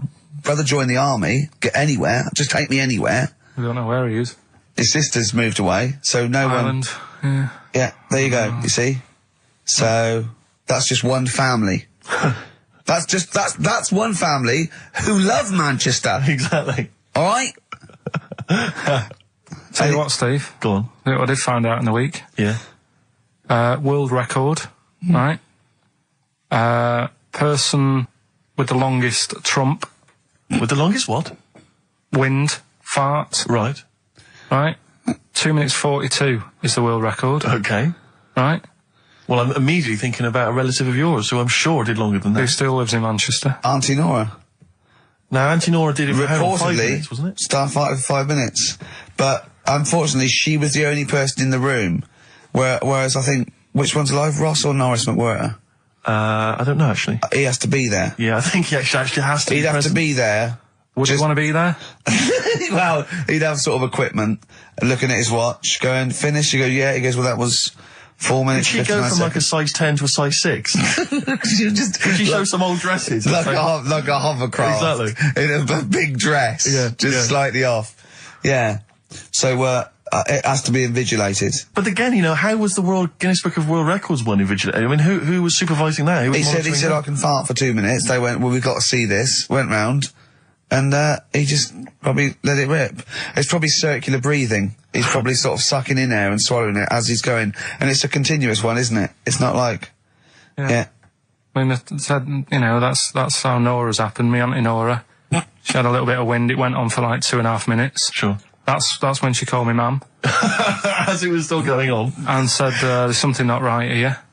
I'm leaking. She said, oh, can you send your dad round? You know, my dad. Yeah. Sent to me, ma'am. With a cork. And, with a lighter. I think this would be the best one I ever. want to show the kids something. He said, I'll be there in a bit, get the windows open. But what it was down to, because I was talking to Is my she mum the and one dad with the about split tennis ball? Yeah. We're not talking about that again. I was talking to my mum and dad about it, saying, you know, why do you think it happened and that? And it's because she never chucks food away, right? And she'll sort of mash it all up. And she's got all these ice cream tubs in the fridge that are just full of like water. old mashed up food. Really? And she prepares everything. Right, she doesn't work, she's retired now, she's got nothing to do all day, but everything's got to be ready Still for her. calls in sick. Do you know what I mean? Everything's got to be done. Even though, if you're going round to her house and you're going there for tea, it's like, what time are you coming? And it's like, well, I don't know, maybe 5, maybe 6. Yeah, you're Well, late, I need because to you're late know, when I you need have to to meet know. us at 5 or 6. Do you know what I mean? That's what... So, sorry, when you say she mashes up food, she literally takes the remnants of a dinner, could be sort of some... Anything. And just smashes it all up into a... Yeah. And then what does she do with it? Put it in the fridge, and she's got in the fridge, it's like January, February, March, she's got all these ice cream boxes that are just full of... But she doesn't... She reheats it and eats it. Oh, then she, puts it in I a thought she was pan. just keeping it as a souvenir of each meal she'd had. No, put it in a pan, warm it up. Oh, and that's what it grotesque. is, it's just... A lot of vegetation, is it? Yeah. Why does it only happen once, or does she save it up once a year, just let it go? I don't know. But she is mad, she's... Yeah, she sounds potty. She doesn't answer the phone anymore in case there's a burglar. Checking if she's in. It's like, well, answer it and then they'll know you are in and they won't come round. Yeah. Mental. Mental. They can't be sure then, can they? What do you mean? Well, if there's no, well, maybe it's someone just... They are in, but they're hiding. Whereas if Auntie Nora goes, it's Auntie Nora. We can nick. She'll be farting. We can sneak in when she does a loud one. Because we'll be aware of the telly. What's stopping it? It's got a valance round it. It's got caught on the cat. So have we got a recap on Rockbusters? No, just do the. Has anyone got the right answers? Has anyone got the right answers? Let me just check here. Here's one from someone who just says he's given an answer. Answer to number 1, I. Number 2, don't. Number 3, care. Right, okay, is he close? Has anyone got 3 answers? I can't find one with 3 answers. So, again, you've done something wrong, Carl. No, no. This isn't radio, play a record. There you go, someone's got it. Give it to them. Fine, okay, give us the clues again, we'll give the answers straight away. No fanning around. Yeah, right. It's really pointless. Number 1, all the police cars are on fire. BS. Yeah, what was that? I can think of something. Go on. Blazing Squad. Brilliant. Okay. Right. The director of 28 Days Later is shouting about sleeping outside. Yeah. That's Dan Yell Bedingfield. Right? Danielle Bedingfield. Right, we'll never let him do this again. I told you I washed my hands of it. I know, but I just thought... Why'd you let him? Why'd you... Because he was grumpy. But this is what happens. Look what's happened. Danielle Bedingfield. That's what happened. The director of so Danny Boyle, so Dan, right? All that for Dan, about shouting about being Dan Yell Bedingfield, right? What's the last one? He wants to be a sailor. Why is that? Yeah. Beyonce. What does that mean? Beyonce. Who wants to be on the sea? Play record. You're never doing it again. You just signed your death warrant. What have we done? You're never doing Rockbusters again. And if Monkey News is about, they would ban that as well. We're serious this time. So Joe in Catford. Stuff off to you. Oh, I can't believe what we've done. He's even doing the shout out. There you won. Well done on that. What have we done, Rick? What have we done? Midshipman Knowles. Now, Carl, we're going to do another edition, I think, of Wish You Were Here, because that really cheered you up, didn't it? So where else you been? Have you been? You've been around Europe, haven't you? You've been to any hot country? You've been to Greece? Turkey? Done Turkey, yeah. Yeah. To Turkey. Little fellas. Little midgets working in the canteen in the hotel I was in. Okay. Astley and Suzanne as well. Okay. Have you been to Scotland? Once for the Edinburgh Festival. Go on. That's where I looked out in my hotel room, saw a traffic warden putting a ticket on some bin bags. Brilliant. Because they'd gone into the road. So that's Turkey, Scotland. What about places here? Have you been to the West Country where we? Have you been to my neck of the woods, Bristol? I haven't been around. What else is around there? Bath. Been to Bath. Yeah. Yeah. What do you make of it? Once you've been, probably don't need to go again. Because it's sort of old and they don't change anything. Okay. Do you know what I mean? That'll be the Roman spa he's talking about, right. I think. What about Brighton? Not gay people. Right, okay, thank you. Next week on Wish You Were Here, we'll go to some other places where there are gay people. Fascinating. Brilliant. Another extraordinary insight there. Carl. Right. Can I do a little psychological test on you? On me? Yeah. Okay. It's brilliant, this. Someone emailed it in. Brilliant. Right. Little story with a question at the end. Okay. Right? Right. This is going to be so annoying. No, it's not, honestly. Well, it is, because you're going to think it's science and it's going to be trite. Alright, well... Go on. Right. Little story first, right? There's this funeral, right? And this girl was at a funeral. Same funeral? Yeah. Right. It was a mother's funeral. Oh, yeah. Right? She met this fella who she didn't know, right? But she thought this fellow who she met was amazing. She didn't know him, right? But she thought he was brilliant, right? Like a dream fella. Right. And she fell in love with him, right? But never asked for his number, his phone number, right? And she couldn't find him. Now, a few days later, the girl killed her own sister, right? Yes. Question is, why did she do that? Okay, well, it's one of those stupid things then, isn't it?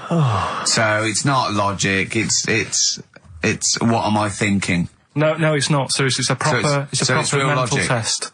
It's a proper mental test. A mental test? It is a bit mental. So you understand the story, yeah? Kind of. Let me just get it right. So there's a funeral. A girl goes to the funeral of her mother. Yeah. She meets the guy, or she meets the guy at the funeral. She meets the bloke. He looks alright. I fancy a bit of that. Right. has a chat with him. Yeah. But doesn't get his name, doesn't get a phone number or anything. So to cut a long story short, the things are answered, right? So the reason she kills her own sister, is this something to do with finding out something about the man she met? Well, just answer the thing. Just, why do you... Oh, okay then. I'll answer it then. She went mental. He was a spy called Derek. What do you mean, just answer it? Anyway, I'm testing Steve. Right, well, she killed her own sister because, her sister, had stolen some money from her. And was sleeping with her husband. Is that it? Well, I don't know. It's an answer. It's an answer. What's the answer on the paper? So, well, come on, come on! Well, the answer is... No, an answer is... that she was hoping that the guy would appear at the funeral again. He'd go to the funeral. Right, that's not a proper psychological test. It's one of those stupid little shitty things. It's like a man goes into a field and dies. Why? His parachute didn't open. That's what I'm thinking. I'm surprised you learn anything. Oh, I love that. Romeo and Juliet. Oh, Juliet's a fish. It said she was hoping that the guy would appear again at a funeral. If you answered this correctly, you think like a psychopath. This was a test by a famous fella, right, who used it on killers, and most of the killers got the answer right. Did you also think that? Was that the answer that you gave when you first read it? No, I didn't know. But I wondered what you would have got. Good, so that's proof that I'm not a psychopath. Yeah, but that's the point, but it's a psychological test for looking at something very, very specific. What's up with that? Well, what was the best that could happen? That he'd got it right, so he is a psychopath. We've had some tears and laughter. I mean, the only real thing that we learned from today's show that's corroborated and is absolutely true is that, remember, Mancunians take off more sick days than any other area, 11 days per year, compared to sort of like 8 Liverpool. And from that we extrapolate, do not trust Mancunians. Well, I'm not saying that. I think that's a bit harsh. I'm saying, you know, make sure you get in writing that they're not going to have more than sort of like the average number of days off per year. Yeah. Or if they start taking loads off, fire them. Yeah. Do you know what I mean? Right, Carl, we've had a good day? We're going to end with a beautiful song, aren't we? Just to show we're all still friends. To Jimmy Webb and his version of Galveston. See you next week, I guess. Bye. Restless Diesel. Please welcome to the stage. Restless Diesel. I mean, we've talked about it before. Band names where you just have to imagine you're supporting U2, Wembley Stadium. It can never happen. Please welcome to the stage, and Restless Diesel. And after the first song, he goes, thanks, because great band before us, Restless Diesel. Yeah, a lot more of them. Exactly. Yeah, it won't happen, will it? Sure, they're a great band. I think. What's the tax on that? $5 in, is it? It's not telling us actually. But pop down to the open anchor. Maybe tell us how Restless Diesel was tonight. Yeah, just call in. Maybe call in on Christian show Monday. Just tell us how Restless Diesel were. We can make that a regular feature. Now, what's coming up on today's show? Well, listen, we got all the usual favourites. We got and some new ones. We got Monkey News. That's sorted. Carl told me. People are guaranteed Monkey News. He called in. He said, "I've got some Monkey News." Brilliant. He's done that. I have to make sure. Then we got that. We've got some great tunes. I've got a great song from Tupac, some Cat Stevens, some Jimmy Webb, some Thin Lizzy. Can I surprise you with something from Aerosmith? Or a little treat from Evan Danberg? We're quite rocky today, aren't we? There's a threat there won't be Rockbusters. Good. That's no threat. But we can bring back Educating Ricky. Oh. I mean, because it's sort of like seasonal, isn't it, our show? We don't want it's not like Ant and Dec's takeaways on all through the year. Yeah. They go away for a few weeks and we get something else like Ian Wright's, Friends Like These or something like that. You know what I mean? And so maybe Rockbusters, maybe not. Rockbusters on hiatus, but Educating Ricky always fun. If you've not heard that before. And I'll tell you what, Jane's Addiction, just because they rock as well, don't they? Oh, brilliant. XFM 104.9. Excellent, Ricky Gervais. Jane's Addiction, just because on XFM 104.9, broadcasting from London, where people prefer to only be off sick when they actually are ill. Sure. I don't think I've ever taken a day off sick. Except when I had that terrible, terrible, terrible tonsillitis. Is that when you went home, stayed with your mum and dad? Yeah. Why is that a problem? Where's back to health? No, I'm not saying it's a problem. Back to health. Yeah, I've got a loving family. So sue me. What do you make of that? The antagonism and piss taking is just like, oh God, 3 blokes in a pub. There's people listening. I can't go. Are there?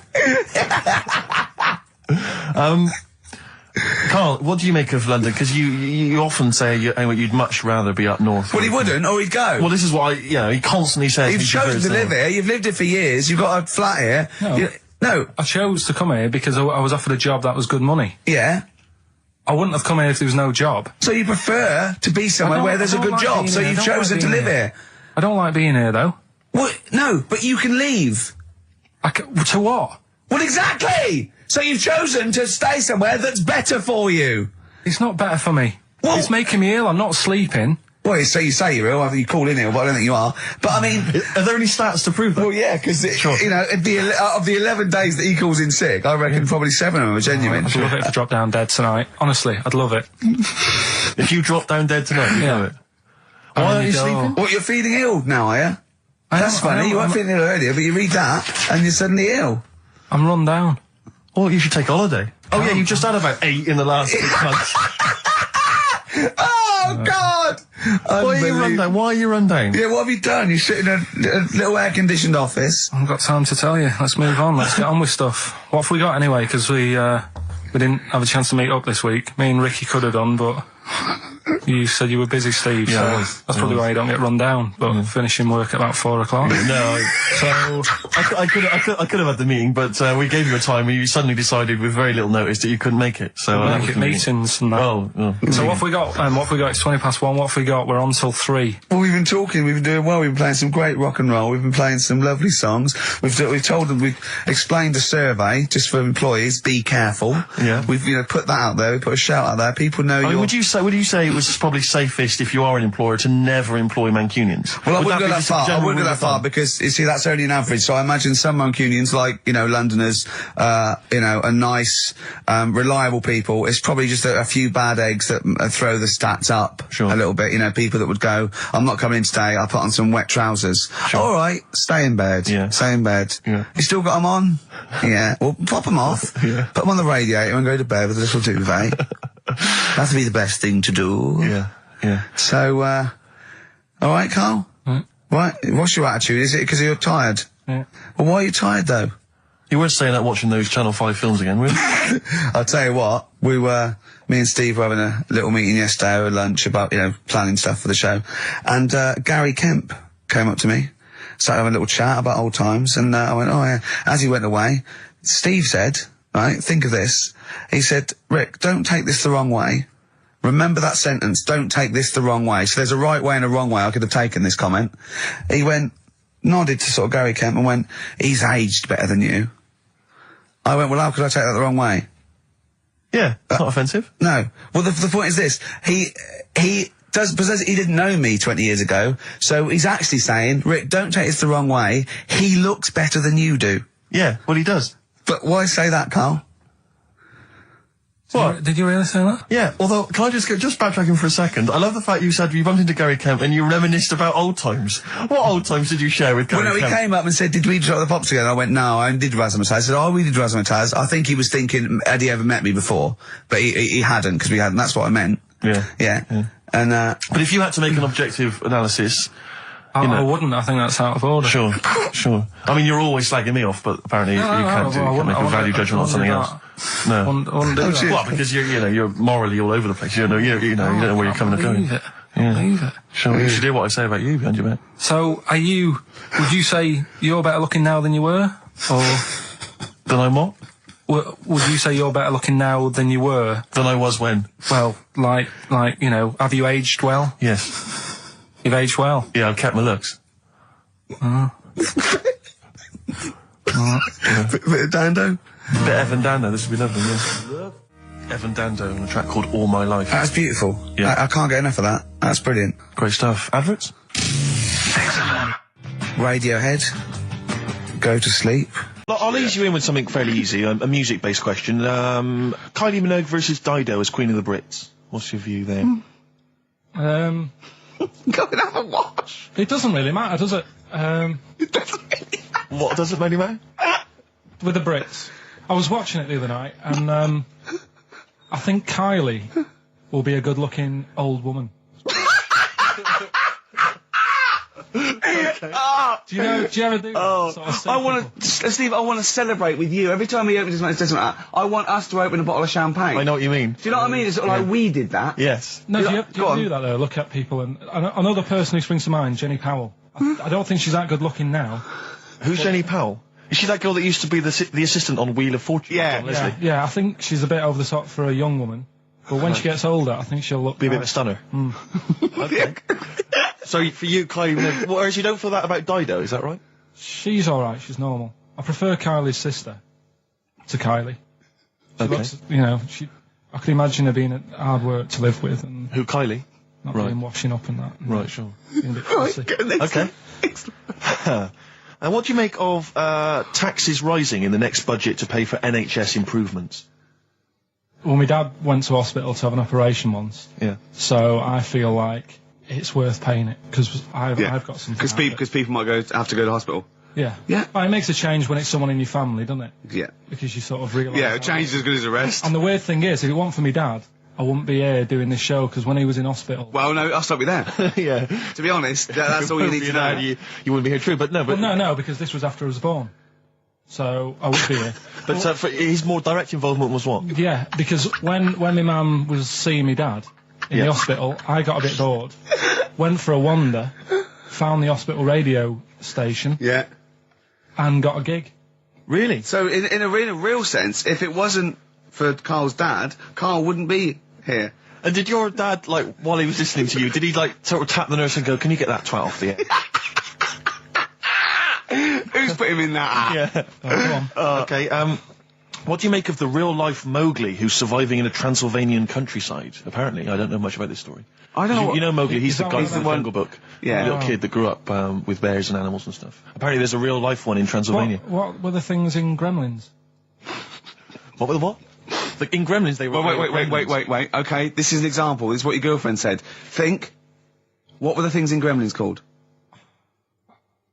I can't remember. Really... It's something like that, isn't it? No, wait. Just really think now, Carl. Just with everything you've ever... With all the brain power you've ever used, think what the things in Gremlins were called. It's not there. There's a clue here. Oh, no. Yeah. They're not. What? Gremlins. Yeah. Play a record, Carl. What about the fact that the world's tallest man is living in a semi in Neasden? It's alright, isn't it? Something that someone told me in the week is that, do you know all these tall people like this guy? Yeah. Which is a bit weird, they've only just found him, considering he's the tallest man. I think that's a bit weird. Yeah.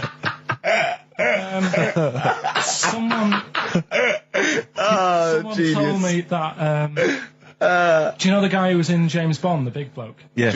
Jaws. He's got the same illness as this bloke. Right. And what it is... It's called tall. It's something about... You're suffering from tall. You've got a small tumour or something just behind this part of your head. Yes. Oh, yeah. Just sort of in the middle of your eyes. Yeah. And the pressure on that makes you grow really tall or something. Yeah. So he needs to get it sorted. That's right. Okay, well, we're going to play some of the best of, some of the greatest moments of the last 3 weeks. Yeah. Ever heard on XFM 104.9. What about this? Do you remember this one? Oh, which one is it? Alright, so, here's the first bit. XFM 104.9, Ricky Gervais, Steve Merchant, Karl Pilkington. Tell us about this monkey, Karl. You're going to love this one, Steve, right?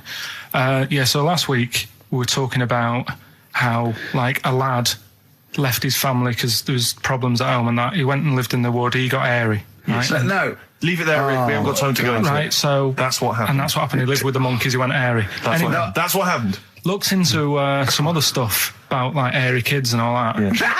Yeah. Came across this story about a bloke, right, who worked in a zoo. Oh, dear. Right? So... Trouble's brewing. Loving his job and that, but it's quite a lonely sort of job because you don't see many people. You're just dealing with animals all the time, right? So, anyway, he gets a bit pally with a monkey because it's the closest thing to a human. Well, that ape is. Right. Yeah, but you can't really go that close to apes. It's dangerous. What do you mean? What type was it? Do you Just mean let him tell the story. Was it a chimpanzee? I reckon it was a chimp, yeah. Yeah, it was you a don't chimp. even know, so It was that's a an chimp. ape. It was a Okay. chimp. Yeah, but it doesn't matter, does it? So he It's the gets story. pally with him. Right, so he gets pally with him. Well, then they go on and holiday together? Well, no, I mean, it starts On the off... pool together. It starts off just checking each other out and, you know, probably sharing lunch and that together. Yeah. Right? Anyway, this goes on for a while. You know, they're getting on well on that. And then after a while, right, the monkey starts sort of imitating him a bit more and sort of walking upright. Oh, God. Yeah. Right? So he thinks, oh, that's a bit weird. Anyway, they get on really better and what have you. So he thinks he could live at home with me. Because we're getting on the storm, right? So he takes him home, and before you know it, is this the beginning of Beneath the Planet of the Apes? I think it is. I think you've seen this on video. I'm worried because he's already imitating him when they're moving in together. I'm thinking it's maybe a bit like Single White Female. Single White Zookeeper. Oh, brilliant! Right, so anyway. So he's moving in, and it's getting used to sort of the normal human life. He's having a cup of tea in the morning. Yeah, PG tips. He finishes the day off with a dear. Finishes the day off with what? He doesn't have to move a piano at one point, does he? He finishes the day off with a little brandy. Yeah.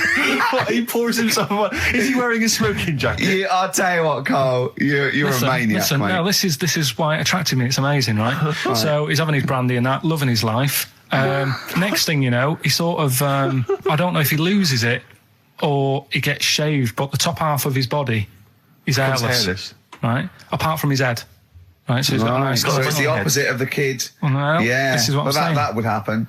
Right. Well, hang on, but so you don't know if he was shaved or if it's How did it say, then the hairless, what? I'll bring it in for you, the story, and then you can see if I've gone wrong. Keep going. Anyway, so this is going on, and he's having a great life. Then the zookeeper starts getting a bit annoyed because he's having a better life than the zookeeper. The zookeeper's in the zoo. This is such rubbish. So the zookeeper's still got to do a day's work. The monkey's at home, he's partying, well, he's got his other point when he says there's no point you coming in to the zoo because the whole reason of you being there was because you're being kept there. Right. And he didn't want to bring the memories back, so he said, you stay at home. So you're talking such... Just let him finish. God, I don't know if I can sit here and listen to this drivel. I'm fascinated. It's nearly over anyway, right? It sounds extraordinary, Carl. So he's walking up, right? He's having a tea in the morning, finishing the day off with brandy. Gets a bit out of hand, only tries it on with the zookeeper's wife.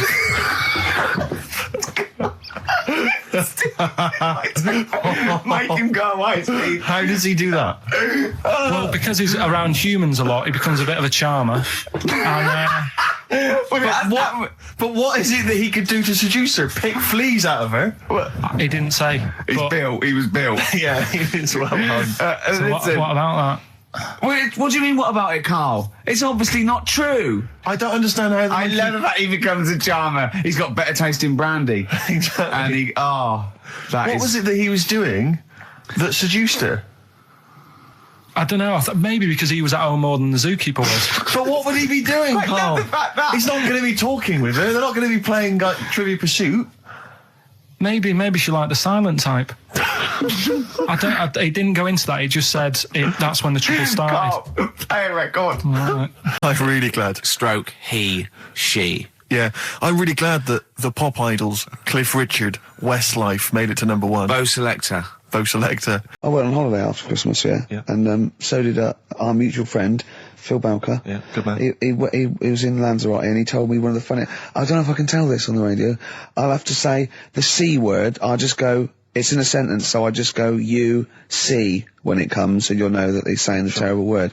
Didn't want to ruin the anecdote. Anyway, they're walking along one evening in Lanzarote, and there's lots of Brits there apparently, and Phil overhears a sort of married couple arguing. They're having to go home a bit early, and she's saying to him, she went, "For Christ's sake, every time we come out drinking, you always shit yourself."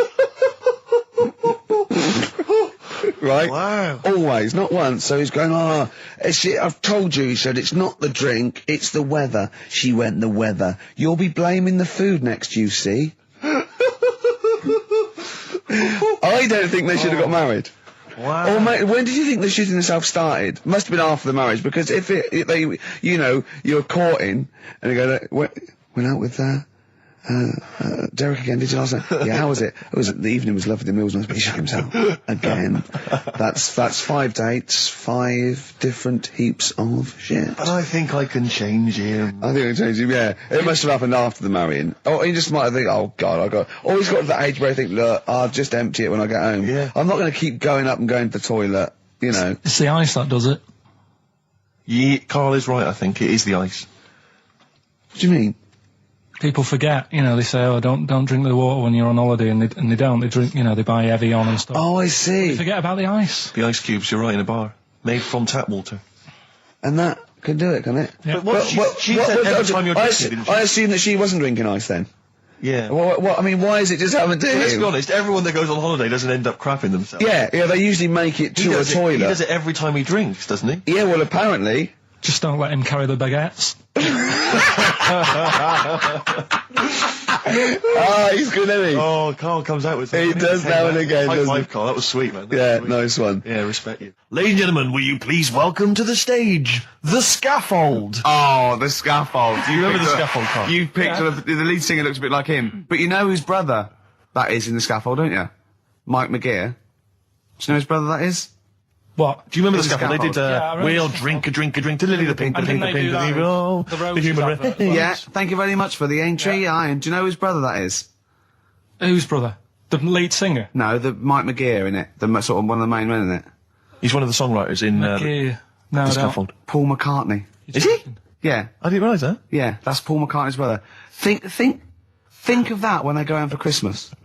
So I think Lily the Pink was what, about 1970? Yeah. It was number 1, wasn't it? Christmas Yeah, number 1. yeah, big number 1, yeah. I don't know if it was Christmas number 1. Two Little Boys was 1969, last... No, it definitely was number 1. Yeah, but I don't know if it The was Scaffold Christmas was. number 1. It was, because I remember I did it in Really? Sundays, yeah. Yeah. Wow. So they go home at Christmas and Mrs. McCartney goes, all right, boys, how are you, Paul? How are you doing? Oh, I'm just starting a new band called Wings. Yeah, oh, yeah, so this is Linda. All right, don't sit down.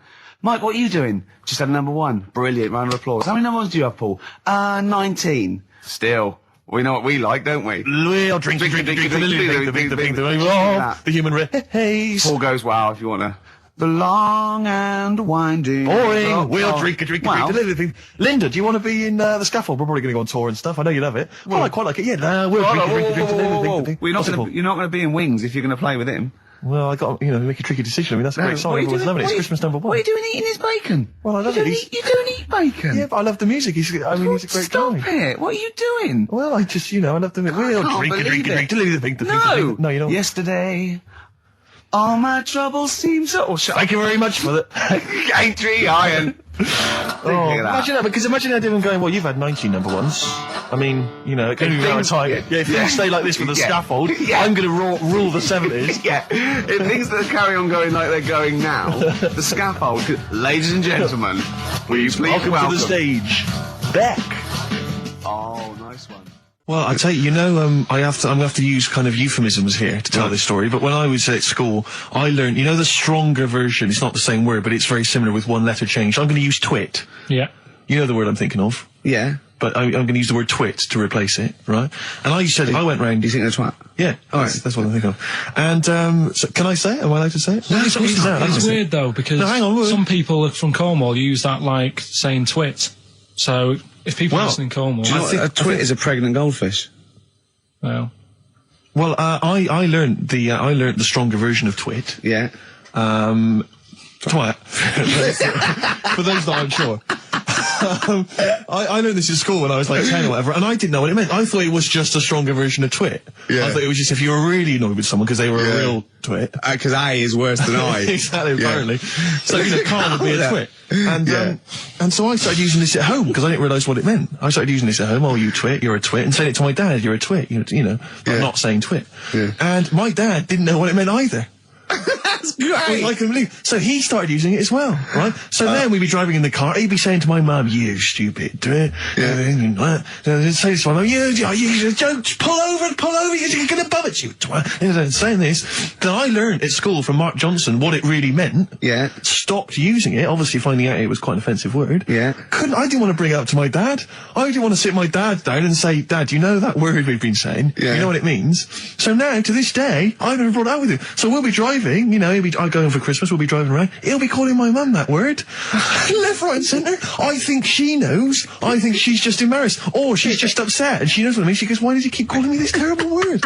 But he's the only one, I think, in our family who doesn't know what it means. No one's got the guts to say. I don't know whether I should tell him it's Christmas. What a twat. I know. Cool, we've got some great tunes lined up. We're going to play today our favourite singles. It's favourite tunes, some of which didn't quite make it as singles maybe, but tunes of the year, because obviously Christmas very soon and we'll be away for a short time. And I think next week we'll be doing our favourite Christmas songs of all time. Yeah, I'm worried we're not going to fill 2 hours with that. I mean, how many times can you play Shakin' Stevens before... Fairy Tale of New York. Yeah, exactly. I mean, that's the only one, isn't it, really? That's the best one. That's the best Christmas song That one's good, ever. but obviously there's Joni Mitchell's The River. That starts with a kind of Christmassy feel. Beautiful. I don't think if there's anything else. Not a great deal. The Waitresses, Christmas Wrapping. Is that one? Is that brilliant? Mine. Is that good? So This Is Christmas, John Lennon. Paul McCartney came out with Simply Having a Wonderful Christmas Time. Christmas time, yeah, exactly. Yeah, but so John's was Happy Christmas War is over. Yeah. Of course it wasn't, but hey, but I mean, at least he wanted to be. He was dreaming of it. He was dreaming of it. Yeah. I mean, bless him. And to show how much he hated John Lennon's dead as well. I don't know if anyone's... Yeah, no, they do. That's just another bit of rock and roll trivia. I like John's protest against war. He stayed in bed for a week. Yeah.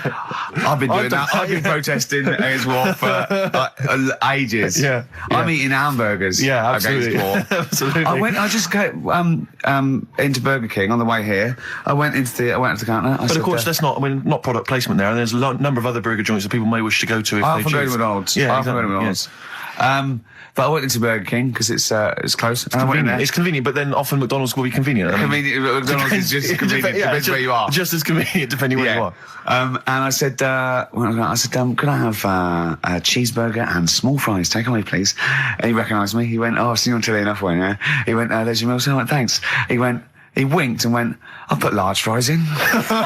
Brilliant.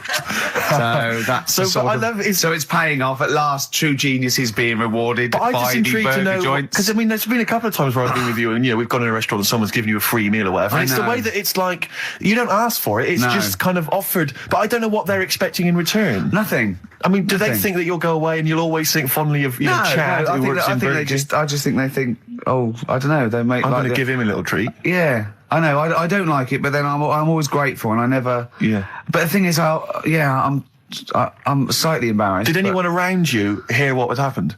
No. Because I imagine the resentment, just the whole room No, they on didn't. you. I had to go around telling them. I said, excuse me, did you hear that? He went, no. He just gave me the free thing because I'm on the telly. And I went, I don't recognise. I went, you don't recognise me? I'm terrified now that that someone could be listening at Burger King HQ. You know, I'm assuming this is an unorthodox procedure. And that little fella's got fired. But they know it's Leicester Square now because I just mentioned it. So they know which Burger King it is. Oh, my God. I don't know. What was his name? Ralph Littleton. He had a name badge. Number 342. Well, I just hope Littleton doesn't get in trouble. So, what are we going to play That could be a sad Christmas for him. He's probably keeping his whole family afloat. But it's Springsteen. Well, tunes of the year. I mean, I know people dismiss Springsteen, but as I say, the gig I went to see earlier in the year, I made it in the end. Just couldn't believe we were going to play Springsteen. Brilliant. I just think, leave aside what you think is cool and trendy and the fact that he's older now or whatever else. Really? Just leave all that behind and just listen to the tunes because, he remains a great musician. Lonesome Day? Lonesome Day. Oh, here he is. Look. Here he is. Come in. How have you... Oh, God. I don't believe that. Oh, that's pathetic. I do not believe that. That's absolutely pathetic. Now, they won't believe this, will they? No. Right, if I say that Jonathan Ross just got his massive member out, and he is a big lad, come and sit down. I've got your tickets, Mr. Gervais. Thank you. What's going on here then? I mean, why are you dropping off tickets? Well, because, in the spirit of the Comedy Awards, we like to have the rising young stars of the British Comedy Awards. That's right, and that's me. Well, we couldn't find any this year, so we've asked Ricky whether he would sit in the rising young star seat, and I wanted to deliver the tickets personally, so there's no excuses if he doesn't turn up later. Yeah. I always suspected that you were sort of pretty well endowed. Yeah. And now we've seen, it's on webcam, that was just one of my cocks. That's the one you're wearing today. Didn't we? Don't say that. No, This is meant to be the happening young station. What's going on? No, you can't say stuff like that. You can't. Just careful what you say. Look after Julian Clary. 10 years in the wilderness and he comes back in the person line. 10 years in the wilderness. Happened to you. That's Jesus you're thinking of, isn't it? Just because you're on everything at the moment. I walked in here and I came in there and I thought this is the young happening place, and what do I see in here? 3 old men sitting there. What are you talking about? I'm only 28, 27. You're wrecked. You all look wrecked. Well, that's because we're always partying. I was looking for some youngsters. Where's the youngsters? I wanted to see some tight leather pants. I wanted to see some foxy chicks hanging on you everywhere. What is it? It's a bunch of old blokes on a bloke up there washing up in a sink. But look at him. He even dresses for radio. Look This at is him. ludicrous. It's amazing. It's like, I love the fact you were on the phone to Gervais last night, weren't you? Asking his advice on clothes. Look at him. He's going for the man down the DSS. I like that look. That's a nice look. Have you got a single pair of trousers that aren't elasticated at the waist? They're maternity jeans, aren't they? They've got a whole panel that pushes forward. The thing is, what I do, at the end of the week, I can pop these in the pan and I can make a nice soup with all the food that's encrusted in them. At his years as a homeless coming to the fore there. Look at you, one step away from Lawrence Llewellyn-Bowen. I'd like to be that bit closer. But why are you dropping off tickets? Are you a little bit... Because I thought you were married and stuff. Why do you suddenly got this obsession with Gervais? Because I'm a bit rough, ain't I? Yeah, it's like when you see Dale Winton out with those rough boys. I'd like to get one of my own. When a top celebrity in a lovely looking suit walks down the corridor with his penis out, yes. Yeah. I know that I'm still attractive. You know you've arrived. I was inaugurated in the same way. For me, it was Des O'Connor. It's like it's the passing on of the baton, if I may use that euphemism. and you've been battened. It's fantastic. Well, it is a pleasure. I don't think I'm complacent just because I'm mixed with you. I still wake up and think, I don't believe it. I'm mates with Jono. Can I just point out one thing? I was listening to the show last week and I heard you, as always, revealing a little too much about yourself, if you don't mind me saying so. Yeah. Steve, not as much as you. No, but that was just for the benefit of the room. Yeah. And talking about when you used to occasionally urinate in the sink. Yeah. When you were around my house last time and I came in and you looked a bit shifty. No, please reassure me. It was more ownership. I was like, I went to my terrace and then other people that come in that go, has Gervais been round here? It's like just marking my territory. Because my coffee the next morning had a hazelnut tang to it that I don't remember putting in. Can I just say something? Because I mean, I used to mention to you, Gervais, when we first started getting involved in the business. Yeah. I should say, if there was one celebrity I'd like to be friends with, it's Jonathan Ross. Yeah. Lo and behold, Ricky's befriended Jonathan Ross. I'm nowhere to be seen. But Not invited round. Ricky told me that I could be his friend, providing I never extended the arm of friendship. Right. Yeah, if you ever... I thought as much. He tries to keep everyone else down he works with, from the office, all the other shows. He tries to keep them down. I didn't even want you to come in. I wanted to Yeah. meet you on the steps. Yeah. I didn't even want to tell you you were around. But you called. He went, who's that? And he saw your name come up and he went, well, can I meet him? Well, you're coming tonight, aren't you? This isn't Radio 2, by the way. These links are way too long. This is snappy radio. We have to play out... Yeah. You might The be kids have lost interest. But the kids want to hear Coldplay, Catatonia, You know what I like? Faithless. How about some more of that instantly forgettable hip-hop you play each week? One of those obscure hip-hop hooey. That's the worst feature on British radio. You should be ashamed of yourself. Wait a minute, I wrote you a quiz on Radio 2. I said the hip-hop, that is that. Put it away. Put it away. I'm Carl. Carl, how you doing? I'm all right. Got a question for you. Quiet man. Got a question. Yeah. The Pope. Yeah. What semi-precious stone does the Pope wear? That is easy. Go on. Topaz. Is that the right answer? I don't know, I might have wrote it down. I'm really sorry, Jonathan. It's not what he publicly admits to, but I have to know because I was hanging out with him at the Groucho one night and he was saying, oh, look at this, look at that topaz, go and buy that, look at that. Vatican City. Look at that, we can make a nice ring out of that, he said. Didn't go anywhere, but thanks for asking. I better go, I've got to go and buy some winkle pickers. Thank you very much. Okay. Enjoy it. it. Yes. Carl, I wish I could say it'd been a pleasure, but actually it was quite creepy. See you later.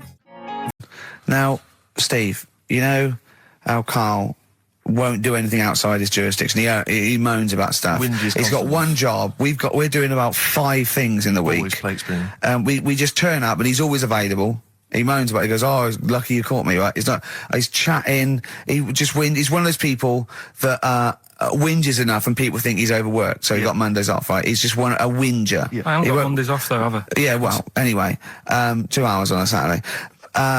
This is what the phone message he left me Wednesday on my mobile, but just is chatting about certain things that are going on at the moment. What he does need to know. Duncan, who he mentions, is my agent, and you understand a few other things. But this is the sort of message I get from Carl, right? Whinger. Old messages. Alright, 12:10, Wednesday. Just getting loads of people calling me all the time about shit. Yesterday, DVD's signing for BBC London. I don't work there, but I've been dragged into that.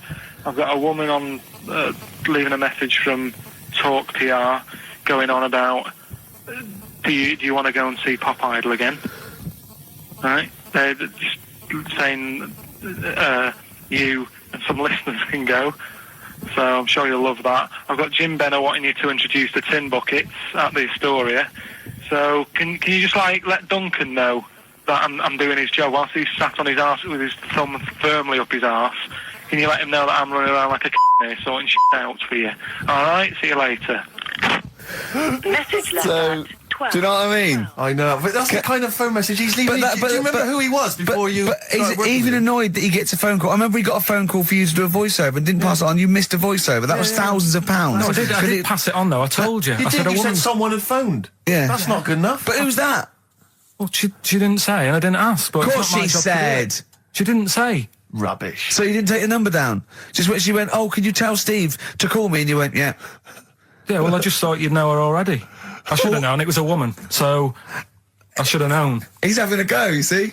Unbelievable. I don't know how it's come back on me. You're the one who was picking on it. Yeah, exactly. I'm saying. I'm defending. Why is he having a go at you? He never picks on Ricky because he knows you are his bread and butter. Seriously, do you know what I mean? The only reason he's got Mondays off is because you're still doing this show. Yeah. That's why he's scared of you. That's why he's like, he has a go at you on the phone, but he always picks on me because he knows, you know, I'm a pushover, I'm a nice guy. He's scared of you. I can't believe, I don't know how it works. Is that true? Steve, I'm always sorting you out. I look after you. Sorted you out with tickets. I sorted you out with lager out. I got you today. Why are you picking on me? What do you mean you're sorting out tickets and lager? What's this? Right, whenever you want tickets. Yeah, sorry, I don't want to use this as, like, moaning time and that, because I don't like to moan. I'm busy and that, right? I've sorted you out tickets for gigs. Yeah. Right? What somebody doesn't even turn up to. Yeah, we won't even go on about that. Yeah. Right? Lager. He was sorting out the Cure, he complained it was boring. Yeah. There was that big drum of lager that you had, and you said, oh, put that in your room for me. Yeah. Because I don't want to carry it home. Right? Lazy. So I said, all right, then I'll put it in my room. It goes missing, it gets nicked. Then you have a go at me because it got nicked. Yeah. I get you another one. You make me carry it around town for you for half an hour, then you say, oh, I can't be bothered taking it home. Can you take it back to work for me? Yeah. But interestingly, this is like a year ago, so it's still pressing on you. Oh, hang on, and I forgot the one when we had an argument over 50p. When we went out for a coffee. You didn't want to give me 50p back that you owed me. That was the same day you'd given him about 40 quid worth of lager. But see, this is my problem. This was my point at the time. It's not the 50p in terms of money is not what's important. The fact that you think you don't have to give me money back because it's only 50p, that was the point at stake. It's me who makes a decision. Oh, don't worry about the 50p, not you. It's only 50p. I'm not going to give it to you. Do you know what I mean? There's got to be rules, otherwise it's chaos, Carl. Come on, mate. All right? I don't want to fall out about it. No, that's not right. Should we kiss and make up? FM 104.9. I'm Ricky Gervais, with me Stephen Merchant and Karl Pilkington.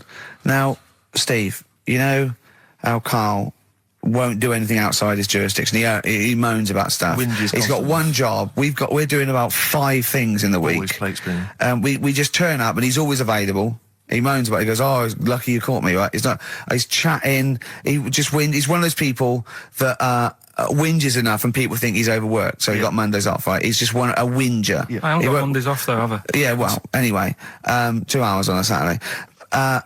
This is what the phone message he left me Wednesday on my mobile. But I just is chatting about certain things that are going on at the moment.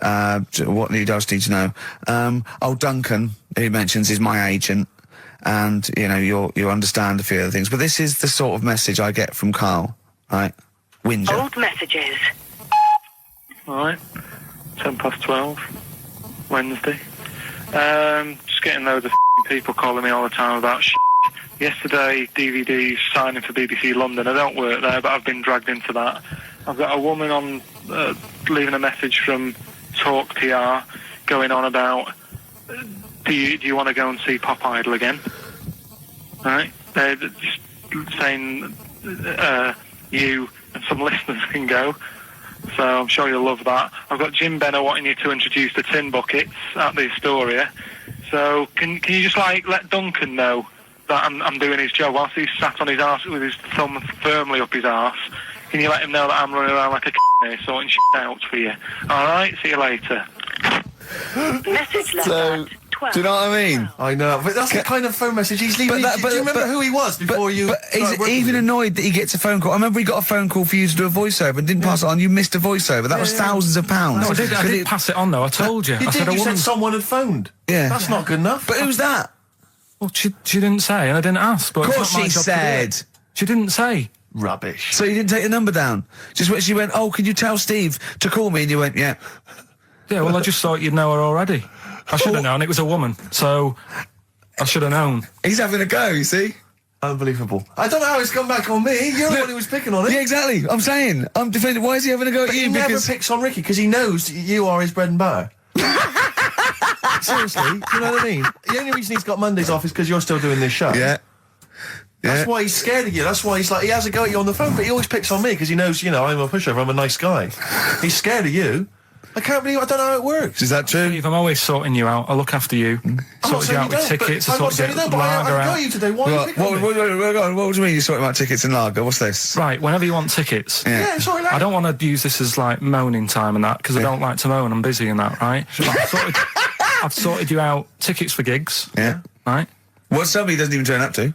Yeah, we won't even go on about that, right? Lager. He was sorting out the Cure, he complained it was boring. Yeah. There was that big drum of lager that you had, and you said, put that in your room for me, because I don't want to carry it home, right? Lazy. So I said, all right, then I'll put it in my room. It goes missing, it gets nicked. Then you have a go at me because it got nicked. Yeah. I get you another one. You make me carry it around town for you for half an hour, then you say, I can't be bothered taking it home. Can you take it back to work for me? Yeah. But interestingly, this is like a year ago, so it's still pressing on you. Oh, hang on, and I forgot the one when we had an argument over 50p. When I went out for a coffee. You didn't want to give me 50p back that you owed me. That was the same day you'd given him about 40 quid's worth of lager.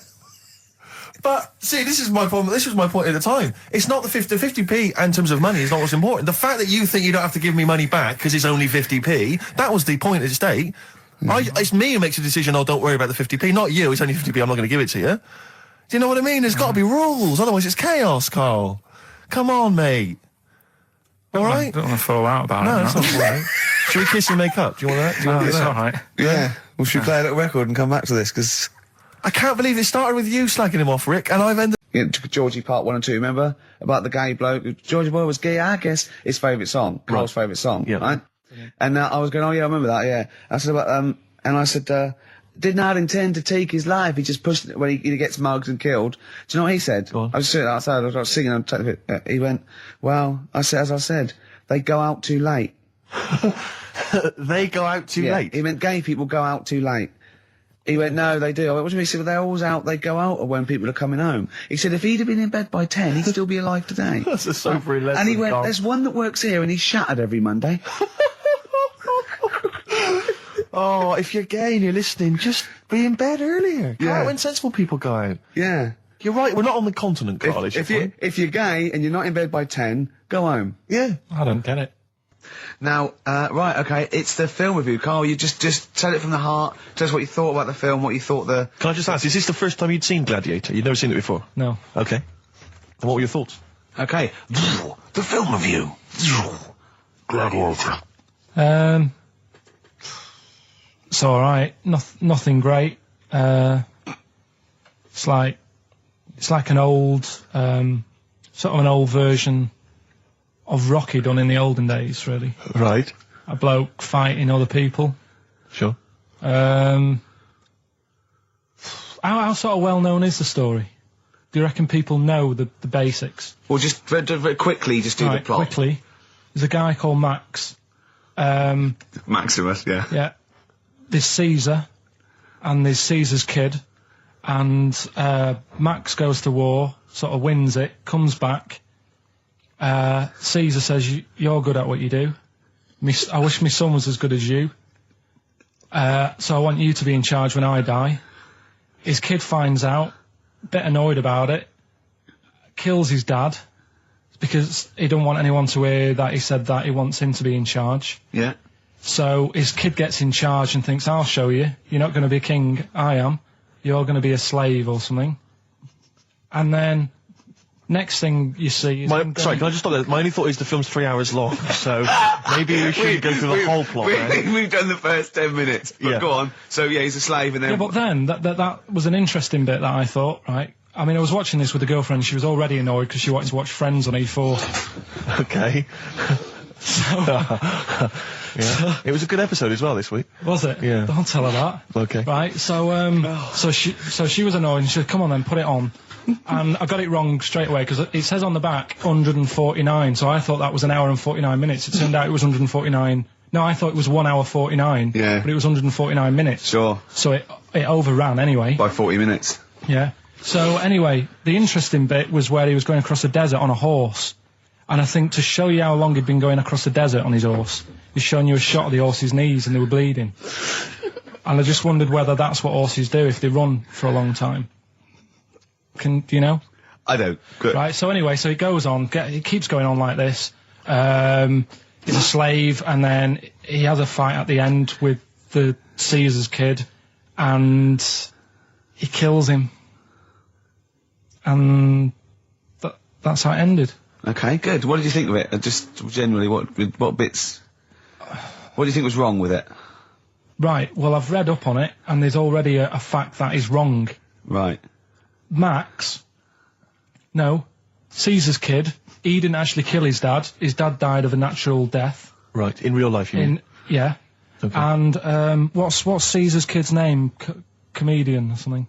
I think it's comedian, yeah. Yeah. That's where the name comes from. When a funny person is called a comedian. He didn't actually get killed in real life by Max. No. He died by his sister poisoning him, and he didn't die. No. Are you saying that this is not a historical document? It's wrong. All over the place. Yeah. Well, next week I'm giving you Braveheart, and that is actually true. That is factually accurate. I can't handle it. It is. It was a little Australian fella that helped him out. Just for people who watched it, you know that the guy, Caesar's kid. Yeah. He died. His sister tried to poison him. That didn't work. Apparently, he was a gay fella, and his boyfriend, who was a wrestler, strangled him. Where did you get this information? On the internet. I thought I'd look it up to see how much of it I actually got right. Yes. And that's what I read. Okay, so out of 10? 5. Really? Yeah. Okay. It's no good. I wouldn't get it out. And it's annoying the way it says, like, you know, this film's got to be seen at the cinema, because I saw it at home, and I don't think I missed out on anything. Very good point. I think that's probably the point they're making, but yours is valid too. Right. In Turkey... Nice. It's not, actually. That's where I went, and there was little fellas after Suzanne in the kitchen. What? What do you mean? We went to Turkey. You went to Turkey and there were some little fellas? Well, they had quite a few sort of midgets working in the kitchen. Why? Is it a theme? No, was it a theme holiday? I don't know. Might get them cheaper or something. Was it... So they were working cheaper. They were working in the kitchen, and one of them fancied Suzanne and kept sort of eyeing her up, and she was winding me up saying, "Oh, not eyeing up and down, just eyeing her up." Yeah. Anyway, no. So what was she doing in the kitchen? No, it's like a pick what you want to eat type buffet, but you have people clearing the tables and that ready for you to come along. Are they low tables? And you know, he was just keeping an eye on her. What did he say though? Was he Turkish, so I don't know what he was saying. But he was a little fella, yeah. Did he? What do you mean a little fella? What do you mean little fella? Sort of dwarf-like. What do you mean dwarf-like? He had magic powers, or he was 4 foot? No, what do you mean, Carl? A little bloke, just like a normal bloke, but small. If you stood him in the desert, you wouldn't know. But he'd be hot and thirsty. Right, Carl. You should watch out for the monkeys. Yeah, underground. There's underground monkeys. Look, you can't just say there was a little midget fella who was eyeing up my girlfriend and then leave it. What do you mean? What was happening? This is a story to us. This is much more interesting to us than, and she was deaf, right, and she hit her head. That's much more interesting. I don't understand how it manifested itself. Did he come over and say something? No, do you know when, it's like girls know, don't they, when someone fancies them?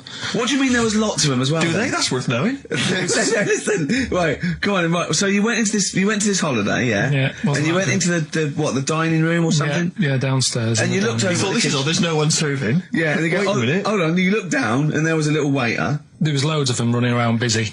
Why, though? Why did they get summer? What do you mean? Because it was summer. They had more of them. They come out in summer. What do you mean they had more? What do you mean? Because it's busy, isn't it? Well, no, but they hibernate in the winter. Why were they all midgets? I don't know, maybe it doesn't heat stunt your growth or something. No! Well, they just happened to, maybe it was a thing that they did for tourists or something, I don't know. I just got on with my meal. It was a holiday, do you know what I mean? God! Right. So it's a midget serving, I'm not going to ask any questions. Right, okay, yeah. So they're all little fellas running around, and this one always was like, you know, oh, do you want a new serviette? You know what I mean? Going out of his way to sort of... for turning on the charm. Yeah, he was going out of his way, the others weren't. Right. I think what was happening is he'd been working with Santa all the winter. Yeah. This is a little summer break. This one was your waiter, and so he was being polite to you. Maybe. But what did Suzanne say then? Well, she was using it to wind me up. What was she saying? Oh, just like, you know, look. He may be small, but he's built like a... Yeah, he's all man. So... Were you jealous of a midget then? You were jealous of him? It is a bit annoying, isn't it? Why? It wouldn't bother me as much now, because I've been with her for ages. Right. But at the time, that might have been one of our first holidays, and it's like... You don't want to be what's going on? I've paid for this holiday. Yeah. And then you get off with a midget? Yeah. Oh. So anyway. But it doesn't matter, because you got chatted by a bearded lady. So. Yeah. Tell you what, no, that's got nothing to do with that. What were you going to say? What were you going to say? I was going to say the hotel was half board, and maybe... Oh, right. I thought you were going to say it's just one of her shortcomings. So listen, right? Play a record. He said this, you know, oh God, it's like a child or a cat when it's confused. He went, Steve reckons in ancient Greece, right, it was better to shag a bloke than a woman. And I went, well, yeah. I mean, that's about the male being sort of a first-class citizen. Yeah. Much better, wasn't it? An aspiration to sleep with a beautiful man than a beautiful woman. Women were lower-class citizens, so therefore men were seen as higher class. So to have sexual relations with a man there was no shame in that. No. In fact, it was looked upon. And I said, well, you know, ancient Rome. I said, Nero. He used to sit in his big jacuzzi and he used to get, you know, pretty boy men to just go into the water and just nibble at his testicles while he was having a watch. He didn't do that. He did. Yeah. And he's not a gay fella. No, well, no. I mean, you know, I don't know about Nero, but I mean, it wasn't a case of a big delineation between what was heterosexual and what was gay. It was just, you know, whatever you... So what did this fella do then? This one who's having his... Well, he was pretty much top boy, Nero, for a while. He was in charge.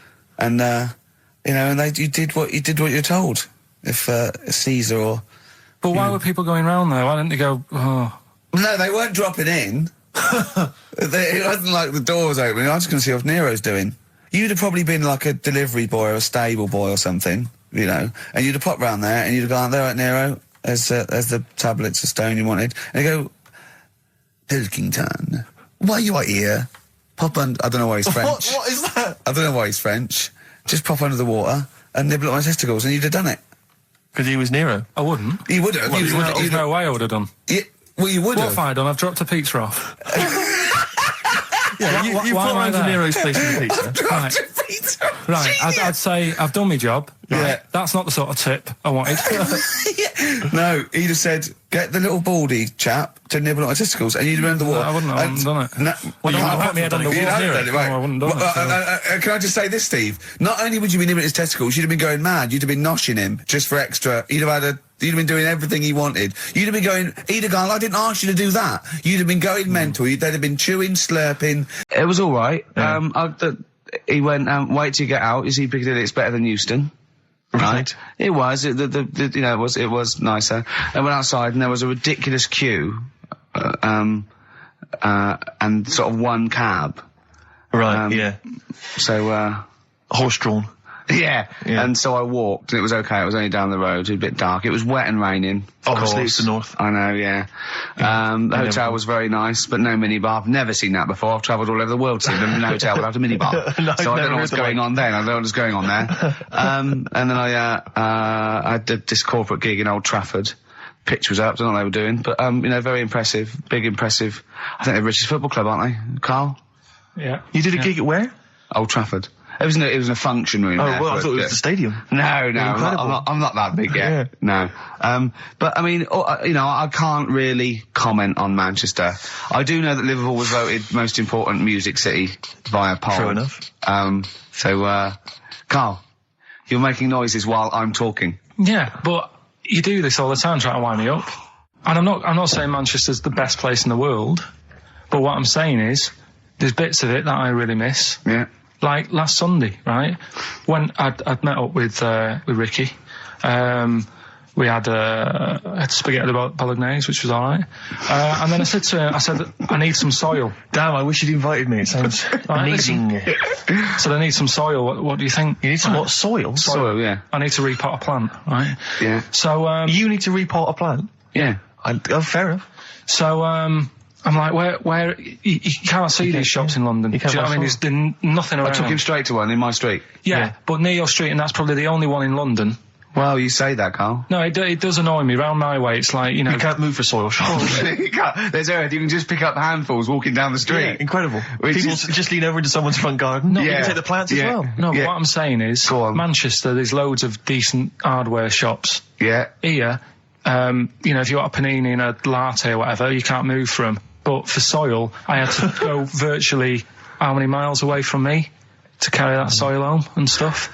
Yeah. It's not good. I mean, London's all right, but if cities were sort of it's neglecting the peat market, really. Well, there's barely any mulch available in central London. I'm sick and tired of not getting a good decent compost of a Sunday. Indeed. So you know, I'm thinking of moving to the north, where there is loads of soil and gravel. Indeed. And animal shite. XFM 104.9, Ricky Gervais, Steve Merchant, Karl Pilkington, a regular Santa Claus. I'll leave it. Oh, dear. Right, listen, right, yeah, New Year and all that. He's great, isn't he? Rockbusters is underway. We're getting some good stuff coming in. I have to say, I'm amazed. Every answer I've had so far has been correct. I listened to the clues. I've got no idea, and I know you, Carl. I've spent time with you. I know how you work. Have you seen the XFM listeners? Well, of course they're the same as Carl. Sure. Of course they've got the same mindset. Yeah. Oh, right. So what did you do for New Year, instantly? Well, I cocked it up a bit. Right? You're joking. You're joking. You're joking, mate. Go on. I went and booked a table. You got the wrong day. No, right? booked a table at a restaurant that was shut. Right? What? I booked a table at a restaurant, and the one that I called, it wasn't the one. The call had been diverted. So Suzanne said, call them up and see what they're serving, right? Because I forgot to do that when I booked the table, right? That's great, anyway. Because the thing is, right, it's a restaurant in Covent Garden, but they've got one in Victoria. But when they answered and they said, no, Victoria, I thought that was the person who was answering the phone. Do you know how some people say the name? Right. So then when I called them up and said, what you thought he sounded a bit funny. Right? So... I'm confused, Carl, but probably not more. No more than you would have been on the... it was a branch of a... he doesn't want to give the restaurant away, so he phoned it up. There's one in Covent Garden. They answered the phone. So the restaurant's not called No. They said, no, Victoria. Why can't we name the restaurant? I don't know why. It's not libelous. Are we scared that, are you scared people are going to sort of see you in there because it's your regular home? No, it's just like, you got to pay for stuff, haven't you? Right. I mean, okay, anyway, so you've got... I mentioned it before New Year, but it's not... So did you go all the way to the restaurant to find out that it was closed? No. What happened is I called... Was that the name of the restaurant again? Right, the restaurant's called Christopher's. They've got one in Covent Garden, they've got one in Victoria. He phoned up, he went to book, it's a lovely restaurant, I've been there often, I recommend it to him. He phones up, said, can I have a table for he said, no problem, sir. Right? And then, Suzanne said, oh, you better call up, see if they've got any haddock on the, menu. And he went, hello, and they went, hello, Christopher's. Victoria went, Victoria? They went, yeah, he went, oh, no. That's it, innit? So then I just said, no, forget it. I'm not going all the way over there. Right. So I cancelled it, right? So when I called up Suzanne and said, look, I've made an error. The place we were going to is shut. Was she surprised again, or? So we're not going. So she said, oh, try some other places. And I did. They were all booked up, right? I was fed up anyway. I hate New Year. It's always like this, isn't it? So I said, look. You know the common factor in all these stories? You hate Christmas, you hate birthdays, you hate New Year. It is you. Right? Yeah. So... I said, I'll sort something out. Yeah. So I went to Tesco. Leave it with me. Went to Tesco's, boots were shut. Got a lovely plate of condoms. Did you just stay in and play with her Christmas gift? Blowing them up. I've done some balloons. Well, it was. I think we did stay in. And I watched that thing, 100 Greatest Moments, which was annoying me. Did you see, there was a nudist on it? You know how I feel about them? Yeah. Right? Did you see him? Man with two knobs. There was a man with two knobs on it, and a nudist who just wanders about the house. But it said, and when he visits people, I was thinking, who lets him visit? I go, exactly, yeah. But you must go there with trousers on and go, hello, lovely to see you. Go, just pop all these off. Well, not really, no. And I tell you what annoyed me the most, they had a white sofa. If you were a nudist, you'd get a darker one. Right? So anyway, right, so we ended up watching that. That annoyed me. And then I was tired by about 11, and I said, oh, let's go to bed. And she said, you can't. And that annoys me, the fact that because it's New Year, you got to stay up, and it's like, well, why can't we just? They should bring it forward, so in case you want to quarter to 10. Well, you stay up, and it's like my eyes were dead heavy, and I was like, I want to go to sleep. So just stay up, and then it's midnight, and you go Happy New Year, then you go to bed. Yeah. Well, not everyone, Carl. Some people have a little party. So it's over with anyway. Yeah. Sorry, are you 86 years old? It just sticks on my nerves. Do you ever enjoy it? You never seem to have any fun, Carl. This is what disappoints, this is what worries me. I feel like you're going to die. You're here, Carl, with us two. We've got three, as I was just saying to Steve, three of the greatest comedy minds ever in one room, and Steve pointed out since the goodies. True. Do you know what I mean? Yeah. Well, I mean, it should be party central. Yeah. So anyway, right, so this is when I spent time thinking of new ideas. Right, welcome to the show and that. Hello. Let's play. Right, and I say, right, your first one is W. Mm-hmm. And the cryptic clue, because it's done like crosswords. Okay. So not quite like Blockbusters. Well, this young man prepared for his death. And it's a W, so the answer. And it's not always going to be like our sort of music, it can be any sort of music that's out there. So the W is the name of the answer. I understand that, but is the answer always the band name, or is it? Yeah. It's always the band name, is it, or the artist? Yeah. And so would the W be the surname, or would you have both the initials if it was someone's name? Would Elvis Presley be EP? Don't get annoyed, Carl. These are questions that I knew would be asked. I know because you tested it on me, so you've got to tell them. We need That's to the know point. the rules. If it was Elvis, I'd probably do E. No. Give him the answer. Give him the answer. Right, did you hear the clue? No, give me the clue again then. So the letter is W. It is a cryptic clue, and the clue's fine. Listen, and the clue is, this young man prepared for his death. This young man prepared for his death. Yeah. This young man prepared for his death. And it's a W, and it's his first name. That's what he needs to know. That's the, yeah. Yeah, but I don't... Well, shouldn't we have the initials? Wouldn't that make it easier? I mean, yeah, but it didn't do that on Blockbusters. It just had one letter. They did if it was if the gold one, they often had us for 3 or 4. Did they? Letters, yeah. But it was normally just one word. It wouldn't have been a name or something. All right then. Y. Will Young. Excellent. Right, I didn't understand it. What was This the young Will man prepared for? This young man.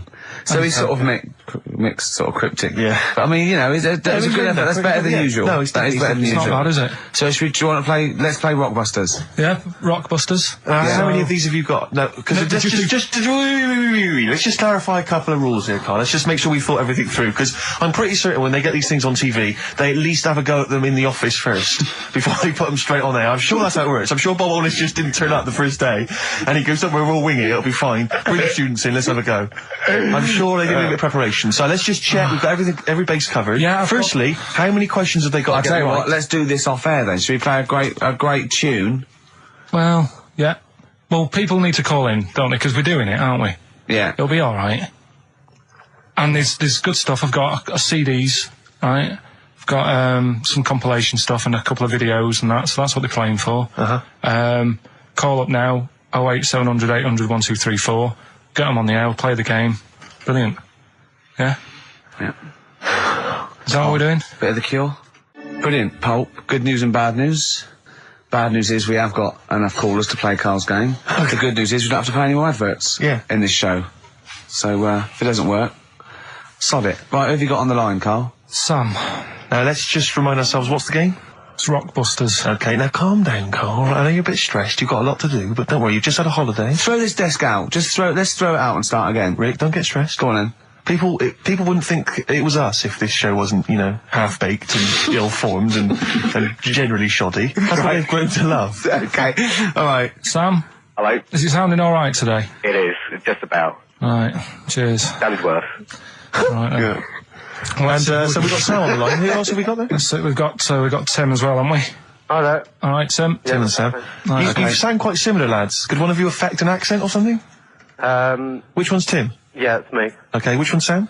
It's Sam. That's slightly deeper. Sam, yeah. And they're not against the clock anyway, are they? So it doesn't really matter. I suppose not. So I think Steve just wanted a bit of variety. You okay. You understand the rule, lads? Can you explain them to us? Right, play it. Okay. Hang on, wait. Well, let me explain, because life is too short. Now, Carl's going to read out, say 3 clues, yeah, and just shout your own name and answer it, or shout the answer. Shout your own name, then the answer if you know it. It's the person who gets the most right. Okay. Is that all right? Yeah. Yeah. So, here we go then. Okay then. So shouldn't it be the first to three? Well, yeah, but then he hasn't got... I've got enough, it's fine. He's got enough clues for that. Right then, here we go. Welcome to the show. Oh, God. Right, first initials, ST, right? Is that right?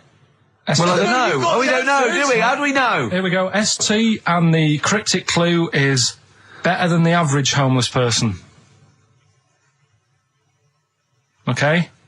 Sorry, I think... Is that a band? Yeah. Is it an old band? Yeah. I think that's one word. All right, then S.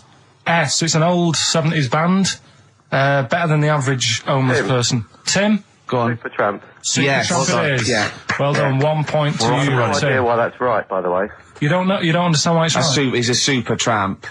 Oh, right. Better than the average homeless person. Yeah. Cryptic. Yeah.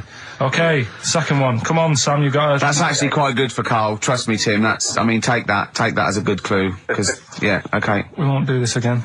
Right, 1-0 to Right, here we Tim. go. Right. F. The letter is F. That's the next one we're moving on to. And the cryptic clue is, the little girl is hungry. What shall we do? The S or F? I've got it. F. Ready. Sam. Peter. Yes, 1-1. Feed her. He's pulled out of Feed her. Yeah. Feed her. Okay. Yeah. So that's one each. So this is the decider, isn't it? Wait a minute, ITV are on the phone. Well, you said first to three, so no, it's not, is it? That's what I said. Just do the 3 clues and who gets the most. Okay, well, we can do that now. So, here we go. I love this. This is rubbish. Go on. So, here's the last one. The initials are AK, right? And the cryptic clue is exploding pet. Shout out your name if you know it. Last orders at the bar, please. Last orders at the bar. Exploding pet. AK.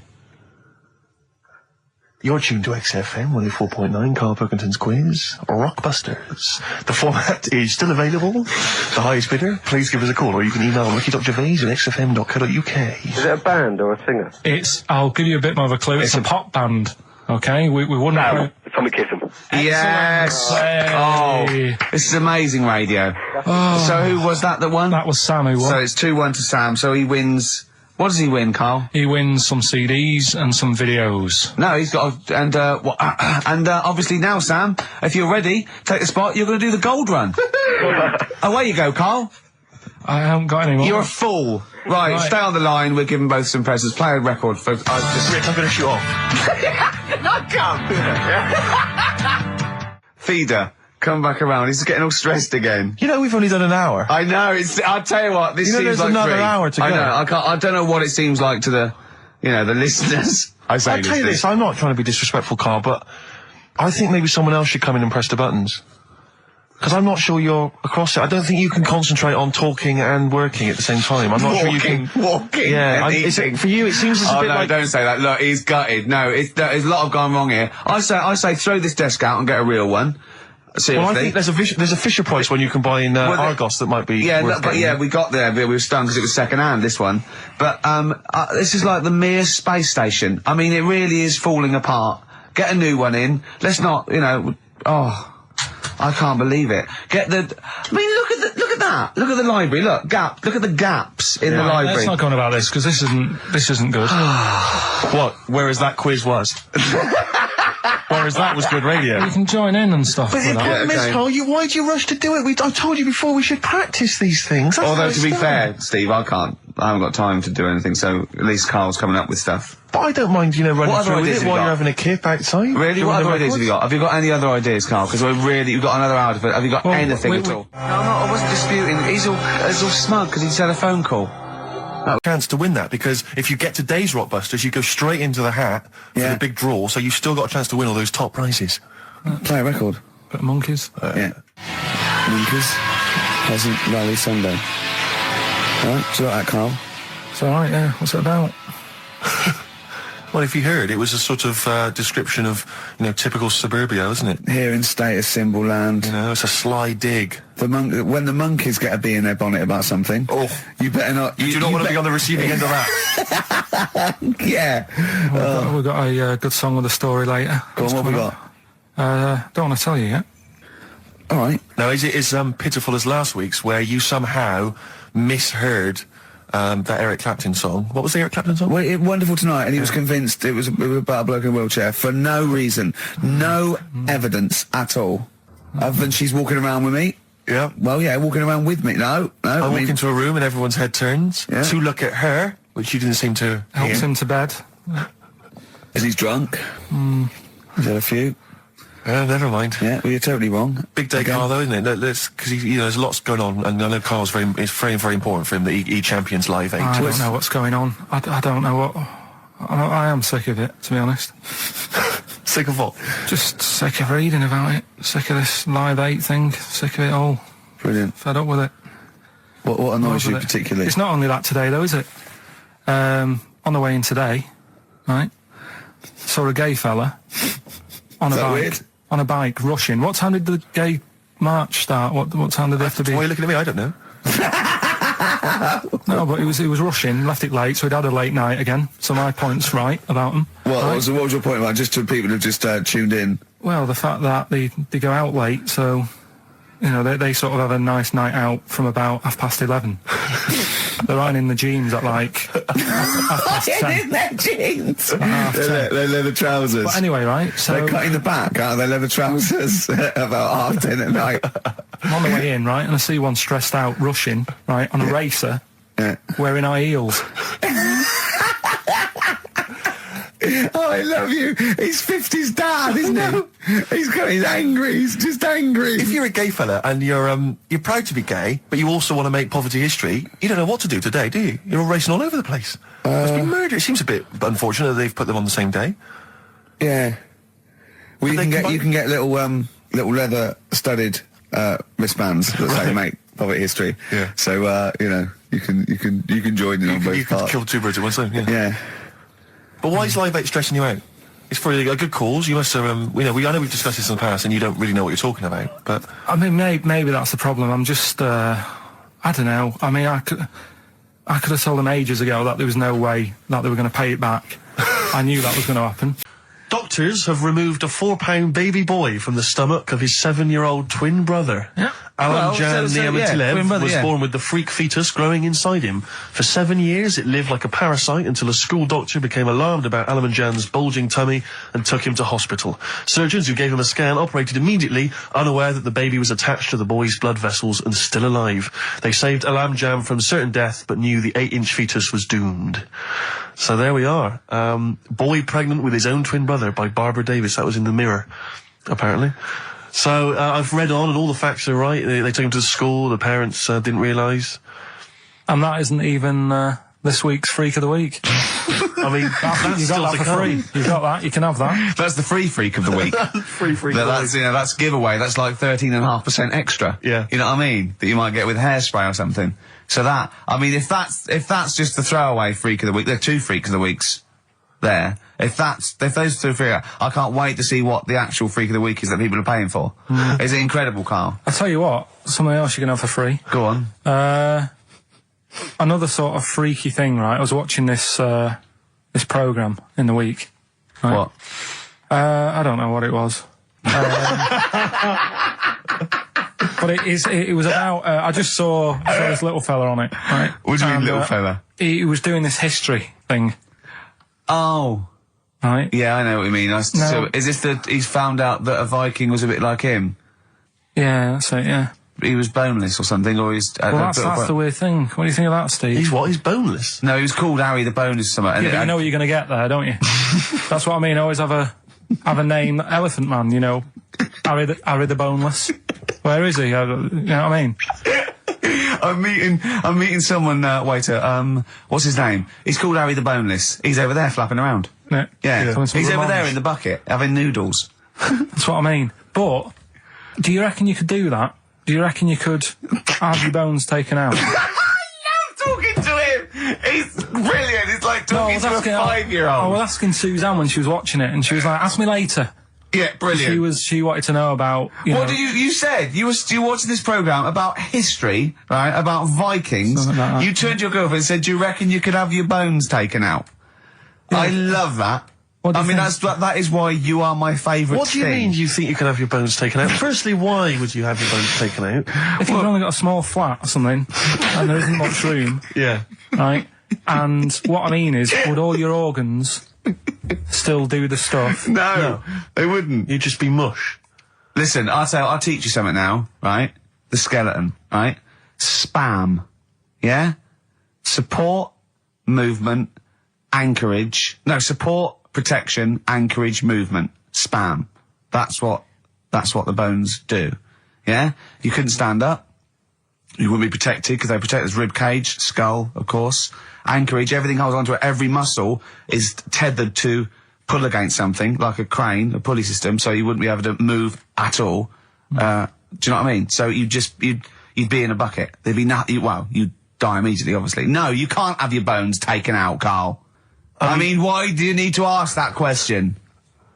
Sorry, but Boneless Bob, or whatever his name was. Harry the Boneless. he presumably didn't have any bones. I mean, that's why he had that name, obviously. No, he did. No, he's got the name. Yeah, exactly. Freak of the Week's coming up now. Oh, cheeky. Freak of the Week. Right, well, we've had some interesting things we've been looking at. This week, it's about the strangest couple that ever got married.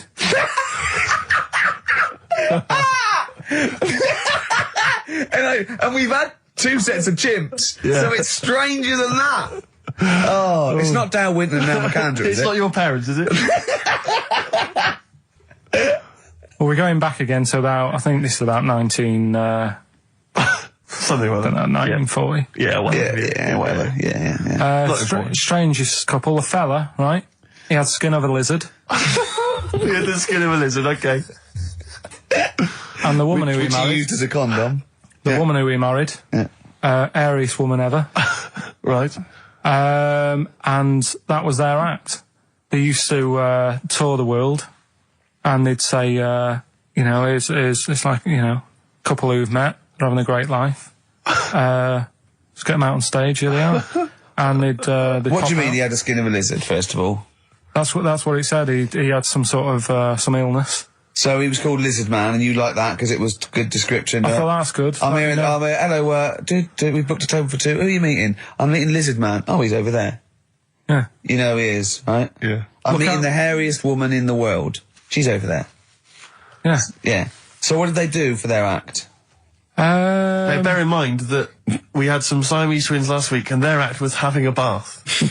Yeah. So I hope it's an improvement on that. What did Lizard Man? He came out and ate some flies, did he? I don't really know. I just think they stood there on that. Yeah, when you read this and it goes the most interesting fact ever, Lizard Man, and you go, that's enough. That's enough. I can extrapolate from that. Straight away, I'm thinking, right, I wonder if they got the wedding photos. And then, like you said, that they had a kid. Oh, what would that be like? Exactly. It'd be like an ostrich, wouldn't it? It would sort of like... That's what I was thinking. What did you think it would come out like, the baby? I didn't think what that looked like. I just was thinking, parents' evening. You wouldn't want them coming up to the school, would you? So little Johnny, who starts off relatively normal, he's quite good at, he's good at nature, isn't he? And his mum and dad come into the room and they'd be looking around, wouldn't they? Well, it's always like that thing at school when, like, you find out your mate's mum and dad are really old. Right, Have you ever seen that? Yeah. When you go, your gran and granddad bought you? Yeah. Mum and dad. Yeah. And you go, It is weird. What's that we're talking about? He calls him mum. What was that? Oh, sorry. Do you know what I mean? Yeah, that's always strange. If you had Godzilla and King Kong as your parents, and they're always fighting. They're always fighting, and like you say, if you're in a school play or something, you wouldn't tell them, would you? You wouldn't want him coming up with a video camera. He didn't tell his parents he was in the... Well, exactly. You did Little Donkey, you didn't tell your dad, did you? And he came along and videoed it. Yeah. Kept it quiet, don't want him to know anything. But you didn't... What was it was meant to be playing? You had a little drum, didn't you? Yeah, I had a little drum. I think it was meant to be playing We Three Kings. Yeah. But he started doing little donking. I thought I can add a touch to this. Sure, you improvised. Started playing along. It was like the first remix, wasn't it? It went down well. But yeah, that's all I was thinking with the Freak of the Week this week. That's what I'm saying about Freak of the Week. It's to get people thinking, right? Thinking how lucky they are that, you know, they don't have to comb their face. What are you talking about? What do you mean? Freak of the Week is to let people know how lucky they are. Just what about the little freak you're talking about? What are they thinking? They're going, oh, he's talking about me. I'm a little hairy lizard man on a stick. Pop in, give us a call.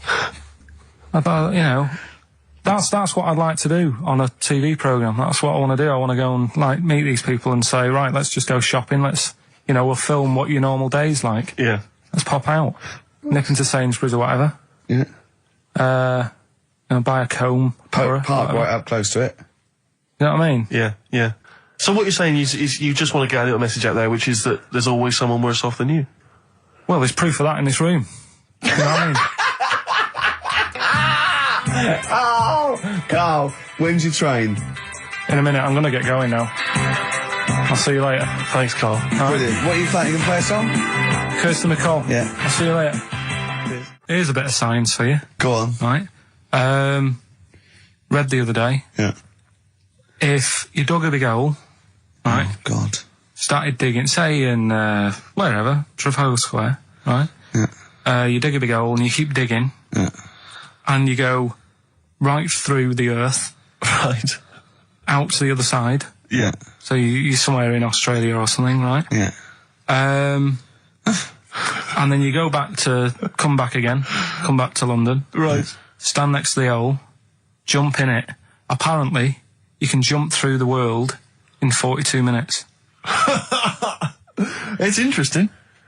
But then I was thinking, will you fall? And then when you come out the other end, would you fall back again? Well, yeah, you would, wouldn't you? What would happen is, you'd accelerate 10 metres per second to the centre of the earth. But you'd have such inertia, you'd nearly go as far out the other end before it was like a bungee jump, so you'd nearly get as far as the other end, and then you'd go back again, and you'd keep going until back and forth, getting further and further away from making it, until you went sort of back and forth in the centre, and then you'd stay still in the centre. Have you drilled a hole through the earth? Get in touch. Email xfm.co.uk and just let us know how you got on. Did you get to the other side? Did you get to Australia? Did you buy... I'm a little bit concerned about your toilet discussion. What exactly is your point again? I was just a bit bemused. See, it's a tricky one. All I'm saying is, right, there I was at the pub quiz. I go to the toilet, not thinking about anything. I try to go, right? There's a little gay fella next to me. I love this little gay fella. Now, the weird thing is, there's nothing stopping him having a little glance, right? Because he's allowed in the fella's toilet. Yeah. Now, I'm not allowed to go into the woman's toilet and have a little look round. Right. So all I'm saying is, should they have another toilet area? What, for gay people? Yeah. And so this would be gay men and lesbians? Is that going to complicate things? Well, I mean, I can only assume. I mean, to what point? I'll ask you a question, right? If you're intimidated, that's a shame. But you know, most gay men aren't looking at your knob. You know that. What do you mean? I can only say that 99.9% of gay men who use a urinal standing next to what they assume is a heterosexual man aren't looking at his knob. And what they're doing then? They're emptying their bladder. No, but the thing is, I can't talk. You're saying like, you know, about would you have one toilet for lesbian women and gay fellas, right? What does that mean? Would it be mixed? Would it just be? Would it have a man on one? That's heterosexual man. One little picture of a woman on the other, and then what? What would the little icon be? A man and a woman. A man and a woman. Just having a chat. Yeah. In pink and dot lines. But you couldn't mix them, because then what would happen is you'd get people who are going, oh, I'll play up to this a bit. What, pretend to be gay? And yeah, you know, sort of grow a moustache and shave their head. And pretend to be a lesbian. Right. Yeah. So, I see, so you know people pretending to be gay so they could go in and have a look at the lesbians? Yeah. Right. So that would mean that we need 4 cubicles now, wouldn't we? Yeah, no, this is fine. 4 cubicles. So every pub How many toilets do we need at Every the moment? pub's now got 4 toilets. Oh, Carl, bisexuals. Yeah, now interesting. Bisexuals, how many toilets do we need now? Call the council. Do you use any? Huh? No. No, because they're interested in everything, aren't they? Because the little bisexual fella will be looking at your knob. Right, with them, what you do, you just have a door, you open it, and there's one urinal there, so you can't get a queue. They have to sort of wait. I just thought that, well, why can't there just be a thing between the urinals so no one can look at anyone else's knob? Wait a minute. Just to go back to Ricky's point, what stops, even if we've got the toilet for gay men, what stops the gay men who want to have a look at your willy going in the regular toilet and pretending that they're straight? Most men don't wear gay across their No, head. exactly. They don't have a tattoo. There's no branding yet in the British house where they have to declare. So we're going to have to expand this. So we've all got to carry identity. Do you know cards. you can see a gay, can you? Coming a mile off. No? No, I'll just hold it in next time. No. Can you tell gay men? Do you know a gay man? I'd say, probably, if you did if you lined some people up and said, point them out, I reckon I'd get... But hold on, we're not talking about people dressed in leather with the arse cut out and an handlebar moustache. Yeah. We're talking about, the everyday, non-seen... of course. Yeah, but I mean, suppose I put you in a room and there was 10 naked men, right? Yeah. And there's 5 gay men and 5 hetero. Could you walk along that line looking at those gay... Am I naked? No, you don't have to be naked. Why would you have to be naked? To catch them out. Play a record! How would you catch them out? No, don't go into it. Don't go into it. Play a record. I was telling you about the woman over the road where I live. The one that walks around naked? There's a woman who walks about the flat naked, This is when Carl was watching a woman naked, then she looked at... saw him looking, so what he did, this is the genius he did to get out of this, he pulled his pants down, so he was naked too. His girlfriend comes in and goes, Carl, what are you doing? He went, I can't tell you now, but don't look out of the window. Yeah, go on, sorry. That woman, she's bought some blinds.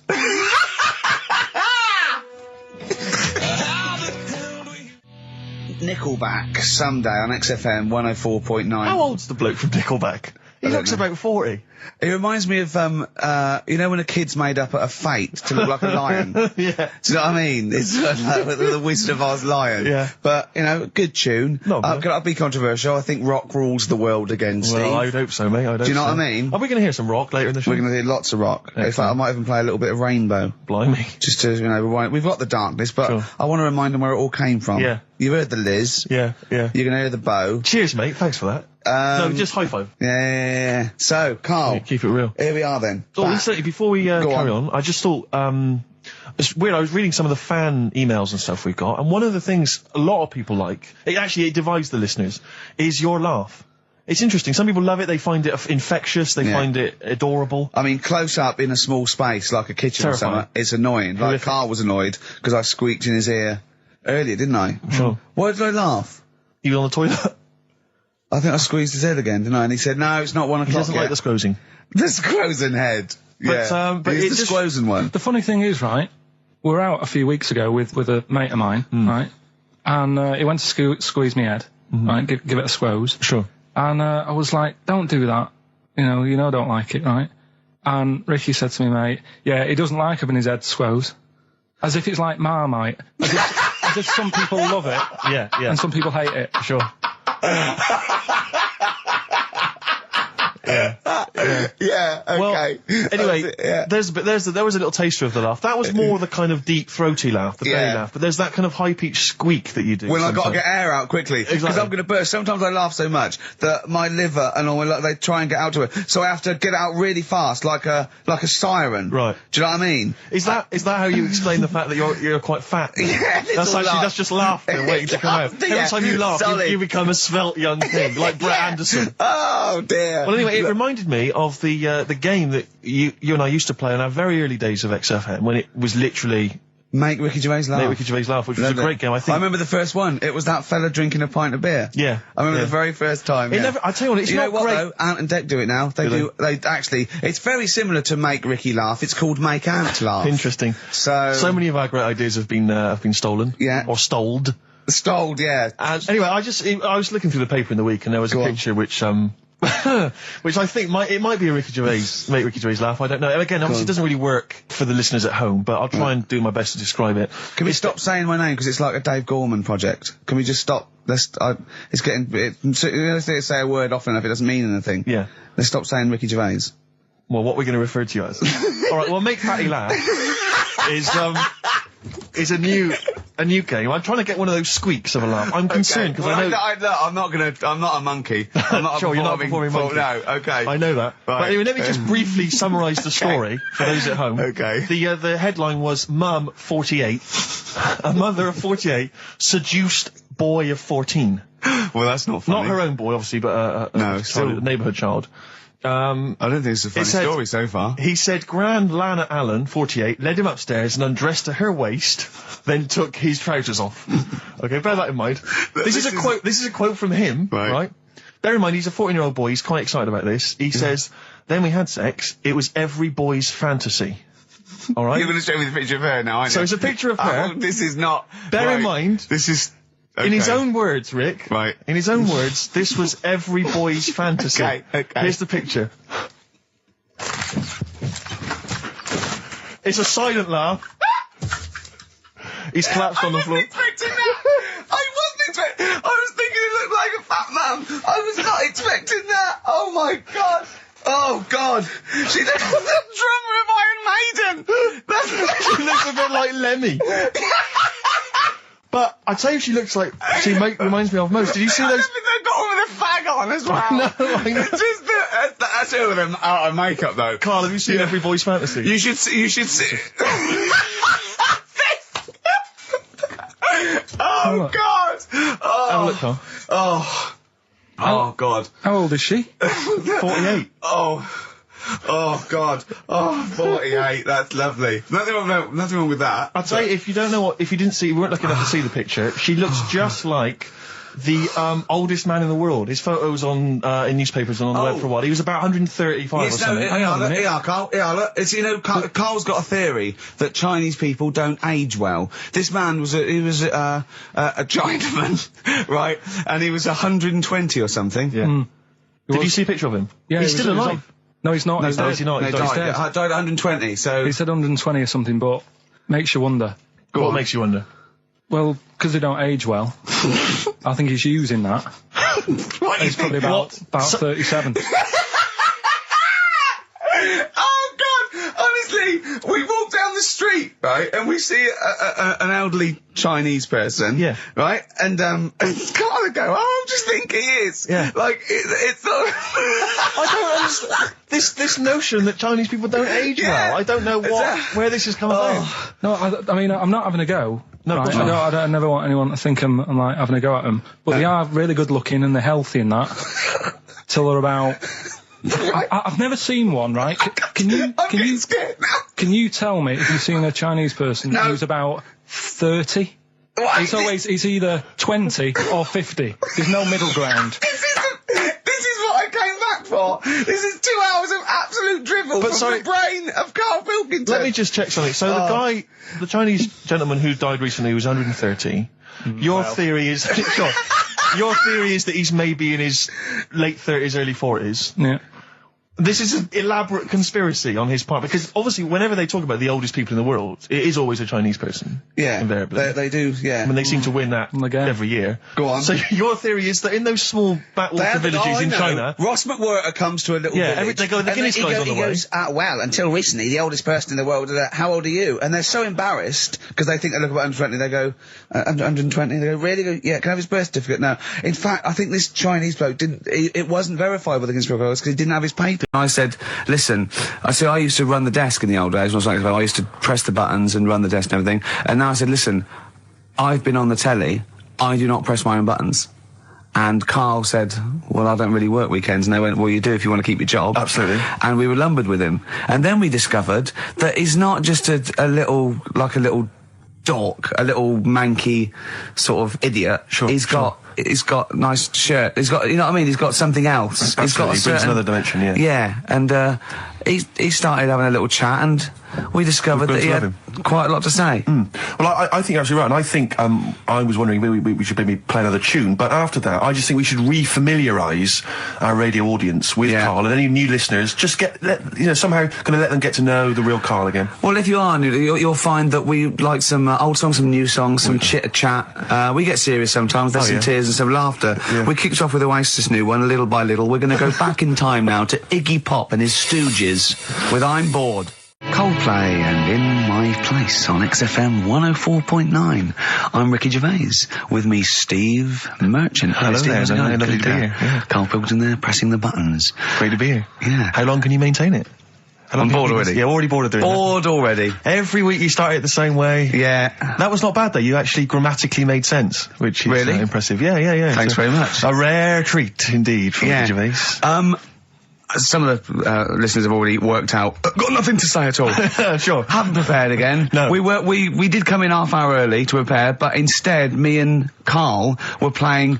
You had to flick the football into the bin. Right. We had 5 goes each, or the world was going to end. Okay. And that took up.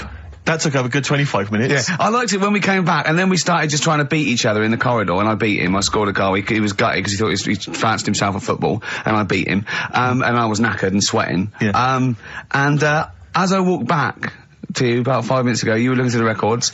You went, and this was lovely, you went, well, we've done the preparation then. Yeah. Like a sarcastic teacher. Yeah, like a teenager, like an annoyed teenager whose parents have embarrassed him once again. And you beat Karl, did you? Yeah. Because you're not. Yeah. I mean, you're not particularly. I'm not good at football. Well, you're not particularly nimble on your feet. Oh, come on. No, you're not. Douglas Bader is more nimble. I'm all right. I'm all right. But Karl's sort of, I think he's got more skills than me, but he hasn't got the aggression and the weight. Yeah. So I just pushed him aside. Yeah, good work. Yeah. Good work. I'm going on holiday. Are you? Yeah, I'm not here next week. What are you going to do, Karl? Are you going to do the best of or something next week, aren't you? Yeah, that's what we've got to sort out. Well, I can't sort it out. I've got to go to the airport. No, straight after the show you've got to do some links. No, I'm not doing any links. I said I wouldn't, so... That's what we planned. No, we didn't. I said I'd do some during the show, and then you I thought you were joking. I honestly can't do it today, so we do some during the show. What are you going to do? Just put the shows that we've done in this year? Sorry, guys, I hate to interrupt. This is the sort of stuff we should have been discussing when you were playing football. I know. Play what are you going to play? Let's have a bit of Foo Fighters. Okay. Let's just discuss this off there. Okay. 104.9 XFM.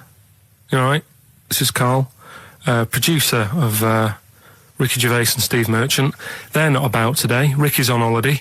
Steve couldn't be bothered. So I'm left here with all the DATs. That's a digital audio tape of all the shows they've done since they've been here over the last, I don't know, year and a half or something. So we'll play you some of the best bits. Alright, so here's the first bit. I just wish we could maybe tape the bits we're not on air, just because that's when Karl comes into his own. Yeah. He just said to me, I don't know what I was doing, I was sort of like pottering around, dancing around, doing something annoying probably, and he just looked at me, I don't know, and he was looking at me, and I looked back, and he went, have you ever used a Y-front properly? Genius. It's a great question, because the answer's definitely no. Definitely no. Does anyone use their Y-front properly? And by that, I mean, get your winky out of the little sort of slot provided, as opposed to like put it to one side or pull them down or whatever. Has anyone used a Y-front properly? I don't think I've ever done it. I don't think I've ever done it. I've never seen anyone in a toilet doing it, Rick. You should be looking. I wish I hadn't said that. I caught ya. Really? Yeah. That's actually how you prove people are gay. Yeah. Get them into this conversation. Yeah. Yeah, it's a trap. Yeah, it's a trap. It was the trap. Yeah. I'm not gay, by the way. Yeah. You didn't prove I was gay. I double bluffed you. As I knew the old gay trick. I thought it was the old gay lord say no thing. That is another method. Yeah, there's innumerable methods of doing it. That's how Oscar Wilde was caught. Yeah. Yeah. What happened there? Well, the judge went to him. Did you see that film last night? Gay lord say no, and he went no, and they went take him away. Yeah. Take him down to the cells. Yeah, take him to Reading. Karl, what's the worst present you've ever had? see, we don't really celebrate birthdays in our house, so... What? Where are you from? What planet are you? What do you mean you don't celebrate birthdays? Are you here from another world observing? Like, trying to blend in, but not quite managing to pull it off? Not that fussed about it. Right. You know what I mean? It's... Yeah. My mum and dad's are on the same day, and I think that just was like... That's a bit weird, isn't it? And their anniversary, and... Well, they got married on their mutual birthday. But Carl, can I just... And Christmas. But Carl, there's a difference between you saying... What do you mean their anniversary's on the same day? Of course it's on the same day. Yeah, and the birthday. But, Carl, what I mean is that, you say that you don't really celebrate your birthday, but presumably you have received some presents at some point in your life from your parents, or anyone. Yeah. Okay, well, we'll come back to you later. Yeah. Thanks. Let's play a record. Carl, have a think about that, and we'll come back to you later. Thanks very much. Rick, we were talking earlier about stuff... True story about a little Australian freed the Scottish. The stuff that's dying out that I think you and I single-handedly need to kind of resurrect and salvage. Yeah. I thought the Trilby was dying out. Yeah. I'll surprise you. And yet, watching Top of the Pops last night, Jamiroquai was wearing one, and then lo and behold, Danny Minogue came on. She had one as well. I thought, blimey, those two people, they're trying to salvage the Trilby, and good luck to them. Well, that's on its way then. Let them do that. The Trilby's fine. Let's do something else. But the bowler hat... Ah, the bowler hat. You never see the bowler. I always fancy myself in a bowler hat. I love a bowler hat. Carl, would you wear a bowler hat? I know you'd wear the cape. I did wear a Trilby. You wear a Trilby, really? You must have looked like a... That's brilliant. What, because you're a Mancunian? Well, there was a phase, wasn't there, in about 90... When was it? I think that was just round your way. It might have been. It was in Manchester. Did someone get a job lot of Trilbys and persuaded you kids? Yeah, I tell you what's trendy. No, Sean Ryder wears one of these. Does he? Yeah, go on. Yeah, quid. And then everyone in your street had Trilbys on. But you've never worn a bowler? Never. What about Kangol bowler? You might think about it. Out again. I'll tell you what. I would like to wear a bowler hat in a dark, but I'm worried I look like one of those little fellas off the Home Pride advert. The Home Pride guys, they've been persevering with the bowler for years. They still look good in it, though. They're still looking good. They're dapper guys. Yeah. There's a lot of the Jolly Green Giant. He had quite a distinctive look, which is obviously one I've been thinking of exploiting. What the little I know the little sort of like a little dress. Was it Corncroft that made up his little skirt? You were going to tell us, Pilkey. You were going to tell us, Pilchard. You were going to tell us What tickets are we away? But it worked for me, you see, because when I was younger, I had a mobile disco. Brilliant, so did I. And it was me and my mate Colin Makin, and the disco was called Pilkey's Making Music. That's brilliant. I mean, that's genuinely brilliant. Pilkey's Making Music. Guess what? When I first started the mobile disco, and this was when I was about 14, we didn't really go out touring, we just would do it for like people's parties and stuff. We were called the rock and roll DJs. No, really? We drew it on some sort of see-through paper and put a light behind it. Rock and roll DJs. My first disco, I had 2 nights a week in this pub. What, you ran a disco? Yeah, this pub near King's Cross, right? And it was just their records, right? And I had to play this number of songs every time, the same time every week. So all the locals, all drunk, were dancing and everything. One of them was American Pie by Don McLean, right? And they just sing along all the words, sort of drunk. And it's about 7 minutes long. Yeah. The other one was Baby Jane by Rod Stewart. Nice. If I didn't play that, I'd get lynched. And what was the other one? There was another one that I always had to play. It was a ballad. I have to remember that. But yeah. So, Carl, do you think, and maybe Ricky as well, do you think you know much about DJing for, like, the sort of the wedding party or maybe someone's 18th? Oh, really? Okay, let me just offer a little hypothesis for you then. All right, the buffet's been served, right? Yeah. People have done some speeches, like it's a wedding do. Yeah. So you've already played some records early on, you've stopped for food, you've just played some light backing music in the background while the food's been served. You want to get the party rocking again, what do you kick off with? It depends. I've already got it down to 2 or 3 records. Okay, I'd like to hear what they are. Well, I've got it down to Earth, Wind and Fire. Right. That'd be great. If there's, depending on, or you want to go a bit modern, I'd probably start off with sort of Will Smith. Well, careful, Rick. I've got to bear in mind, it is a wedding do, so there's people from age 8 to 80. You got cake for every market. Okay. Carl, what about you? See, this was back in 88, so... Yeah. Kylie. Yeah. Can I tell you what the definitive track is? Go on. Oh, What a Night, Frankie Valli and the Four Seasons. Ding, ding, ding. People don't realise what it is exactly. It's straight away. Ding, ding, ding. Bow, down, down, down, down. I can't actually play it. But, Oh, What a Night. Late December back in 60. That leads you straight into a 70s medley, and everyone's loving that. I'm thinking Bee Gees. There's going to probably be some kind of ABBA track, Dancing Queen, all going to storm. You're turning your noses up. I can tell you this, that we got bookings endless. People are going, you're amazing. I don't know how you do it. I wouldn't have got up. I would have sat there. Well, you might be, because you're one of those grouchy, you're one of those moody teenagers. Oh, I'm not going to dance to this. I'll tell you, the old ladies would have been up. The people with a decent bit of musical taste would be up. No, the first person to get up is a fat lady in a dress with bad ankles and a little kid who's got problems and he's in a little DJ. See, the problem with you two is you're not catering to the market. You're trying to be all sort of bohemian and kind of off, teach people about music and stuff. There's no place for Kylie, not at a mobile disco. Far too avant-garde. All right, kick it in. Grease Megamix. Play a record. Come on, Eileen. Have you got Come on, Eileen? Play that. What are you going to play? Love Shack. Coldplay. Excellent. Yellow. Well, you'd never It's say the that. excellent single by Coldplay. It's Yellow. Oh, Yellow. That's Yellow by Coldplay. That was the stunning new single from Coldplay. I used to sell mackerel. Did you? Yeah, I had a pet magpie. Did you? Called Maggie. Oh, pet magpie. You mean you captured it and didn't let it go away? Yeah. Can't have a pet magpie. But then it got really vicious. I mean... Well, it was let me go. What do you keep it in, a rabbit hutch? No, it flew around, but it used to just, come to me all the time. But then it started pecking my head and stuff. That's not a pet magpie. That's a bird in the garden. No, but I could actually... I could hold it and stuff. It wasn't scared of me, and it knew it was me. It used to come down from, the top... It hated you. That's why it wanted to peck you. Is that... And the other thing... I always remember being younger and walking through the woods to school with my mum, and I was chasing a butterfly, and she said, "Oh, don't do that, Carl." And I said, "Why?" She said, "'Cause they only live a day." I said, "Oh, all right, I'll get a dead one in the morning." That's genius. That's great. That's quick thinking, isn't it? Oh, no, that's sweet. Let's play some. Oh, what's the one? What's Carl's view on? Carl, what do you make of nudism? Who's that from? Let me just check who that's from. It's a time and a place for it. That's from, it's very difficult to tell. That's great, you see. There's a time and a place for it. That is just brilliant. That is Dickie Bird. That's that sort of northern, confident soundbite. Wasn't it nudism? Time and a place for it. There's a time and a place Would you for do it, Steve? Would I do nudism? Yeah. He's not allowed. Not again. No, yeah. It's not nice, is it, really? No, it's not with Steve. He's not allowed on any National Trust land doing it because he's caused the death of millions of starlings. That's true. There was something on BBC Choice the other night. It's a really short show. I haven't seen it before. Yeah. It's not a bloke eating cup of soup and then another short show, like maybe someone cleaning their teeth with Colgate, and then the really short show. What was it? Go on. No, what it was about this old fella who he's into nudism. And he was saying he's done all right. Did he play volleyball a lot? He said he's done all right out of it because there's not many blokes who are willing to go nude for modelling and that. And he's about 70, so it's not. Is there much cry for that? Do you think? Is there much demand for a 70-year-old? He's doing all right for it. Sure. Good luck. And the odd thing was, you see, he had a corkscrew penis.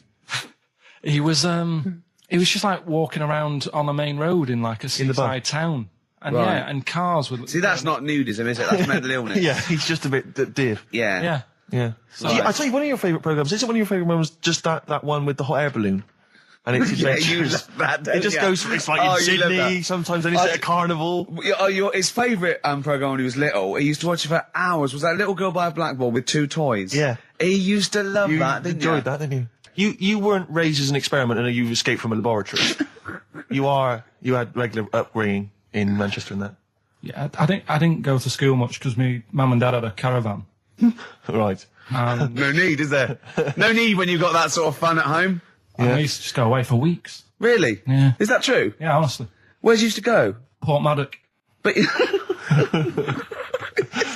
and so you didn't go to school much? No, I did, but not as much as everyone else. Yeah. How many holidays were your parents having? What was their income that they could... No, my dad used to work nights, and he used to travel back, because to Manchester from Wales, it wasn't that far. And Manchester to Wales? He used to do 4 on and 4 off, so me and my mum were loving it. But what Port Meredith? Portmaddock. Portmaddock. Just down the road from Port Merion, where they filmed The Prisoner. Right. Oh, so that's cleared up for me. Yeah, location-wise. So what did you do then? You were in this little 2-berth caravan on the back of a Cortina estate. Right. Well, what was it? What was the car? What was Granada, Ford Granada. Ford Granada. What are we talking? 1980? Yeah, 82, 83, 84, 85. Okay. And you in the car down there, park up. Yeah. What was it? What was Port Meredith? Portmaddock. Portmaddock. I remember Ruth. It's just, it's just a holiday camp. Yeah. And had an arcade and a beach. I was loving it. Yeah. But, so of the 52 weeks of the year, let's assume, I don't know how many weeks you take off normally for holidays anyway, Let's just say, I don't know, you go to school 45 weeks of the year, maybe? Generally, most kids? No. Bit less. Bit less than that? 42. How many weeks would you say you actually spent in school? Well, how many weeks do you have off for summer? Well, we'll work that out. That's what About 6 off for summer, about 3 for Easter, about 3 for Christmas. Put it this way, I'm surprised I'm not Welsh, to be honest. Right. Because I was there more than was in Manchester. Did the school authority not come and check you out? No, they didn't. Didn't get Manchester, I suppose they didn't care, do they? Not really. Yeah. They're lucky you turned up at all. What did you just turn up for the last day when you could take in your best toy? Did you know that when you could take in any game? Just play with everyone else's. Why, I break my stuff. Sure. Yeah. Yeah. No, that's a good Well, this point. answers a lot. This does answer a lot. The fact that you spent most of your time on the beach as a kid. Teachers were no good at my school. We were talking about it yesterday. So you were teaching them a lesson by going off for the summer. Yeah. Anyway. And did you go to university? No. No. Did you go to sixth form or college? No. When did you leave school? When I was about 15. Right. What, you just went on holiday and didn't come back? I just got a job early, didn't I? Where was it? Port Maddock? Getting there. No, I was a printer. BM Print in Trafford Park. Well, that's great. That's a little interview there. Yeah, little next I'll be interviewing Steve Merchant. What are we playing next? Bit of Elbow. Oh, this is fantastic. This is Elbow. Elbow, Asleep in the Back. I think that is absolutely beautiful. I think Elbow are my favourite new group. We've sang their praises many times and they never phoned to thank us. Should they? Yes. Do they? Annoying. Really? Annoying. No, they're doing a good job there. I wonder if they found their lyrics. Because I also wanted to write a song from, didn't I? They didn't take me up on that either, Steve. I'm not sure I'm so keen on them now. Carl, can I have a Jaffa cake? Because I've just found a lump. I think... You don't mean me, do you? No. All right, good. Thanks, Steve. Now, we interviewed Carl there. I think we've learned a little bit more about Carl there. We did, yeah. And I'm going to interview Steve now, Carl, because I used to be... You concentrating. Don't put it all in at once. Carl, chew. Chew before you swallow. Careful. All right. I used to suffer with that a lot. What? Not chewing. The amount of times I nearly died as a kid. What? Forgetting to chew? Choking. Sure. Mint Imperials. My mum stopped. Drinking them with water. She'd have to hide them. He's coming out of his shower, isn't he? He's happy Saturdays. He's miserable all week, and he's happy Saturdays, isn't he? Oh, look at him. It's like we get him weekends. Yeah. And he's just happy because we sort of spoil him, don't we? And he has Jaffa cakes and everything. We let him on the radio. He has to go and live with his stepmum again in a week. Oh, no. They're the ones who listen. Oh, really? Yeah. Your girlfriend does, doesn't she? I imagine she's been away for ages. I know. I imagine she just switches off after a while. But we love you, don't you? We're excited. We talk about you in the week, and we think you're great. So don't just think we're using you as cheap comedy material. I'd hate you to think that, Carl. Right, Carl. What? Don't you like us arguing? Is it like mum and dad arguing? Do you get all It's a bit like that. in the caravan? There was nowhere to escape to. Oh no, rattling round. Did you make any friends when you were down on the caravan site? Yeah, a lot of people from Birmingham were there. What kind of pals did you have? What were their names? I can't remember, it was years ago, but they all had rich parents. Right. Like, they had, their own car to drive around the campsite on and all that. Right. Yeah. So their own fence. So I'd have a go. And but they were mates, and you saw them every year, did you? Or every 3 weeks when you went down there? Yeah. Oh. Cool. You didn't keep in touch with any of them? No. I'll admit now, I went to the same place in the caravan for about 6 years running. I went to a place called Riverside in Bognor, because someone round the corner from us had a caravan, two-berth caravan. Me, my mum, and my nan. I think I'm really lucky to have had it, really. Because a lot of mates who I had didn't have enough money to go on holiday, and they just get a present for the summer holiday. Of course, they got an education, so it swings around but Carl, the thing is with Carl is, right, I want to give him gifts. Yeah. I want him to have the loveliest Christmas ever. I want him to go pony trekking. Do you know what I mean? I want to just... Scared of horses. Carl. Fell off one out of fate, and the woman didn't know what to do. She couldn't handle the horse. It was running off. I was hanging underneath, getting a kick in the head. No. Really? Now, hang on. What age were you? This could explain a lot. I was about 6. That makes a lot of sense. I think we've got to the bottom of it here. Oh, no. Got kicked in the head by a horse, lived in a caravan, and had to live in Wales half the time. Oh. No wonder this is your favourite time of the week. But also, right, we were playing football, so come and play football, right? And so we were playing Was that just in the office, or? Yeah, just in the office before you came, right? And we were sort of kicking it back and forth, and I started kicking it a bit hard. And but he was quite good. I said, this is great, right? And we finished anyway, because we thought we'd break some. And I went, I bet you were quite good at football, weren't you? And I actually thought he looked like quite a natural, I thought he'd be good, he's from the north, and I thought that's all he'd have. Yeah, exactly. And he went, I said, I suppose you're quite good at football. And he turned, the quickest flash, I went, I've scored once. Right? He said, and that's because I was being chased by a bee. And I went, save it. Yeah. He went, no, I said, please save it, because I want to tell Steve that. No, you can continue now. Please tell us the rest of the story. You've scored a goal once because you're being chased by a bee. Yeah, you've done it now, really. I was on the, there must be more to that story, K-Man. I was in the school team. I wasn't that good as a kid at football, to be honest. Mainly down to, I think it's because my dad wasn't into football. Right. And I think that's the way it works, isn't it? If your dad's into it, then you could be a footballer when you're older. Sure. Yeah. Because you're into it. And, so I was in the school team because I got on with the other lads. And they let me in the team. Popular guy, yeah. Sure. And, I was stood there doing nothing because I didn't really know what to do. I never knew which way I was meant to be shooting. Yeah. Got all that messed up. Yeah. And I just stood there, right, and with my hands behind my back, and something landed on me on like this part of my thumb. You can't just point. It's radio. It's this bit here.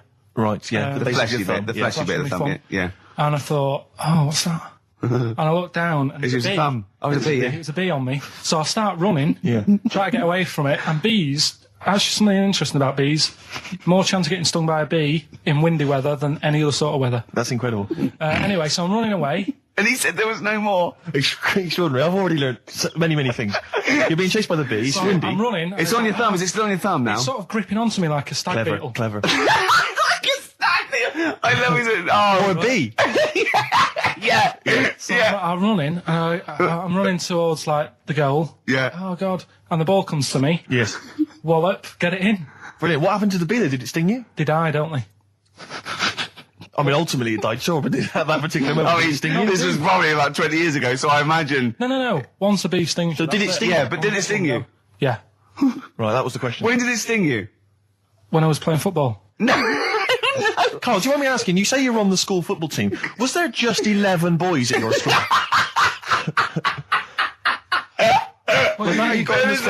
Listen, Carl. All I mean is, at what point in this story did the bee sting you? Straight away? After half time. Play a record, man.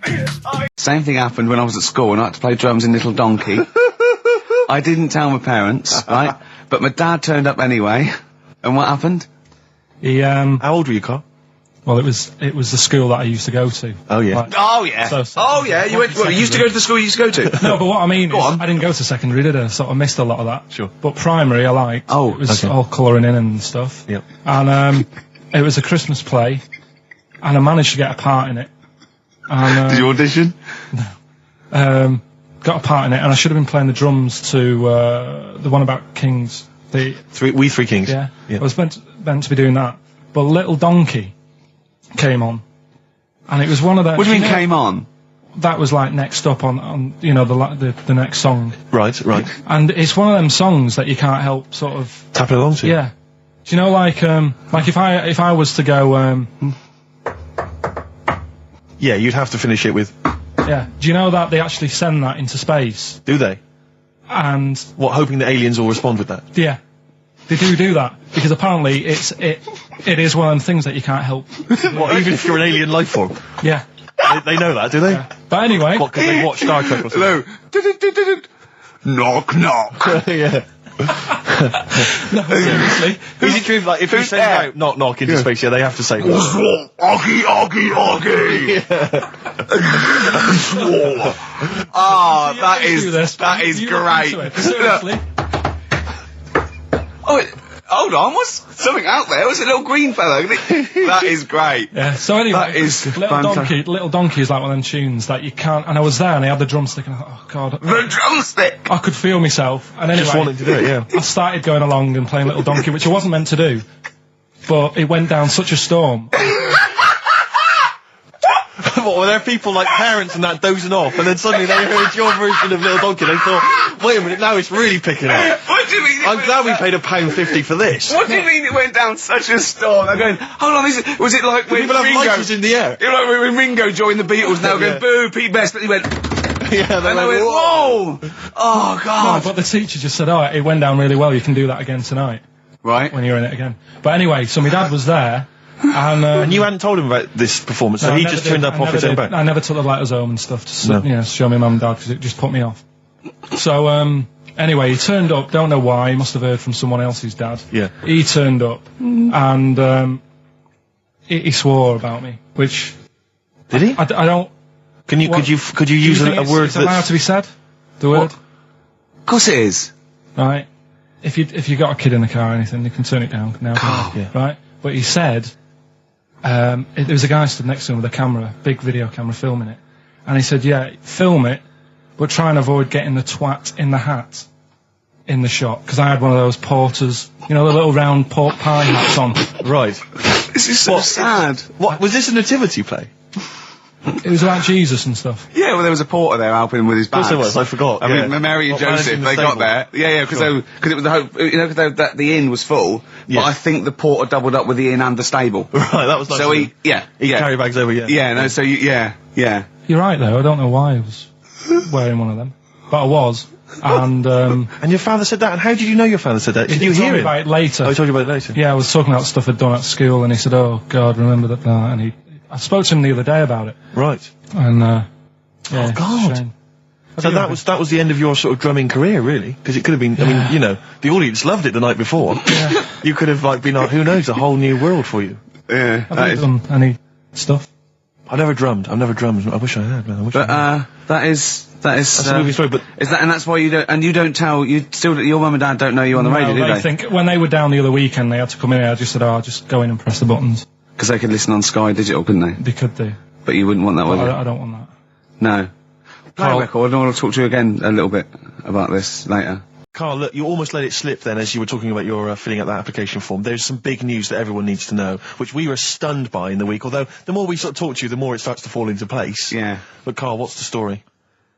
That I haven't got me exam results from the GCSEs. He never turned up to get his exam results. I was working. And so, how many did you take in the end? Because you weren't even sure about that, were you? You think you took maths and English, don't you? Yeah. And you think you've handed in the artwork for art, don't you? Now, art was continual assessment, wasn't it? Coursework. And what was it that you made? I made a man sort of putting his arms into a car. You made a model of a man putting his arms into a car. What was this? So that one's passed. Was that this a homage to break-ins in Manchester? Was this? What was this? Oh look, he does what he sees. Yeah. So you've got that. That's safe. You definitely got that one. So you've taken art, you've taken English and maths. You think? So this is what we're going to do, listeners. We're going to try and find out his exam results for him and tell him next week. Live on air. We're going to call his school, we're going to try and track him down, and we are going to have a little envelope, and we are going to give Carl, at the age of 29, his O-level results. GCSEs, yeah. Now, Carl, so you took maths, you think, you took English, do you remember turning up to do those? Do you remember sitting in the room filling in the forms? Yeah. Okay, and how did you feel you did? I don't think I did well. You don't think you did well? Did you revise? No. Why didn't you revise? Because I don't really believe in it. Okay. Well, it's just that if you don't know it, then you don't know it. You shouldn't have to start looking in the book. If I went to like the hospital, and the doctor said, "Oh, you need your appendix out," but hang on a minute, I've just got to read up on it. Yeah. That isn't good enough. Okay. He should know, and that's the way I feel about it. To be fair, though, he did do the revision beforehand. Yeah, they don't usually pass on, maybe when they're in practice. Yeah, information they took in by osmosis. Yeah, and the bloke comes in and goes, "Can I just see what you did with that?" I goes, "You've passed." Yeah. Phew. That's a good one. Yeah. Good job I watched Casualty. I just like the way, the things that interest me, I remember. Things like snakes not having ears and stuff. Yes. I didn't have to read about that. No, you just learned that, You saw it on the telly, didn't you? You saw it on that Ian Wright programme. Yeah. Yeah. And this is what Carl said to me. He said, it's actually, I called Carl up in the week, and Reese was with him. Reese used to be on XFM, and he took the phone, and he went, "Carl's worried, I've seen that programme." He said, "Snakes don't have ears, right?" He said, "So you can creep up on them and pick them up." And he said, "Carl's worried." He said, "How would you ever put them down again?" Because then they know you're there. I woke up the other night quite late. Worried about that. And I said to my girlfriend, I said, "How do you put a snake down?" And she said, "What are you talking about?" I said, "That Ian Wright thing, this guy managed to pick up a snake. And do you know that thing where they clamp its head on a jar to get the poison out?" I do now. Right? They did that, but they didn't show you how they got rid of it. And I thought, it could really get nasty, because it's obviously annoyed Like you've had its head pressed in the jar. Yeah. Right? They hate that. Now... Especially as it's in front of their mates. When you lift it off... Yeah. Right? You've got hold of it. Yeah. If you go to chuck it down, it's going to turn on you. It's going to go wild, isn't it? So...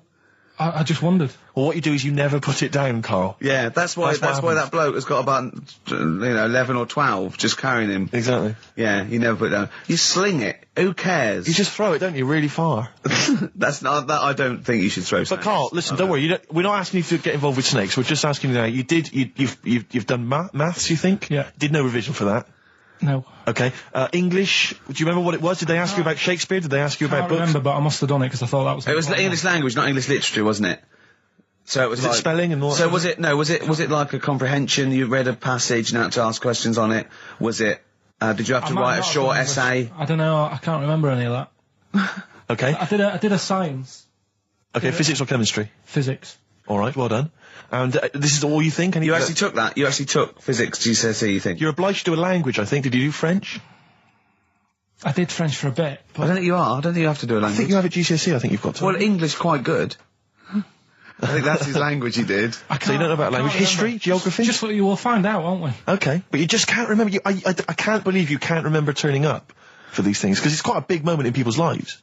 It is the thing that you've been working to all of your educational life. On the day that the things came out, I was working at as a printer. Okay.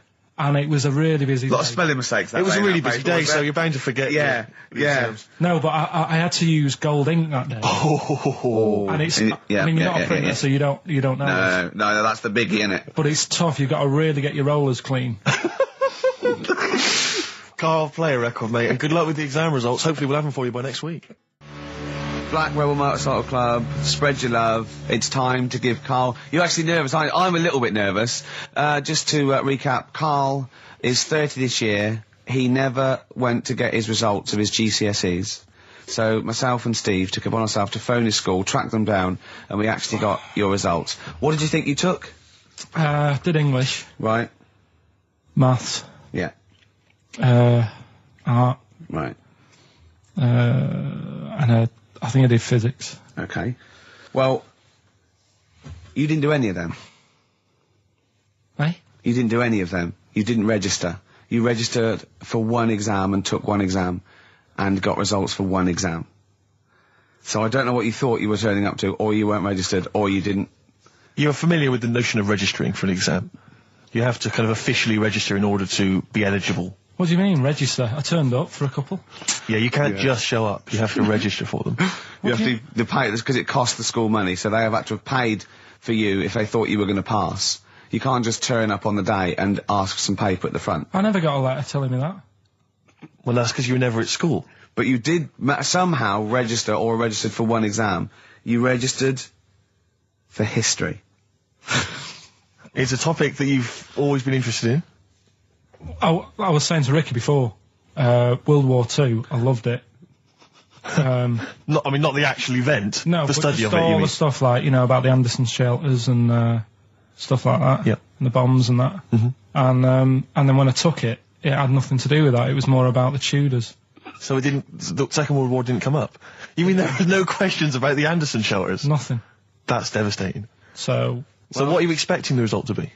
Is that it? Yeah, it's the only one you took and registered. As far as the school is concerned, or certainly in it's the only one that counts. Us. It's the only result. It's the only one that counts. Yeah, you've got... Did you register for yours? Yeah. Yes. I've got certificates and everything. So what, do you do that before the exam? Do you have to go somewhere and sign something, or...? Yeah, you don't check your results and then decide if you want to register. It's not like Millionaire, when you look at the question and go, I think I'll take the money. Yeah. You go... No. But anyway, you must have registered for one, or maybe your teacher put you in for it. Well, I didn't do it. They must have been confident. They must have been confident. They must have thought your best bet was history. Right, so... What did they get? You got an E. Which I think, technically, is a pass. E? It's a bad pass. But there's F. You're not going to be doing a PhD. You can get an F, right, which is fail, and then a U, which is ungraded. Now, I don't know why the U exists, because F means you failed. You is like them going, you not only failed, but you wasted my time. So we're annoyed that you took this exam. So you thought they'd register me to get an E? Well, they didn't. I think they were hoping. It was rather like you with the lottery. They were hoping for something better than You nothing. see, I assumed that the man who registered for that thought he can scrape an E if Anderson shout was come up. Yeah. Well, that's it. You've got... Now, what I'd like to do, Carl, is... I've started your re-education. You've read a book on Rasputin. I'll be asking you a few questions about that later. I've got another book for you to read next week. Next week, I'm not in the mood. What? Not in the mood. Oh, come on. Look, what's that? What does that say? It's that fella, it's the picture of the bloke that he used to use for Citizen Smith. Yeah? Che Guevara. Yeah. Yeah. He was quite happy, I think, when he found out that Robert Lindsay was involved. He went, yeah, of course you can. No worries, yeah. What are your feelings, Carl? What do you think? Are you depressed? I'm just a bit annoyed because I'm sure I turned up for more, so it just wasted me time. Listen, they don't matter. I'm sure you're doing very well. You know, you can educate yourself. GCSEs are merely a step on the ladder to help you, not just for education, but, you know, they're more vocational than anything else. You're doing very well, and you're reading books. Don't worry about it. It's not just something. But if you want, I'll pay for you to take history again. Carl, we'd love to see you get a C or above. And well, we're willing I'll pay for you, and I'll get you some books. Right, now listen. We can, let's get, I reckon, when are the exams? June? Something like that, yeah. We'll try and register next week, and I reckon you can get an A or B. I'm history. I'm busy. In history. No, don't worry about it, it's just easy. I get you Brody's notes. If Heat magazine, they love you, Carl. They could probably sort something out. They could probably pay for a tutor. They got a lot of money, they sell a lot of magazines. I mean, it is almost always, and you found that out, I discovered this, it's always the Tudors and Stuarts. There's no fear for them not coming up. Now, what do you already know about them? You must already know stuff about Henry VIII and Elizabeth. No, because it's too long ago to even get interested in. Do you know what I mean? You can't. Is that why you didn't? To it. Okay. The Anderson thing, it was like, God, you know, I bet my mum and dad were in an Anderson shelter. You know, this is interesting. What, when they... Oh, my granddad would have, like, had something to do with this. But the Tudors, it's like, I don't know even if they had a family back then. Play record! We come back hang to on, this. hang Sorry, on. Steve. Because I need to introduce my the new feature. Yeah, for the I record. don't know if I had a family back then. Carl, listen, let me just ask you now, right? If you can finish this sentence, we've got a chance. Divorced, beheaded, died. Divorced, beheaded... Died. What is it? We just need to do a little bit of work, but otherwise I think you're going to be fine. It's how you remember what happened to Henry VIII's wives. They're little... Divorced, beheaded, died. Divorced, beheaded... It's like spam. Support... What's it? Support, protection, anchorage, movement. That's how you're going to... That's nothing to do with the Tudors and Stuarts. No, nothing to do with the skeleton. Yeah, see, no, we're not doing biology. Mnemonics and acronyms. What happened to Henry VIII's last wife? Did she die, or did she not die? Divorced, beheaded, died. Divorced, beheaded. Do you know that the only king that has got a moustache is... No. The only king that hasn't got a moustache is the King of Hearts on the playing cards. What's the record you play? What did she get for history? What did she get for history? Yeah. I think she did very poorly. Why do you care? See, I was just going to say, this has backfired a little bit, because Carl is genuinely... I don't know if he's actually upset or embarrassed, but it doesn't matter. Why does it matter? You were 15 and didn't go to school. If you were my friends, I think you would have just said, oh, we can't find them. Why? Because but you just matter, though. What's to do with that? Well, what do you mean? What do you mean? It's ridiculous. Do it again because you want to learn, because there's great things in the world to learn about. Don't worry. Look, GCSE is vocational. Is vocationally for a 15, 16-year-old to go on to do A-levels or whatever, or to get results. But you don't need that because you've done very well. You don't care about the Tudors and the Stuarts. I mean, you know.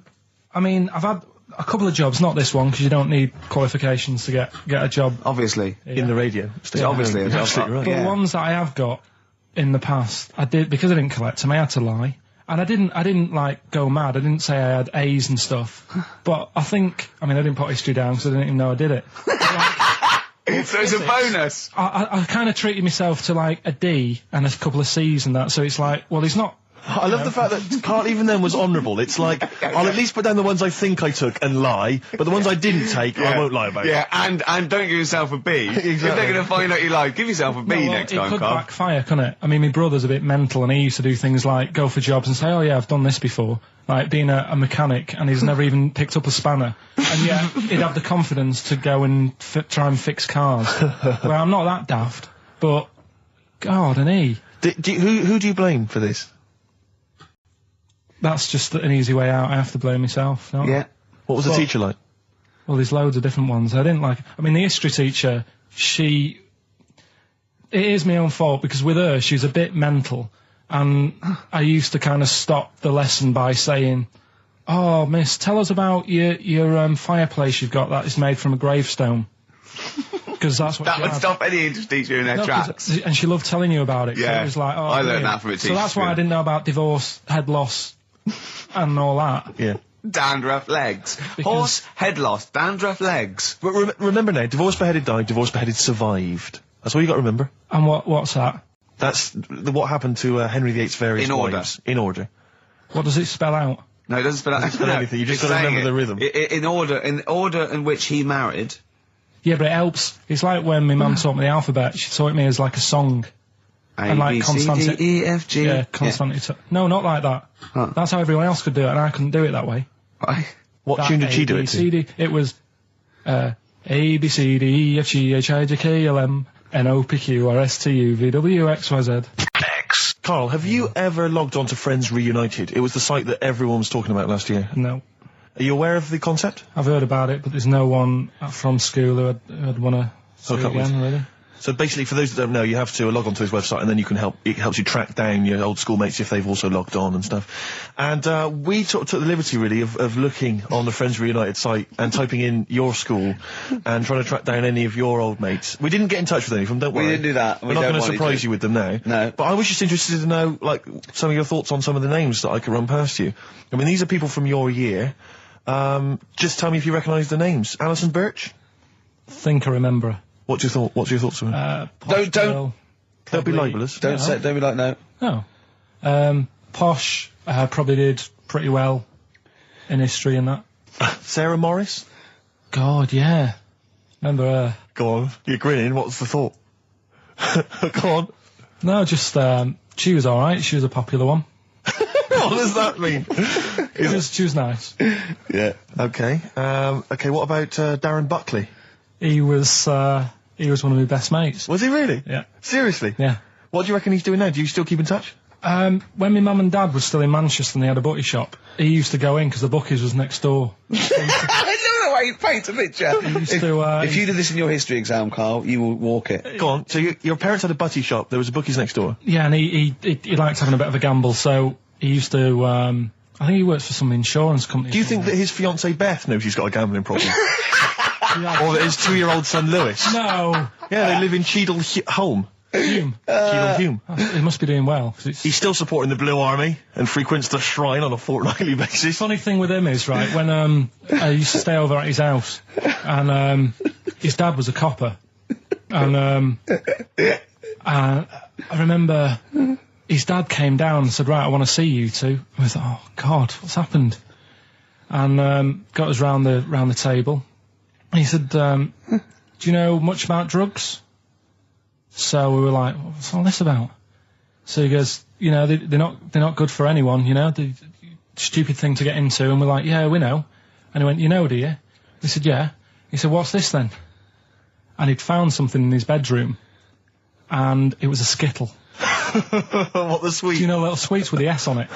And oh, really? Drugs. Yeah. So he said, well, yeah, it's a Skittle. Yeah, I know what it is. Oh, he was bluffing like that as a slang word. Yeah, he thought because he was a copper, he probably had to be down with all the terms and that. So we said, oh, it's a Skittle. And he said, yeah, I know what it is, but what's it doing in your bedroom? Oh. It was like, no, it's a toffee. So, Darren, yeah, I know, it's a toffee, it's a squib, it's a, yeah. Carl, more people from your past. Debbie Carr? Yeah, she was another nice one. What does that mean? Is that a euphemism? No, she was one of them that you'd sort of go, she's nice, but she'd never be your girlfriend. Do you know what I mean? She was, Not really. even though she was in the same year, she seemed a lot older. Right. And like, wasn't a teacher, was it? There was 3 of them who all hung together, and they seemed to hang around like the older kids, the ones who looked like men. Do you know what I mean? Yeah. What did you look like then? Well, it's just that I had youthful sort of looks, whereas like the older ones had like beards and stuff. It's a gang of boys in the 5th form with beards. Were they smoking pipes? Come over here, me filly. Oh, Debbie Carr, come over here, you little beauty. No, but she was like... I love that. They were hanging around with beards. There's the big boys. Oh, fishing. That's lovely beards. What do you I mean? just see a whole row of George Bernard Shaws. Brilliant. How do you do in history, boy? Think on E. You're an idiot. Oh. They were like, you know, I'd be there sort of punching people in the arm. That's a great game. Oh, I love that, punch people in the arm. Is that part of the Olympics now? it's I think it was exhibition this year. Right. But it's going to be a pro next year. It's going to be the Winter Olympics because you've got to do it in just a cap sleeve shirt in winter. Yeah. So you're playing that? She, but whilst I was she didn't appreciate that. She used to go, ow! No, I always think whilst I was doing that, they were like the Charlie's Angels and they'd be sorting out a mission somewhere. Because they were really like, there was something about them that you thought, you know, they're special. They were private detectives. What do we work for a man they never see? Okay, well, here's a name I'm interested in because, let me just tell you the name first. Adam Clifton. Oh. Go on, what are your thoughts on Clifton? He was one of them kids, he was alright, but he had that thing when, if you didn't have enough milk, he had like, wrinkly hands and... like white bits in his nails. Oh, because he didn't have enough milk. Yeah. So therefore, you didn't like him because you didn't get enough milk. This is not to be confused with the 2 people with the big heads and the web feet, is it? Webbed hands. Well, this was they weren't related. They must have been somewhere along the evolutionary sort of trail. Do you know what I mean? They must have come from the same sort of stock. But you wouldn't have liked him. It's just one of them people. He was all right, but before you say any more, on Friends United, you can leave a little message which explains what you've been doing and what your life's like now. And most people leave maybe 2 paragraphs. Yeah. Adam, I've printed it off. He seems to have printed. I think there's about 6 pages here of stuff. He keeps updating it, and he just basically lists his memories about everyone. Okay, at the school and what he thinks of everyone. And he says, I often see Simon. He's doing all right for himself. Self-employed illustrator. Mark Cooper. Karl Pilkington. Right. And your name comes up. Now, I don't know if you've told us this story. I think you may have done, but I can't remember the facts about it. It just says Karl Pilkington with his pet bird. Was it a magpie? I can't remember. He brought it to school to show everyone, and it flew away. Oh, God. Oh, no, they do that, don't they? You show them what was the story there, Carl? You give them seed and they just leave. What do you mean? Well, this sounds like Kez. Well, that's it. I was a big fan of Kez. And it was the time our dog had just died. Yeah. So I didn't have any pets and the cats were always getting run over. Yeah. And so we didn't want any more pets. Yeah. But there was a magpie that used to fly about on the estate and I managed to sort of tame it. And in the end... With a chair and a whip? What do you mean you tamed it? Well, just used to sort of hang around it and talk. But how did you get hold of it? Did you catch it? Well, eventually, yeah, it used to just come to me. And the annoying thing was, it got to a point when I wish I hadn't bothered. Because it used to pop me bike tyres. It used to sit on like, if I was talking to my mates and I was on my grifter. I love the way he just throws things in. It's like an Alan Bennett play. It landed on my tyre and it used to peck at the tyre and pop it. And then it used to then never go away. So it was always like around the house and my dad said never bring it in. So he used to sit on the porch and I used to go out and it used to fly down and land on my head. Oh. And it really hurt. It used to like peck and stuff. He thought it was a tyre. So it wasn't so much tamed as a stalker. Oh, God. So you took it to school and it flew away? Yeah. So did you take it in proudly going, look at my magpie? Oh. Yeah. Oh, no. I think it got a bit confused in the area that it was in because I used to just keep it sort of around our estate, but the school was a bit of a distance away. How did you get it there? Tying it on my finger. Did you walk? Yeah. Wow. So it was happy there, and then it got... But it used to be one of those things that people would stop me in the street and sort of go, oh, what's that? And I don't suppose Maggie, called it Maggie. You didn't get Charlie's Angels to go and find out what happened to it? Investigate? Were they impressed? No, not really. No. Carl, this is quite a little insecure sort of chap. And he was just worried about that last bit. He was going, who would ever find that interesting? He was worried about people finding him boring. And Steve said, as I said, you know, it's It's like an Alan Bennett thing. He went, yeah, but, you know, no one would care about Alan Bennett if he wasn't such a hit maker. They wouldn't care what to say. And we just looked at him for a while and he went, thinking of Tony Bennett. Bless him. Listen, it's almost the end of the show, Carl. Oh, yeah. And it's really been a Carl special. This is a Carl special, yeah. Well, next week, we'll lay off next week. We have to. We're not going to. He wants to retire a little bit. Just a few more names that you may recall from Friends Reunited. Go on. Lisa Shufflebotham. Do you remember her? Yeah, she. Was she one of Charlie's Angels? No, she wasn't that nice, but she wanted me. her and her mate Rachel. I remember. I don't know why. But it was some sort of PE lesson where it had to be a bloke and 2 girls, and they were fighting over me. Could you hear what they were saying? They were just like, I want him, and I was loving it. Stuck in the middle, and they were fighting over me. And then the next week, I thought I'll sit near them. What sort of game do they play at this school? I don't know. That's an incredible game. But I think punch me on the arm. No, punch me on the arm, Carl. They just went through it because the following week I thought, right, I'll sit near them again because I quite enjoyed the way they fighted over me. But then they picked somebody else, and I don't know who I was with that week. So you didn't get any action with Shufflebotham or a friend? No. And when she got older, she went a bit off. She didn't look that good. She's probably nice now. It's just, I mean, I'll say about myself, when you get to sort of the end of secondary school, you do sort of go a bit odd looking. Right. Do you know what I mean? When your sort of head grows funny. I would just love to go back to his school of that era. I mean, just what happened to people, whether, you know, all people sprouting limbs. No, do you know what I mean? When you're like 12 and that, you're quite, no, not 12. When you're 10, when you're 7 to 10, you sort of look healthy and you look at your pictures when you go, yeah, I was a good looking lad. But then when you get to late secondary school, something happens. Yeah. And you just look a bit odd. Okay, well, what about Alison Thorpe? Not sure about her. I sort of know the name, can't put a face to it. Damien Comer? Again. Know the name. Yeah. Can't remember anything. No. Yeah. It's a shame. Well, these are pretty much all the names I could find. We've had some interesting thoughts, though, and interesting anecdotes. Yeah. Anyone in particular that you'd like to say hello to that maybe listening now? I think I would have mentioned Darren Buckley if you hadn't brought him up. Oh, right. He was like my buddy. Yeah.